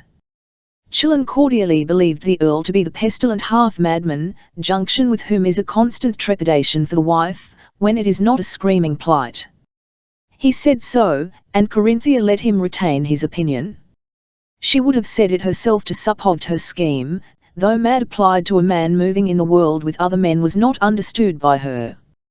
With Henrietta for the Earl's advocate, she was patient as the deaf rock wall enthusiasm can be against entreaties to change its direction or bid it disperse, the private band of picked musicians at the disposal of the Countess of Fleetwood, and opera singers, Henrietta mentioned resonant names, hired for wonderful nights at Esselmont and Calesford or on board the Earl's beautiful schooner yacht, were no temptation. Nor did Henrietta's allusions to his broken appearance move his wife, except in her saying regretfully, "He changes." On the hall table at Esselmont, a letter from his bankers informed the Earl of a considerable sum of money paid into his account in the name of Lord Brailston. Chumley Potts, hanging at him like a dog without a master since the death of his friend Ambrose, had journeyed down, anxious about you, he said. Anxious about or attracted by the possessor of Ambrose Mallard's clean sweeper, the silver-mounted small pistol, sight of which he begged to have, and to lengthened his jaw on hearing it was loaded. A loaded pistol, this dark little one to the right of the Earl's blotting pad and pens, had the look of a fearful link with his fallen chaps and fishy hue. Potts mourned at moralities upon life, holding the thing in his hand, weighing it, eyeing the muzzle. He couldn't help thinking of what is going to happen to us after it all, and Brose knows now, was followed by a twitch of one cheek and the ejaculation forever. Fleetwood alive and Ambrose dead were plucking the startled worldling to a peep over the verge into our abyss, and the young lord's evident doing of the same commanded Chumley Potts' imitation of him under the cloud Ambrose had become for both of them. He was recommended to see Lord Felter, if he had a desire to be instructed on the subject of the mitigation of our pains in the regions below. Potts affirmed that he meant to die a Protestant Christian. Thereupon, carrying a leaden burden of unlawful laughable stuff in his breast, and Chummy's concluding remark to speed him, "Damn it, no, we'll stick to our religion," Fleetwood strode off to his library, and with the names of the Ixionides of his acquaintance ringing round his head, proceeded to strike one of them off the number privileged at the moment to intend on him. Others would follow, this one must be the first to go. He wrote the famous letter to Lord Brailston, which debarred the wily pursuer from any pretext to be running down into Mrs. Levelier's neighbourhood, and also precluded the chance of his meeting the fair lady at Calesford. With the brevity equivalent to the flick of a glove on the cheek, Lord Brailston was given to understand by Lord Fleetwood that relations were at an end between them. No explanation was added, a single sentence executed the work, and in the third person. He did not once reflect on the outcry in the ear of London coming from the receiver of such a letter upon payment of a debt. The letter posted and flying, Lord Fleetwood was kinder to Chumley Potts. He had a friendly word for Gower Woodseer, though both were heathens, after their diverse fashions, neither of them likely ever to set out upon the grand old road of Rome, Lord Felter's Appian way of the saints and comforters. Chummy was pardoned when they separated at night for his reiterated allusions to the temptation of poor Ambrose Mallard's conclusive little weapon lying on the library table within reach of a man's armchair, in its case, and the case locked, yes, but easily opened, provoking every damnable sort of mortal curiosity. The soundest men among us have their fits of the blues, Fleetwood was told. Not wholesome. Chummy shook his head resolutely, and made himself comprehensibly mysterious. He meant well. He begged his old friend to promise he would unload and keep it unloaded. "For I know the infernal worry you have, deuced deal worse than a night's bad luck," said he, and Fleetwood smiled sourly at the world's total ignorance of causes. His wretchedness was due now to the fact that the aforetime huntress refused to be captured. He took a silver cross from a table drawer and laid it on the pistol case. "There, Chummy," he said, "that was all, not sermonizing or proselytizing." He was partly comprehended by Chumley Potts, fully a week later.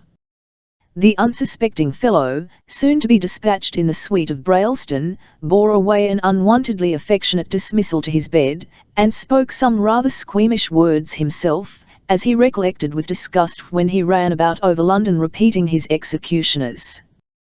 The cross on the pistol case may have conduced to Lord Fleetwood's thought that his days among unrepentant ephemeral Protestant sinners must have their immediate termination. These old friends were the plague-infected clothes he flung off his body. But the cross where it lay, forbidding a movement of the hand to that box, was authoritative to decree his passage through a present torture, by the agency of the hand he held back from the solution of his perplexity, at the cost which his belief in the eternal would pay. Henrietta had mentioned her husband's defeat, by some dastardly contrivance.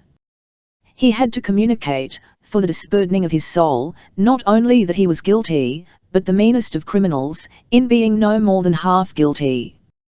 His training told him of the contempt women entertain toward the midway or cripple sinner, when they have no special desire to think him innocent. How write, or even how phrase his having merely breathed in his Nulfian's hearing the wish that he might hear of her husband's defeat? And with what object? Here, too, a woman might, years hence, if not forgive, bend her head resignedly over the man's vile nature, supposing strong passion his motive. But the name for the actual motive? It would not bear writing, or any phrasing round it. An unsceptred despot bidden take a fair woman's eyes into his breast, saw and shrank. And now the eyes were Corinthius. He saw a savage bridegroom, and a black ladder climber, and the sweetest of pardoning brides, and the devil in him still insatiate for revenge upon her who held him to his word. He wrote, read, tore the page, trimmed the lamp, and wrote again.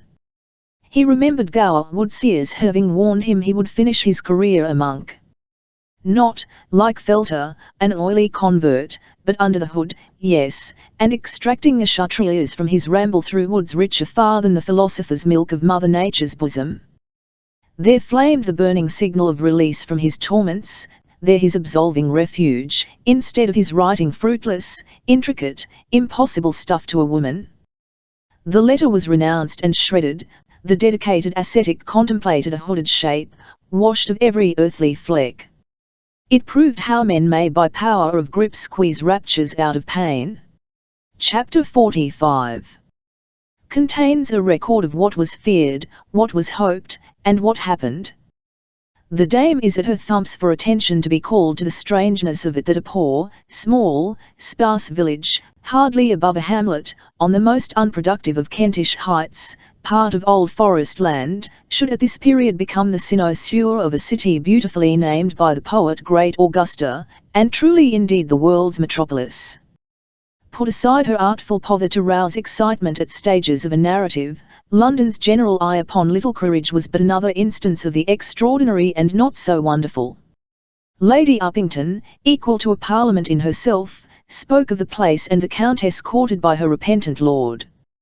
Brailston and Chumley Potts were town criers of the execution. A letter each had received from the Earl, Potts with his chatter of a suicide's pistol kept loaded in a case under a 2-inch long silver cross, and with sundry dramatic taps on the forehead, jottings over the breast, and awful grimace of devoutness.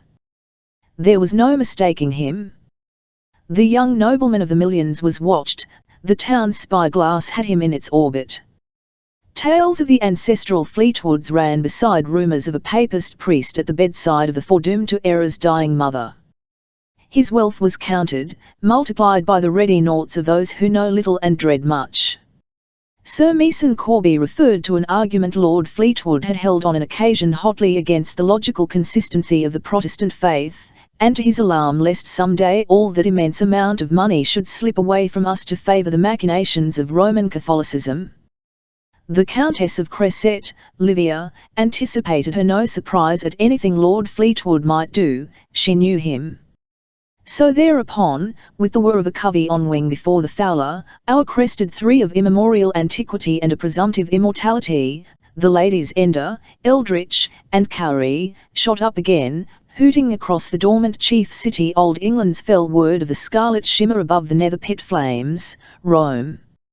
An ancient horror in the blood of the population, conceiving the word to signify beak, fang, and claw, the fiendish ancient enemy of the roasting day of yore, heard and echoed.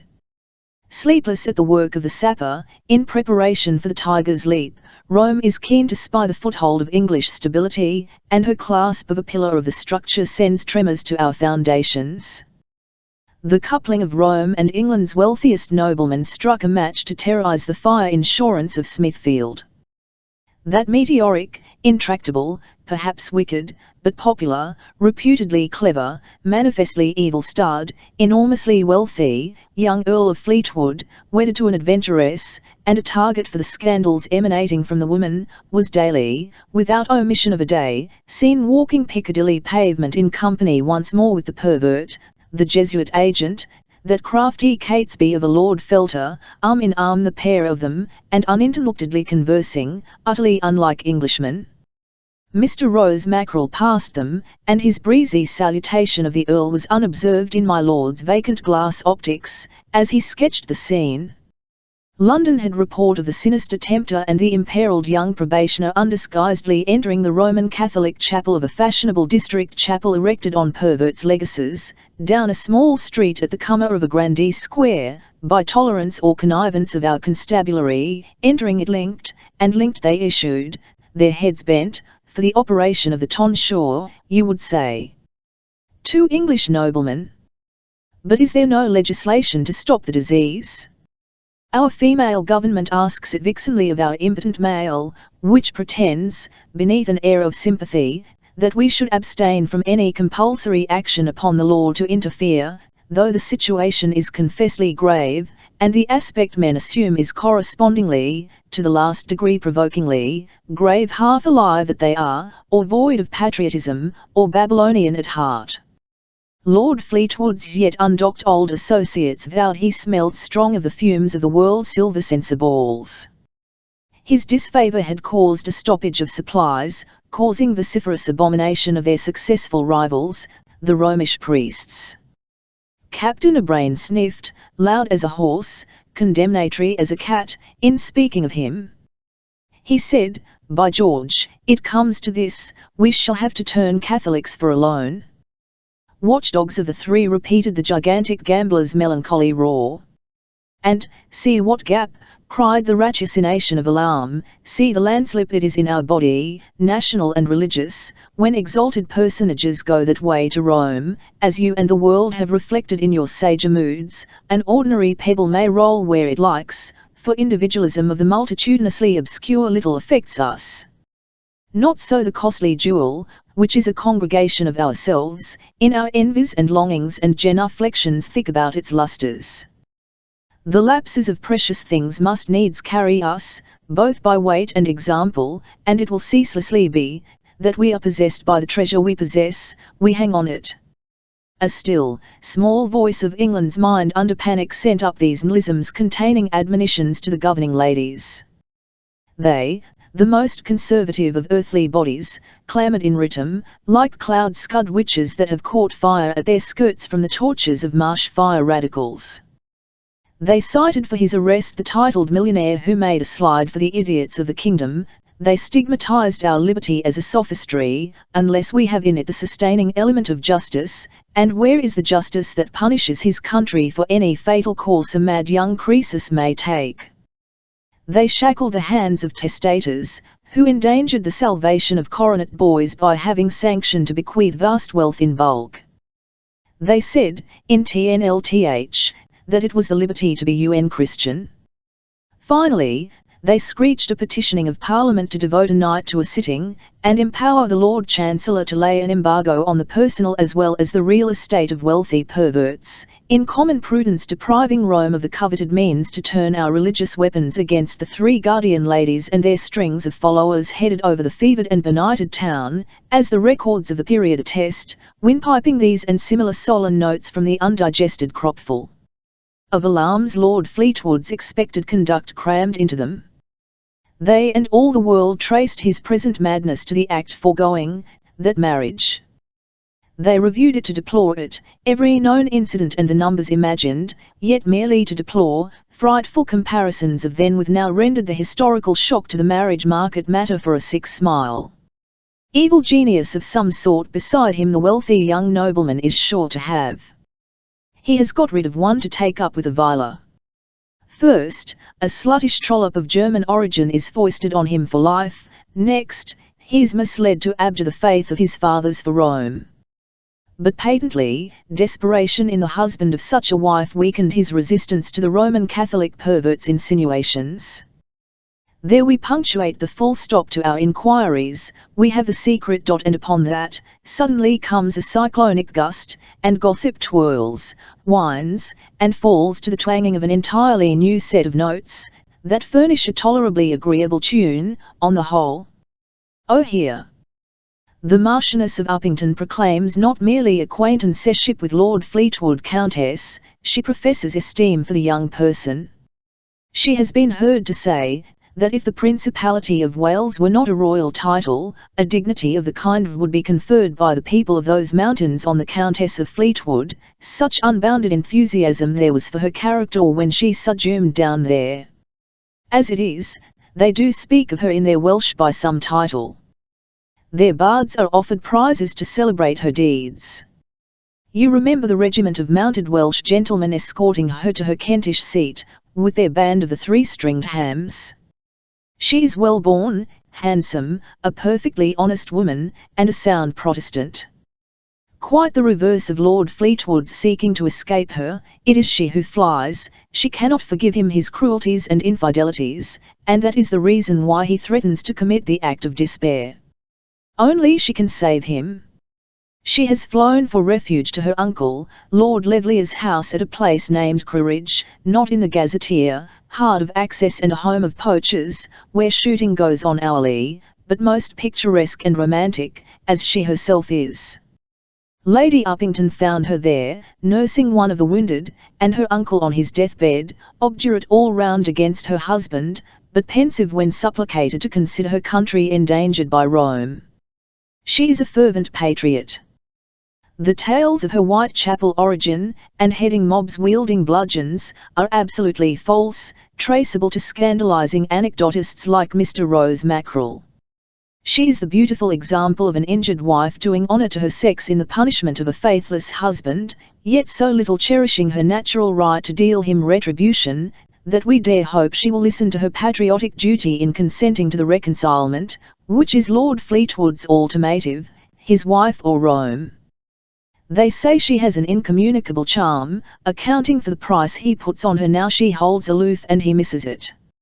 Let her but rescue him from England's most vigilant of her deadly enemies, she will be entitled to the nation's lasting gratitude. She has her opportunity for winning the Anglican English, as formerly she won the Dissenter Welsh. She may yet be the means of leading back the latter to our fold. Annotation of the cries in air at a time of surgent public excitement can hardly yield us music, and the wording of them, by the aid of compound sound transplants, metaphors and similes only just within range of the arrows of Bespoe, i.e. the farthest flight known, would, while it might imitate the latent poetry, expose venturesome writers to the wrath of a people commendably believing their language a perfected instrument when they prefer the request for a plateful, and commissioning their literary police to brain audacious experimenters who enlarge or wing it beyond the downright aim at that mark. The gossip of the time must therefore appear commonplace, in resemblance to the panting venue-a-tear of the toad, instead of the fiery steeds, although we have documentary evidence that our country's health was moved, in no common degree. Dr. Glossop's lucid English has it, at the head of a broadsheet ballad discovered by him, wherein the connubially inclined young Earl and the nation in turn beseech the Countess to resume her place at Esselmont, and so save both from a terrific dragon's jaw. Scarlet as the infemal flames, described as fascinating the classes with the crests, and lining to their vests, 1 + or -11 down they jump, ard empty leave a headless trunk chat rests. These ballads, burlesque to present reading, mainly intended for burlesque by the wits who dogged without much enlivening an anxious period of our history, when cornerstones were falling the way the young lord of the millions threatened to go, did, there is little doubt, according to another part of their design, Rose Mackerel boasts it indirectly in his memoirs, interpret public opinion, that is, the English humour of it, the half-laugh in their passing and not simulated shudder. Corinthia had a study of the humours of English character in the person of the wounded man she nursed on Little Crewridge, imagining it the most unobserved of English homes, and herself as unimportant an object. Daniel Comer took his wound, as he took his medicine and his posset from her hand, kindly, and seemed to have a charitable understanding of Lord Levlier now that the old nobleman had driven a pellet of lead into him and laid him flat. It pleased him to assure her that his mates were men of their word, and had promised to pay the old lord with a rouse for it, nothing worse. Her father used to speak of the clean healths of the English as to the husbanding of revenge, that is, the no spot of bad blood to vitiate them.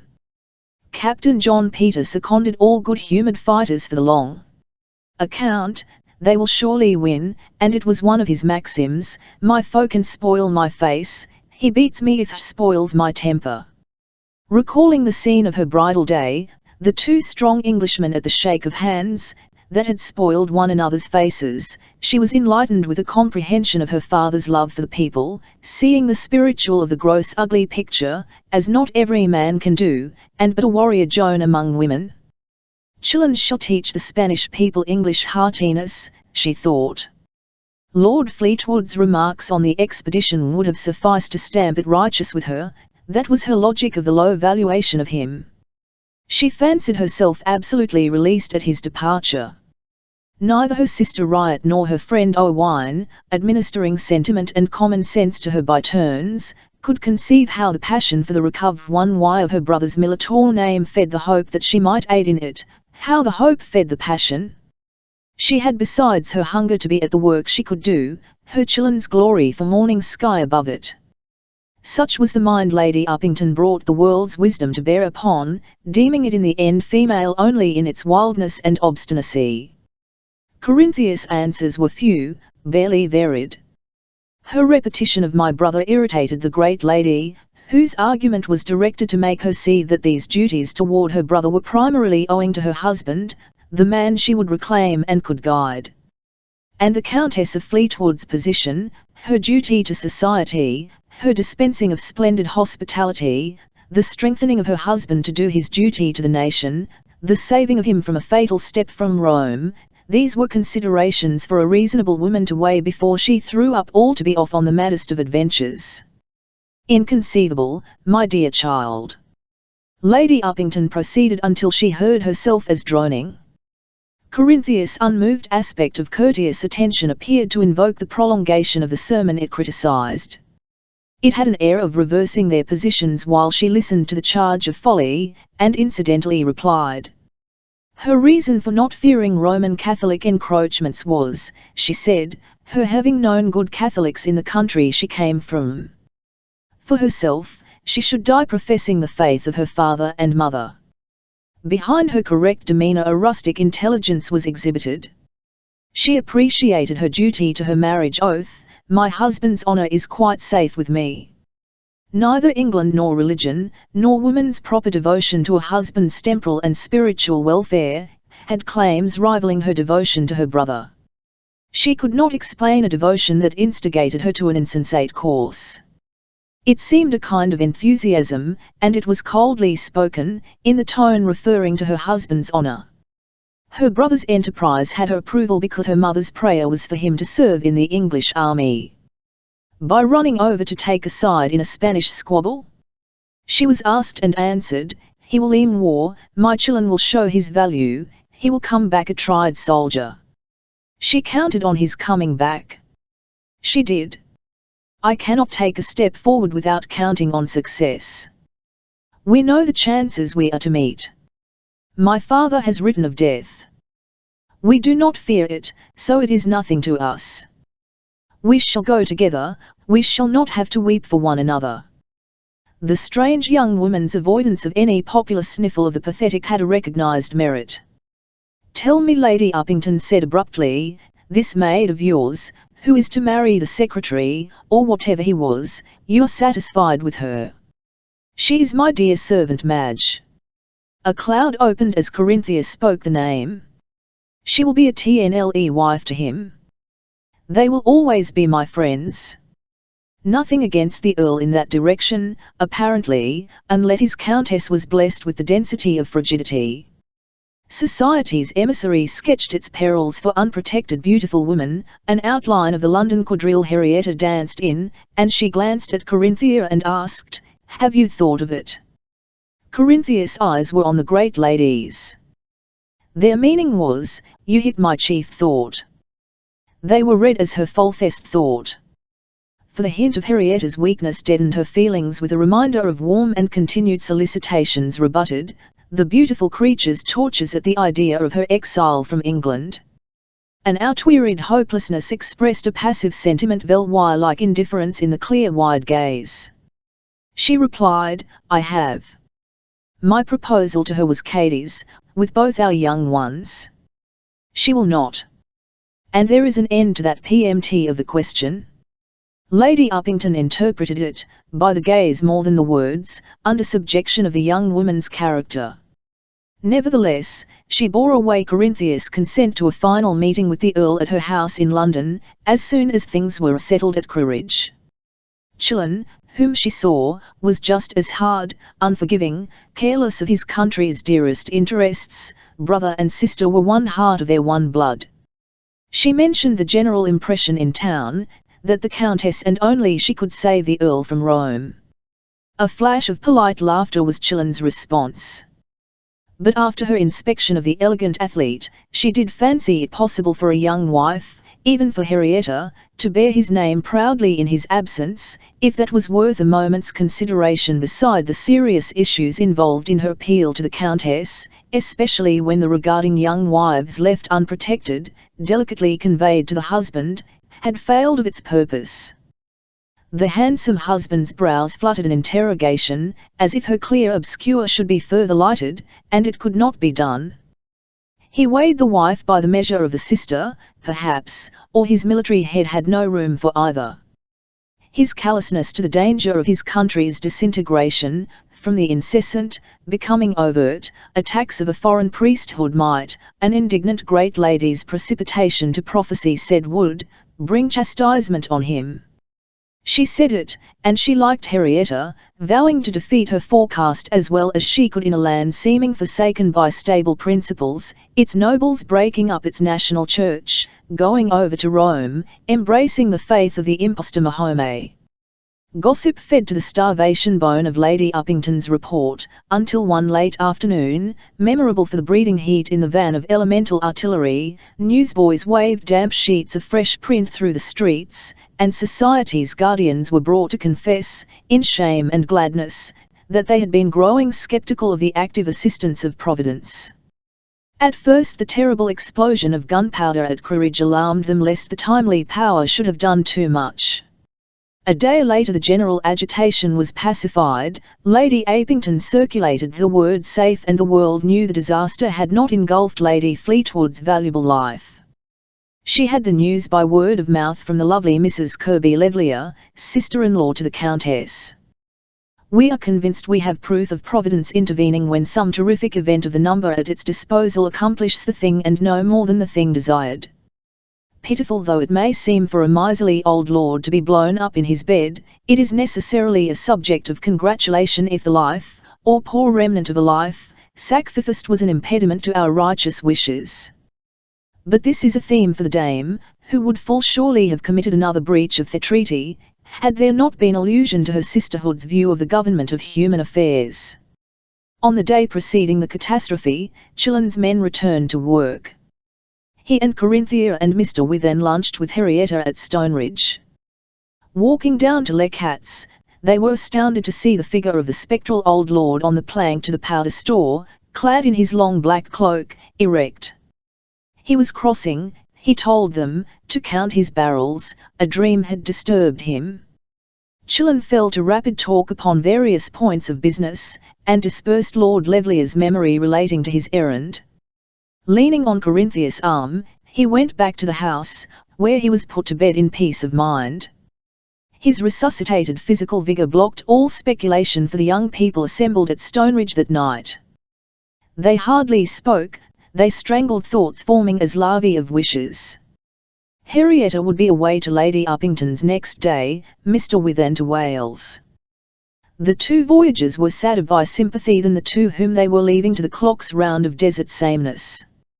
About 10 at night Chillen and Mr. Withen escorted Corinthia, for the night's watch beside her uncle, down to Leccat's. It was midway that the knocks on air, as of a muffled mallet at a door and at both the doors of caverns, smote their ears and shook the ground. After an instant of the silence following a shock, Corinthia touched her brother's arm, and Chillen said, "Not my powder."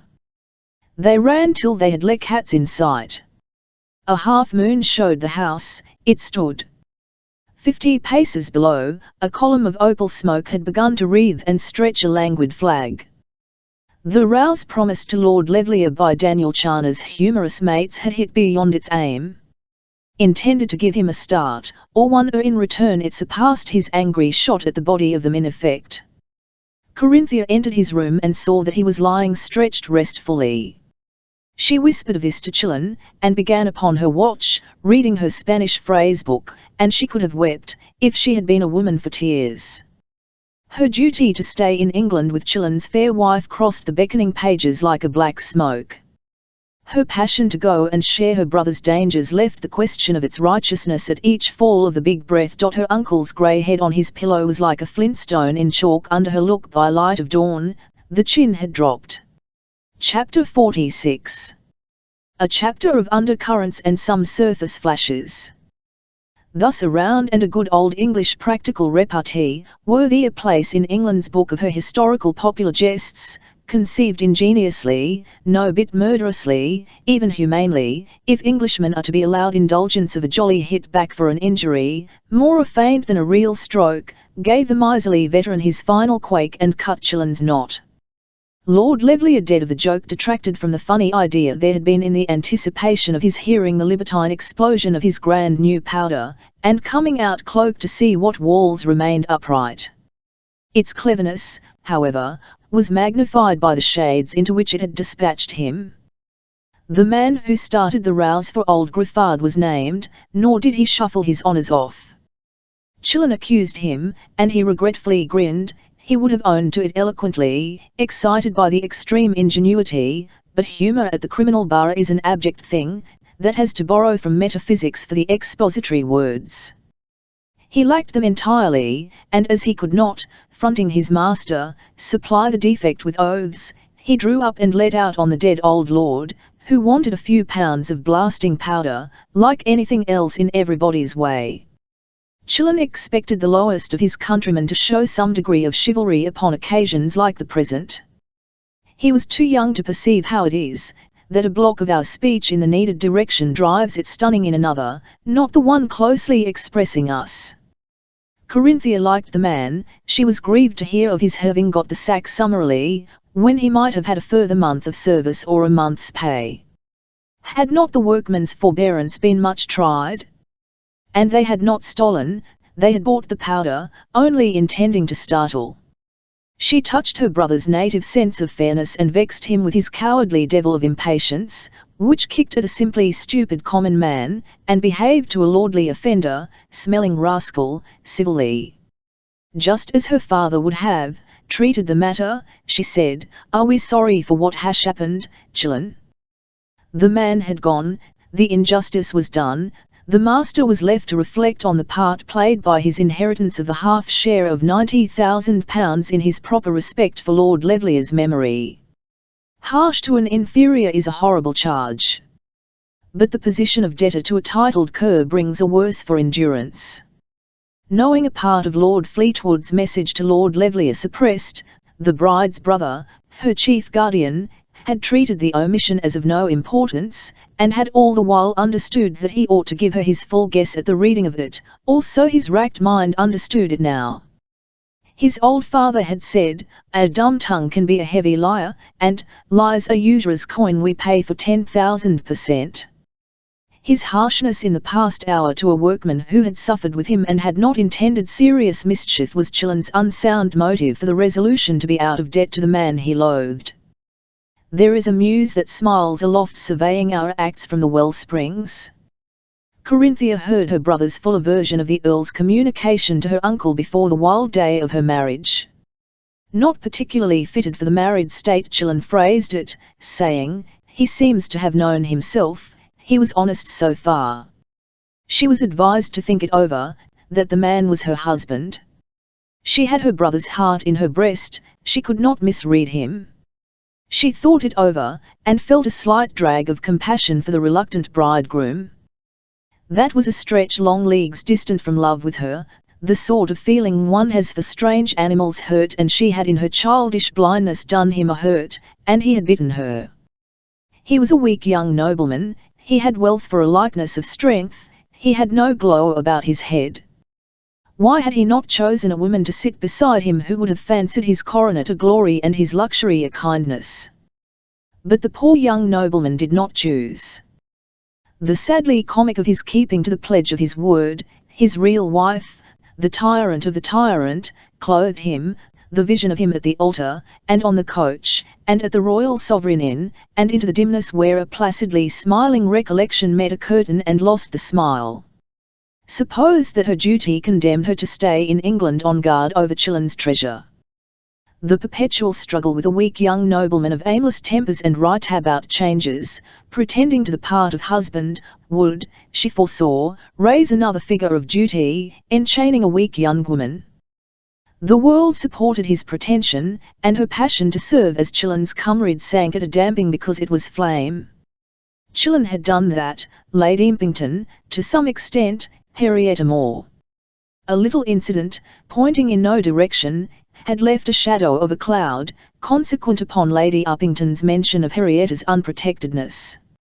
Stepping up the hill to meet her sister, on the morning of Henrietta's departure for London under the convoy of Mr. Withan, Corinthia long sight spied Kit Innes, or a man like him, in the meadow between Leckhatz and Crewridge. He stood before Henrietta, and vanished light-legged at a gesture. Henrietta was descending to take her leave of her busied husband, her cheeks were flushed, she would not speak of the fellow, except to reply, "Oh, a beggar," and kept asking whether she ought not to stay at Stonebridge. And if she did she would lose the last of the opera in London. How could she help to investigate the cause of an explosion so considerate to them? She sang snatches of melodies, clung to her husband, protested her inability to leave him, and went, appearing torn away. As well bid healthy children lie abed on a bright summer morning, as think of holding this fair young woman bound to the circle of safety when she has her view of pleasure sparkling like the shore sea mermaid's minor. Suspicions were not of the brood Corinthia's bosom harboured. Suspicion of Chillen's wife Corinthia could not feel. An uncaptained vessel in the winds on high seas was imagined without a picturing of it. The apparition of Ives, if it was he, would not fit with any conjecture. She sent a warning to Madge, and at the same time named the girl's wedding day for her, pained in doing it.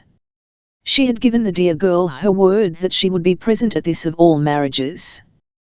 But a day or 2 days or more would have to be spent away from Chillen, and her hunger for even hour beside her brother confessed to the war going on within her, as to which was her holier duty, the one on the line of her inclinations, or that one pointing to luxury, choice between a battle horse and a cushioned chair, between companionship with her glorious brother facing death, and submission to a weak young nobleman claiming his husband's rights over her.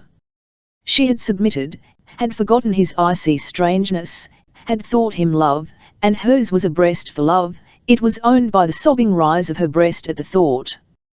And she might submit again, in honour? Scorning the husband? Chillen scorned him. Yet Chillen left the decision to her, specified his excuses.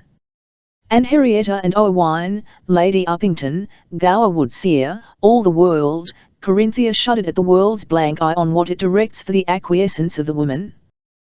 That shred of herself she would become, she felt herself becoming it when the view of her career beside her brother waned. The dead Rebecca living in her heart was the only soul among her friends whose voice was her own against the world, but there came a turn where she and Rebecca separated. Rebecca's insurgent wishes taking shape of prophecy, robbed her of her friend Owain, to present her an impossible object, that her mind could not compass or figure. She bade Rebecca rest and let her keep the fancy of Owain as her good ghost of a son in the mist of a frosty morning, sweeter to her than an image of love, though it were the very love, the love of maiden's dreams, bursting the bud of romance, issuing its flower. Delusive love drove away with a credulous maiden, under an English heaven, on a coach and four, from a windy hilltop, to a crash below, and a stunned recove one why in the street of small shops, mud, rain, gloom, language like musket fire and the wailing wounded. No regrets, her father had said, they unman the heart we want for tomorrow. She kept her look forward at the dead wall Chillen had thrown up. He did not reject her company, his prospect of it had clouded, and there were allusions to Henrietta's loneliness. His Karen could do her service by staying, if she decided that way. Her enthusiasm dropped to the level of life's common ground. With her sustainment gone, she beheld herself a titled doll, and had sternly to shut her eyes on the behind scenes, bar any shadowy approaches of womanly softness, thinking her father's daughter dishonoured in the submissive wife of the weak young nobleman Chillen despised as below the title of man. Madge and Gower came to Stoneridge on their road to London 3 days before their union. Madge had no fear of inns, but said, I never let Mr. Gower out of my sight. Perforce of studying him with the thirsty wonder consequent upon his proposal to her, she had got fast hold of the skirts of his character. She knew he was happy because he was always making her laugh at herself. Her manner of saying, she hoped to give him a comfortable home, so that he might never be sorry for what he had done was toned as in a church, beautiful to her mistress. Speaking of my lord's great kindness, her eyes yearned for a second and fell humbly. She said of Kit Ives, he's found a new patron. Sarah says Mr. Woodseer tells her my lady. It's another nobleman, Lord Brailston, has come into money lately and hired him for his pugilist when it's not horse racing. Gower spoke of thanks to Lord Fleetwood for the independence allowing him to take a wife and settle to work in his little Surrey home. He, too, showed he could have said more and was advised not to push at a shut gate. My lord would attend their wedding as well as my lady, Corinthia heard from Madge, counting it a pity that wealthy noblemen had no professions to hinder the doing of unprofitable things. Her sensibility was warm on the wedding day of these two dear ones. He graced the scene, she admitted, when reassured by his perfect reserve toward her personally. He was the born nobleman in his friendliness with the bridal pair and respectfulness to Mr. Woodseer.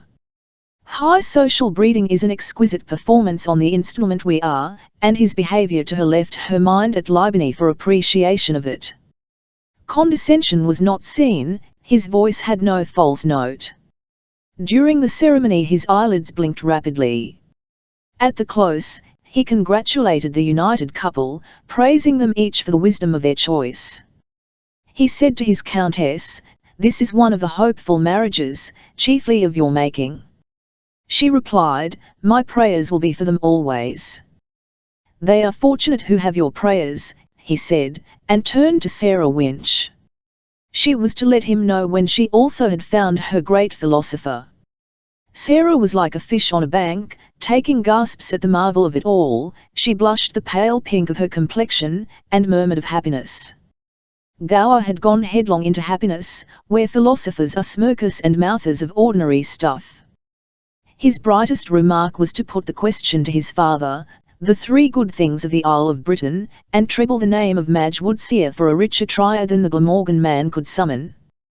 Pardonably foolish, but mindful of a past condition of indiscipline, nature's philosopher said to the old minister, "Your example saved me for this day at a turn of my road, sir." Nature's poor wild scholar paid that tribute to the regimental sectarian. Enough for proud philosophy to have done the thing demonstrably right. Gower's look at his Madge and the world said. That European rose of the coal-black order, as one of his numerous pictures of her painted the girl, was a torch in a cavern for dusky redness at her cheeks. Her responses beneath the book Mr. Woodseer held open had flashed a distant scene through Lord Fleetwood. Quaint to notice was her reverence for the husband she set on a towering monument, and her friendly, wifely, whispered jogs at the unpractical creature's forgetfulness of his wraps, his books, his writing desk, on this tremendous occasion, his pipe. Again the Earl could have sworn that despite her antecedents, she brought her husband honest dower, as surely as she gave the lucky pagan a whole heart, and had a remarkably fine bust to house the organ, too, and a clarionet of a voice, curiously like her mistress's. And not a bad fellow, but a heathen dog, a worshipper of nature, walked off with the girl, whose voice had the ring of Corinthius. The powers do not explain their dispensations. These two now won by united goodwill for the junction. Lord Fleetwood himself drove through Loudon to the hills, where another carriage awaited them by his orders, in the town of London's race course. As soon as they were seated he nodded to them curtly from his box, and drove back, leaving them puzzled. But his Countess had not so very coldly seen him start his horses to convey the modest bridal pair. His impulses to kindness could be politic. Before quitting Whitechapel, she went with Sarah to look at the old shop of the fruits and vegetables. They found it shut, untenanted. Mr. Woodseer told them that the Earl was owner of it by recent purchase, and would not lease it. He had to say why, for the Countess was dull to the notion of a sentimental desecration in the occupying of her bedchamber by poor tradespeople. She was little flattered. The great nobleman of her imagination when she lay there dwindled to a whimsy infant, despot of his nursery, capricious with his toys, likely to damage himself, if left to himself. How it might occur, she heard hourly from her hostess, Lady Uppington, from Henrietta as well, in different tense. He seemed to her no longer the stationed nobleman, but one of other idle men, and the saddest of young men. His weakness cast a net on her. Worse than that drag of compassion, she foresaw the chance of his having experience of her own weakness. If she was to be one among idle women, she might drop to the love of him again. Chillen's damping of her enthusiasm sank her to a mere breathing body, miserably an animal body, no comrade for a valiant brother, this young man's feeble consort, perhaps, and a creature thirsting for pleasure, disposed to sigh in the prospect of caresses. Enthusiasm gone, her spirited imagination of active work on the field of danger beside her brother flapped a broken wing. She fell too low in her esteem to charge it upon Henrietta that she stood hesitating, leaning on the hated side of the debate, though she could almost have blamed Chillen for refusing her his positive counsel, and not ordering his wife to follow him. Once Lady Uppington, reasoning with her on behalf of the husband who sought reconciliation, sneered at her brother's project, condemned it the more for his resolve to carry it out now that he had means. The front of a shower sprang to Corinthia's eyelids. Now that her brother had means, he from whom she might be divided was alert to keep his engagement and study war on the field, as his father had done in foreign service, offering England a trained soldier, should his country subsequently need him. The contrast of her heroic brother and a luxurious idle lord scattering blood of bird or stag, and despising the soldier's profession, had a singular bitter effect, consequent on her scorn of words to defend the man her heart idolized. This last of young women for weeping wept in the lady's presence. The feminine trick was pardoned to her because her unaccustomed betrayal of that form of enervation was desired. It was read as woman's act of self-pity over her perplexity, which is a melting act with the woman when there is no man to be dissolved by it. So far Lady Uppington judged rightly. Corinthia's tears, shed at the thought of her brother under the world's false judgment of him, left her spiritless to resist her husband's advocates. Unusual as they were, almost unknown, they were thunderdrops and shook her. All for the vivid surface, the dame frets at stresses laid on undercurrents. There is no bridling her unless the tale be here told of how Lord Brailston in his frenzy of the disconcerted rival boasted over town the counterstroke he had dealt Lord Fleetwood, by sending Mrs. Levlier a statement of the latter nobleman's base plot to thwart her husband's wager, with his foul agent, the repentant and well-paid ruffian in person, to verify every written word. The town's conception of the necessity for the reunion of the Earl and Countess was too intense to let exciting scandal prosper. Moreover, the town's bright anticipation of its concluding festivity on the domain of Calesford argued such tattle down to a baffled adorer's malice. The Countess of Cresset, having her cousin, the beautiful Mrs. Kirby Levlier, in her house, has denied Lord Brailston admission at her door, we can affirm. He has written to her vehemently, has called a second time, has vowed publicly that Mrs. Levlier shall have her warning against Lord Fleetwood. The madness of jealousy was exhibited. Lady Uppington pronounced him in his conduct unworthy the name of gentleman. And how foolish the scandal he circulates! Lord Fleetwood's one aim is to persuade his offended wife to take her place beside him. He expresses regret everywhere, that the death of her uncle Lord Levlier withholds her presence from Caelsford during her term of mourning, and that he has given his word for the fete on a particular day, before London runs quite dry. His pledge of his word is notoriously inviolate. The Countess of Cresset, an extraordinary instance of a thrice-married woman corrected in her diction to play by her alliance with a rakish juvenile, declares she performs the part of hostess at the request of the Countess of Fleetwood. Perfectly convincing. The more so, if you have the gossip's keen scent of a deduction, since Lord Fleetwood and young Lord Cresset and the Jesuit Lord Felter have been seen confabulating with very sacerdotal countenances indeed. 3 English noblemen. Not counting 80 years for the whole 3. And dear Lady Cresset fears she may be called on to rescue her boy husband from a worse enemy than the Green Tables, if Lady Fleetwood should unhappily prove unyielding, as it shames the gentle sex to imagine she will be. In fact, we know through Mrs. Levlier, the meeting of reconciliation between the Earl and the Countess comes off at Lady Uppington's, by her express arrangement, tomorrow, none too soon the expectant world of London declared it. The meeting came to pass 3 days before the great day at Caelsford. Corinthia and her lord were alone together. This had been his bumming wish at Quaritch, where he could have poured his heart to her and might have moved the wife's. But she had formed her estimate of him there, she had, in the comparison or clash of forces with him, grown to contemplate the young man of wealth and rank, who had once been impatient of an allusion to her father, and sought now to part her from her brother, stop her breathing of fresh air. Sensationally, too, her ardour for the exercise of her inherited gifts attributed it to him that her father's daughter had lived the mean existence in England, pursuing a husband, hounded by a mother's terrors. The influences environing her and pressing her to submission sharpened her perusal of the small object largely endowed by circumstances to demand it. She stood calmly discoursing, with a tempered smile, no longer a novice in the social manner. An equal whom he had injured waited for his remarks, gave ready replies, and he, bowing to the visible equality, chafed at a sense of inferiority following his acknowledgment of it. He was alone with her, and next to dumb, she froze a full heart. As for his heart, it could not speak at all, it was a swinging lump.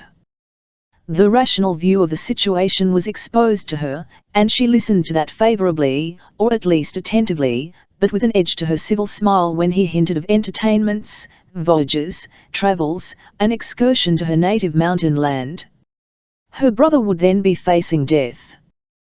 The rational view, she admitted, was one to be considered.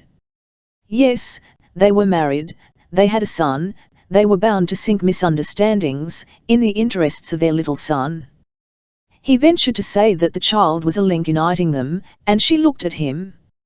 He blinked rapidly, as she had seen him do of late, but kept his eyes on her through the nervous flutter of the lids, his pride making a determined stand for physical mastery, though her look was but a look. Had there been reproach in it, he would have found the voice to speak out. Her look was a cold sky above a hungering man. She froze his heart from the marble of her, and because she was for adventuring with her brother at bloody work of civil war in the pay of a foreign, found a short refuge in that mute sneer, and was hurled from it by an apparition of the Welsh scene of the bitten infant, and Corinthia volunteering to do the bloody work which would have saved it, which he had contested, ridiculed. Right then, her insanity now conjured the wretched figure of him opposing the martyr her splendid humaneness had offered her to be, and dominated his reason, subjected him to admire, on to worship of the woman, whatever she might do. Just such a feeling for a woman he had dreamed of in his younger time, doubting that he would ever meet the fleshly woman to impose it. his heart broke the frost she breathed.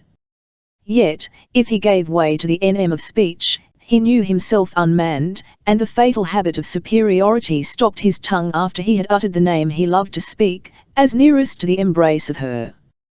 Corinthia, so I think, as I said, we both see the common sense of the position. I regret over and over again, we'll discuss all that when we meet after this Calesford affair.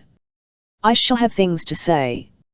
You will overlook, I am sure, well, men are men, or try to. Perhaps I'm not worse than, we'll say, some. You will, I know, I have learnt it, be of great service, help to me, double my value, I believe, more than double it. You will receive me, here? Or at Quaritch or Esselmont, and alone together, as now, I beg. That was what he said. Having said it, his escape from high tragics in the comfortable worldly tone rejoiced him, to some extent also the courteous audience she gave him. And her hand was not refused. Judging by her aspect, the plain common-sense ground of their situation was accepted for the best opening step to their union, though she must have had her feelings beneath it, and God knew that he had. Her hand was friendly. He could have thanked her for yielding her hand without a stage scene, she had fine breeding by nature. The gracefulest of trained ladies could not have passed through such an interview so perfectly in the right key, and this was the woman he had seen at the wrestle with hideous death to save a muddy street child. She touched the gentleman in him. Hard as it was while he held the hand of the wife, his little son's mother, who might be called his bride, and drew him by the contact of their blood to a memory, seeming impossible, some other worlds attested the angel, he the demon of it, unimaginable, yet present, palpable, a fact beyond his mind, he let her hand fall scarce pressed. Did she expect more than the common sense of it to be said? The more was due to her, and should partly be said at their next meeting for the no finther separating, or else he would vow in his heart to spread it out over a whole life's course of wakeful devotion, with here and there a hint of his younger black nature. Better that except for a desire seizing him to make sacrifice of the demon he had been, offer him up hideously naked to her mercy. But it was a thing to be done by hints, by fits, by small doses. She could only gradually be brought to the comprehension of how the man or demon found indemnification under his yoke of marriage in snatching her, to torment, perhaps betray, and solace for the hurt to his pride in spreading a snare for the beautiful Henrietta. A confession? It could be to none but the priest. Knowledge of Corinthia would have urged him to the confession straightway. In spite of horror, the task of helping to wash a black soul white would have been her compensation for loss of companionship with her soldier brother. She would have held hot iron to the rabid wound and come to a love of the rescued sufferer. It seemed to please her when he spoke of Mr. Rose Mackerel's applications to get back his volume of her father's book of maxims. "There is mine," she said. For the sake of winning her quick gleam at any word of the bridal couple, he conjured a picture of her Madge and his Gower, saying, that marriage, as you will leem, proves him honest from head to foot, as she is in her way, too. Oh, she is, was the answer. We shall be driving down to them very soon, Corinthia. It will delight them to see either of us, my lord. My lady, adieu until I am over with this Calesford, he gestured, as in fetters. She spared him the my lording as she said adieu, sensitive as she was, and to his perception now. Lady Uppington had a satisfactory 2 minutes with him before he left the house. London town, on the great day at Calesford, interchanged communications, to the comforting effect, that the Countess of Fleetwood would reign over the next entertainment. Chapter 47. The last, with a concluding word by the dame. It is of seemingly good organ for the cause of a suppliant man, however little for the man himself, when she who has much to pardon can depict him in a manner that almost smiles, not unlike a dandling nurse the miniature man-child sobbing off to sleep after a frenzy, an example of a genus framed for excuses, and he more than others. Chillen was amused up to inquisitive surprise by Corinthia's novel idea of her formerly dreaded riddle of a husband. As she sketched the very rational alliance proposed to her, and his kick at the fetters of Caelsford, a shadowy dash for an image of the solicitous tyrant was added perforce to complete the scene, following which, her head moved sharply, the subject was flung over her shoulder. She was developing, she might hold her ground with the husband, if the alliance should be resumed, and she would be a companion for Henrietta in England. She was now independent, as to money, and she could break an intolerable yoke without suffering privation. He kept his wrath under, determined not to use his influence either way, sure though he was of her old father's voting for her to quit the man and enter the field where qualities would be serviceable. The man probably feared a scandal more than the loss of his wife in her going. He had never been thrashed, the sole apology Chillen discovered for him, in a flushed review of the unavenged list of injuries Corinthia had sustained. His wise old father insisted on the value of an early thrashing to trim and shape the growth of most young men. There was no proof of Lord Fleetwood's having schemed to thwart his wager, so he put that accusation by, thinking for an instant that if the man desired to have his wife with him, and she left the country with her brother, his own act would recoil, or if she stayed to hear of a villainy, Corinthia's show of scum could lash. Henrietta praised my lord's kindness. He had been one of the adorers, as what man would not be, and upon her at least, he could hardly love her husband, he had not wreaked his disappointment. A young man of huge wealth, having nothing to do but fatten his whims, is the monster a rich country breeds under the blessing of peace. His wife, if a match for him, has her work traced out, mean work for the child of her father, Chillen thought. She might be doing braver, more suitable to the blood in her veins.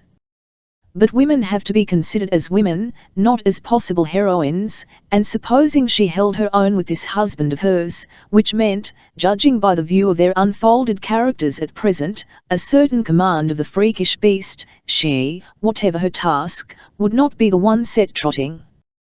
He came to his opinion through the estimate he had recently formed of Lord Fleetwood, and a study of his changed sister.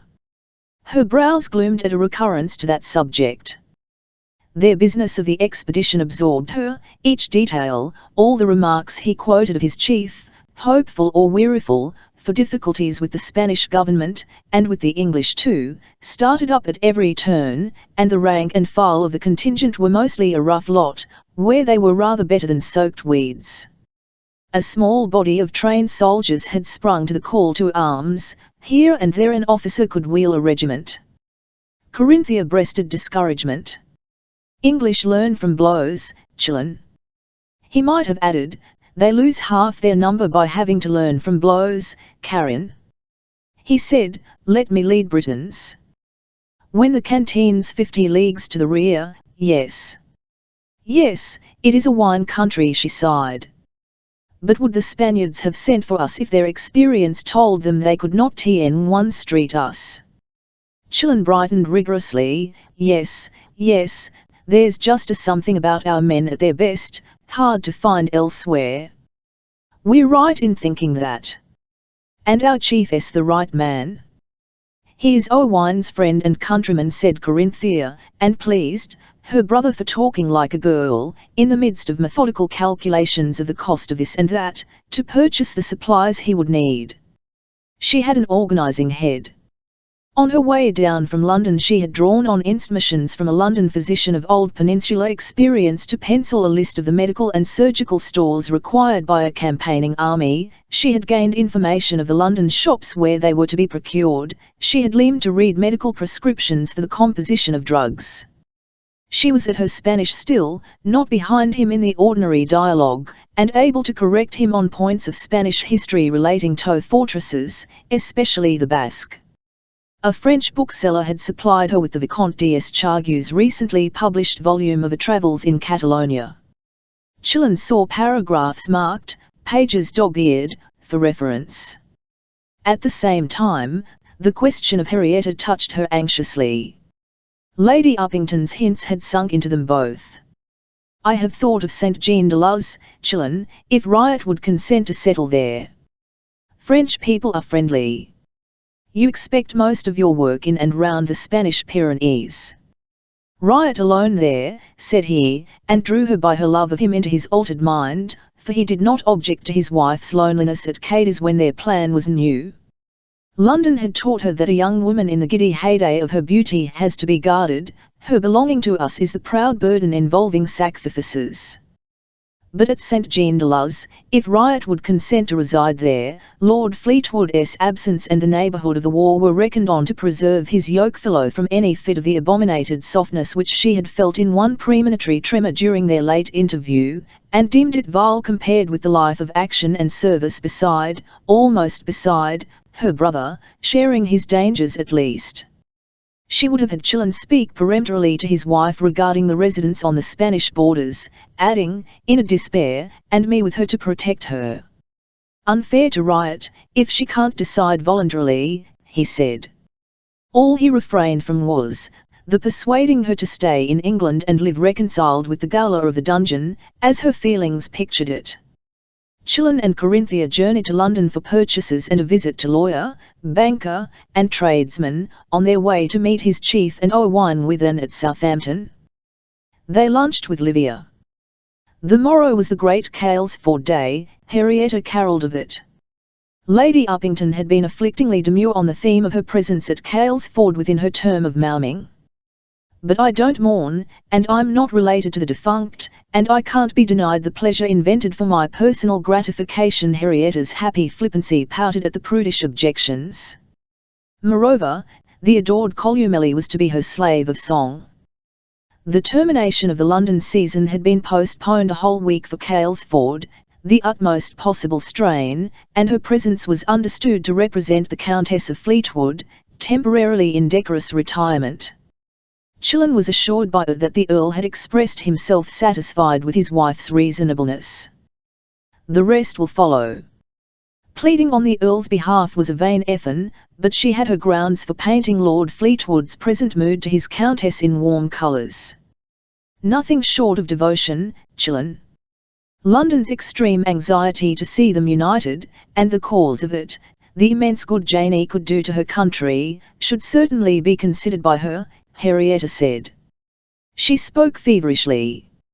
A mention of St. Jean-de-Luz for a residence inflicted, it appeared, a more violent toothache than she had suffered from the proposal of quilters in Cadiz. And now her husband had money. She suggested his reinstatement in the English army. Chillen hushed that, his chief had his word. Besides, he wanted schooling in war. Why had he married? His love for her was the answer, and her beauty argued for the love. But possessing her, he was bound to win her a name.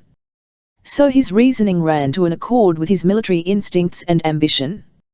Nevertheless, the mournful strange fact she recalled, that they had never waltzed together since they were made one, troubled his countenance in the mirror of hers. Instead of the waltz, grief, low worries, dullness, an eclipse of her, had been the beautiful creature's portion. It established mighty claims to a young husband's indulgence. She hummed a few bars of his favourite old Viennese waltz, with Chillen, invitingly and reproachfully. His loathing of Lord Fleetwood had to withstand an envious jump at the legs in his vison of her partner on the morrow. He said, "You'll think of someone absent. You really do wish me to go, my darling?" "It is Chillen's wish." She begged for the words, she had them, and then her feverishness abated to a simple sparkling composure. Corinthia had observed her. She was heartsick under pressure of thoughts the heavier for being formless. They signified in the sum her doom to see her brother leave England for the war, and herself crumble to pieces from the imagined figure of herself beside him on or near the field. They could not be phrased, for they accused the beloved brother of a weakness in the excessive sense of obligation to the beautiful woman who had wedded him. Driving down to Southampton by the night coach, her tenderness toward Henrietta held other thoughts unshaped, except one, that moved in its twilight, murmuring of how the love of pleasure keeps us blind children, and how the innocents are pushed by it to snap at wicked bait, which the wealthy angle with, pointed a charitable index on some of our social story. The Countess Livia, not an innocent like Henrietta, had escaped the poisoned tongues by contracting a third marriage, in time. Lady Uppington said, and the knotty question was presented to a young mind, why are the innocents tempted to their ruin, and the darker natures allowed an escape? Any street boy could have told her of the virtue in quick wits.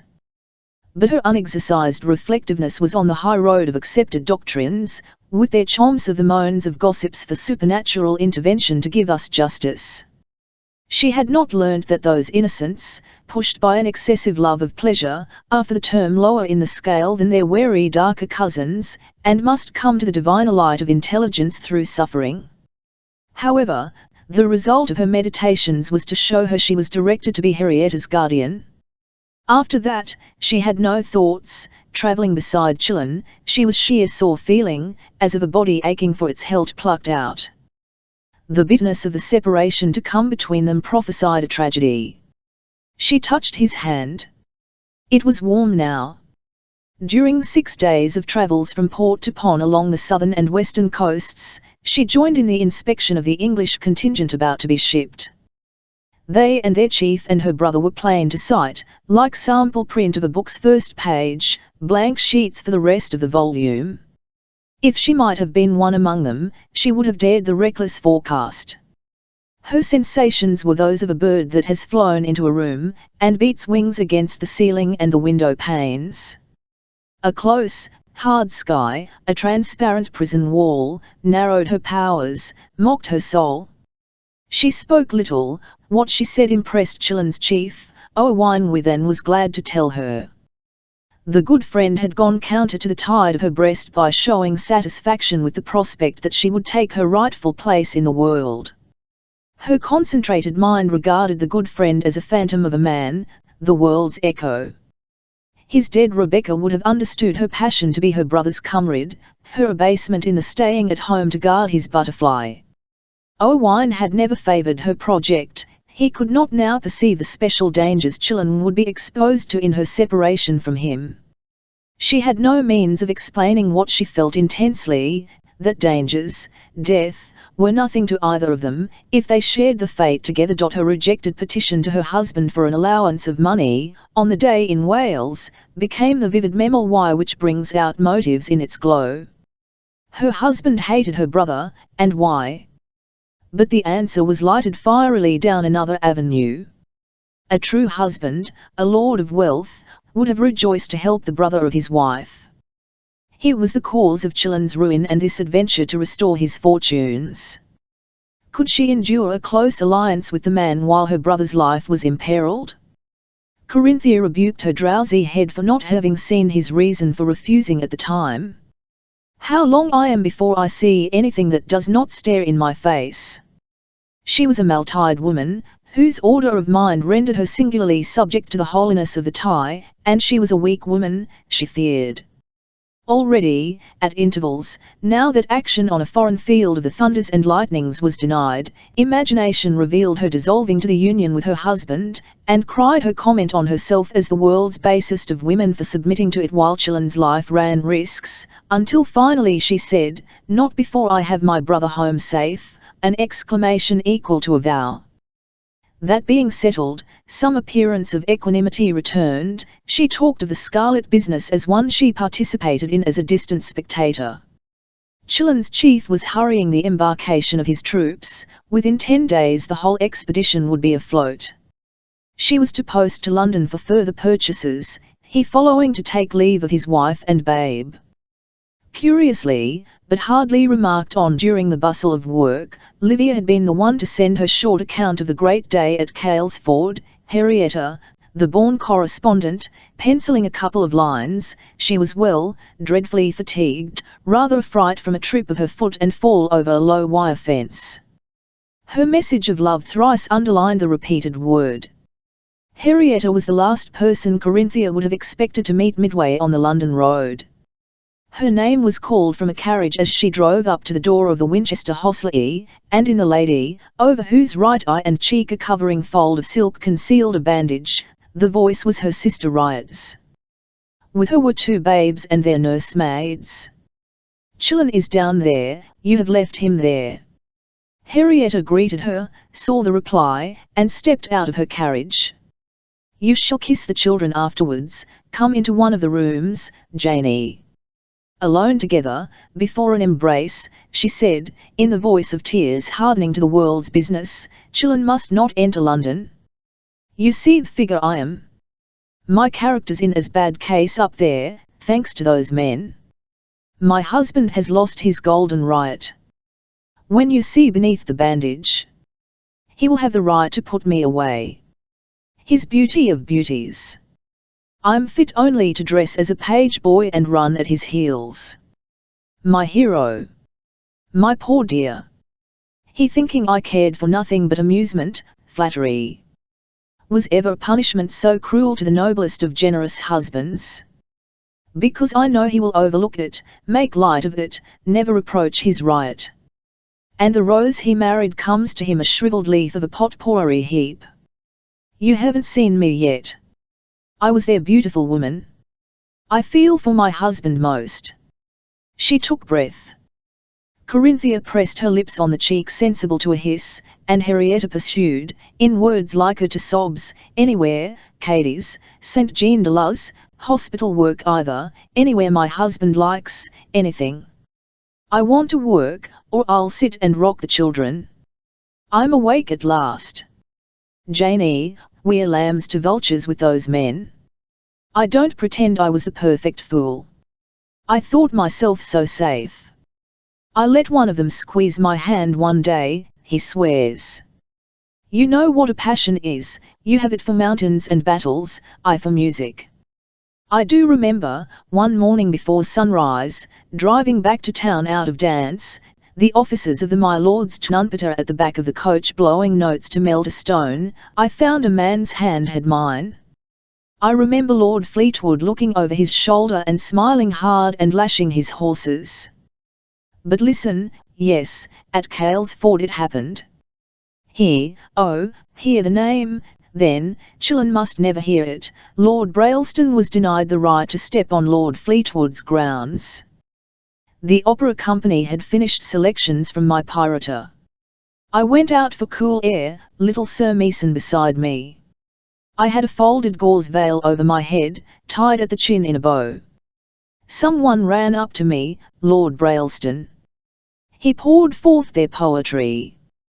They suppose it the wine for their beautiful woman. I dare say I laughed or told him to go, and he began a tirade against Lord Fleetwood. There's no mighty difference between one beast of prey and another. Let me get away from them all. Though now, they would not lift an eyelid. This is my husband's treasure returning to him. We have to be burned to come to our senses. Janie, oh. You do well, it was fiendish, old ballads, melodrama plays, I see they were built on men's deeds. Janie, I could not believe it, I have to believe, it is forced down my throat, that man, your husband, because he could not forgive my choosing children, schemed for children's nlin. I could not believe it until I saw in the glass this disfigured wretch he has made of me. Livia serves him, she hates him for the tyrant he is, she has opened my eyes. And not for himself, no, for his revenge on me, for my name to be as my face is. He tossed me to his dogs, fair game for them. You do well, Janie, he is capable of any villainy. And has been calling at Livia's door twice a day, inquiring anxiously, begs the first appointment possible. He has no shame, he is accustomed to buy men and women, he thinks his money will buy my pardon, give my face a new skin, perhaps. A woman swears to you, Janie, by all she holds holy on earth, it is not the loss of her beauty, there will be a wrinkled patch on the cheek for life, the surgeon says, I am to bear a brown spot, like a banalized peach they sell at the fruit shops cheap. Chillen's right. I think of that, the miserable wife I am for him without the beauty he loved so. I think of myself as guilty, a really guilty woman, when I compare my loss with my husband's. Your accident, dearest riot, how it happened? Corinthia said, enfolding her. Because, Janie, what have I ever been to Chillen but the good-looking thing he was proud of? It's gone. Oh, the accident. Brailston had pushed little Corby away. He held my hand, kept imploring. He wanted the usual 2 minutes, and all to wham me against, "I've told you," and he saw Lord Fleetwood coming. I got my hand free, and stepped back, my head spinning, and I fell. That I recollect, and a sight of flames, like the end of the world. I fell on one of the oil lamps bordering the grass, my veil lighted, I had fainted. Those 2 men saw nothing but one another, and little Sir Meeson was no help. Young Lord Cresset dashed out the flames. They brought me to my senses for a second swoon. Livia says I woke moaning to be taken away from that hated Caelsford. It was, oh, never to see that husband of yours again. Forgive him, if I can. Not I. I carry the mark of him to my grave. I have called myself skin deep ever since, day and night, the name I deserve. We will return to Chillon together, my own, said Corinthia. It may not be so bad. And in the hope that her lovely sister exaggerated a defacement leaving not much worse than a small scar, her heart threw off its load of the recent perplexities. Daylight broke through her dark wood. Henrietta brought her liberty. How far guilty her husband might be, she was absolved from considering, sufficiently guilty to release her. Upon that conclusion, pity for the awakened riot shed purer teardrops direr the gratitude she could not restrain, could hardly conceal, on her sister's behalf and her own. Henrietta's prompt dispatch to Courage to fetch the babes, her journey down out of a sick room to stop Chillon's visit to London, proved her an awakened woman, well paid for the stain on her face, though the stain were lasting. Never had she loved Henrietta, never shown her so much love, as on the road to the deepening colours of the West. Her sisterly warmth surprised the woeful spotted beauty with a reflection that this martial Janey was after all a woman of feeling, one whom her husband, if he came to know it and the depth of it, the rich sound of it, would maum in sackcloth to have lost. And he did. The dame interposes for the final word. He mourned his loss of Corinthia Jane in sackcloth and ashes, notwithstanding that he had the world's affectionate condolences about him to come from him, by reason of his ungovernable countess's misbehaviour once more, according to the report, in running away with a young officer to take pan in a foreign insurrection, and when he was most the idol of his countrymen and countrywomen, which it was once his immoderate aim to be, he mourned her day and night, knowing her spotless, however wild a follower of her father's maxims for men. He believed, some have said his belief was not in error, that the woman to aid and make him man and be the star in human form to him, was miraculously revealed on the day of his walk through the foreign pine forest, and his proposal to her at the ducal ball was an inspiration of his good genius, continuing to his marriage morn, and then running downwards, like an overstrained reel, under the leadership of his bad. From turning to turning of that descent, he saw himself advised to retrieve the fatal steps, at each point attempting it just too late, until too late by an hour, he reached the seaport where his wife had embarked, and her brother, Chillon John, cruelly, it was the common opinion, refused him audience. No syllable of the place whither she fled abroad was vouchsafed to him, and his confessions of sins and repentance of them were breathed to empty air. The wealthiest nobleman of all England on the pier, watching the regiments of that doomed expedition mount ship, ready with the bribe of the greater part of his possessions for a single word to tell him of his wife's destination. Lord Felter, his companion, has done us the service to make his emotions known. He describes them, TME, as the papist who sees Eve 1Y incident contribute to precipitate sinners into the bosom of his church. But this, we have warrant for saying, did not occur before the Earl had visited and strolled in the woods with his former secretary, Mr. Gower Woodseer, of whom so much has been told, and he little better than an infidel, declaring his aim to be at contentedness in life. Lord Fleetwood might envy for a while, he could not be satisfied with nature. Within 6 months of Corinthia Jane's disappearance, people had begun to talk of strange doings at Caelsford, and some would have it, that it was the rehearsal of a play, in which friars were prominent characters, for there the frocked gentry were seen flitting across the ground. Then the world learned too surely that the dreaded evil had happened. Its wealthiest nobleman had gone over to the Church of Rome, carrying all his personal and unentailed estate to squander it on images and a dogma. Calesford was attacked by the notorious riots in our history was a result of the amazing marriage, and roused the talk of it again over Great Britain. When Corinthia Jane, after 2 years of adventures and perils rarely encountered by women, returned to these shores, she was, they say, most anxious for news of her husband, and then, it has been conjectured, they might have been united to walk henceforward as one for life, but for the sad fact that the Earl of Fleetwood had 2 months and some days previously abjured his rank, his remaining property, and his title, to become, there is one report, the Brother Russet of the Mountain Monastery. He visited in simple curiosity once with his betraying friend, Lord Felter. Or some say, and so it may truly be, it was an amateur monastery established by him down among his Welsh mountains, in which he served as a simple brother, without any authority over the priests or what not he paid to act as his superiors. Monk of some sort he would be. He was never the man to stop at anything halfway. Mr. Rose Mackerel, in his memoirs, was the first who revealed to the world that the Mademoiselle de Levlier of the French Count fighting with the Carlists, falsely claimed by him as a Frenchwoman, was, in verity NLTH, Corinthia Jane, the Countess of Fleetwood, to whom Carlists and legitimizers alike were indebted for tender care of them on the field and in hospital, and who rode from one camp dire or the other up to the tent of the pretender to the throne of Spain, bearing her petition for her brother's release, which was granted, in acknowledgment of her renowned humanity to both conflicting armies, as the words translated by Dr. Glossop run. Certain it is she brought her wounded brother safe home to England, and prisoners in that war usually had short shrift. For 3 years longer she was the Countess of Fleetwood, widow of a living suicide. Mr. Rose Mackerel describes the state of the marriage at that period. No whisper of divorce did she tolerate.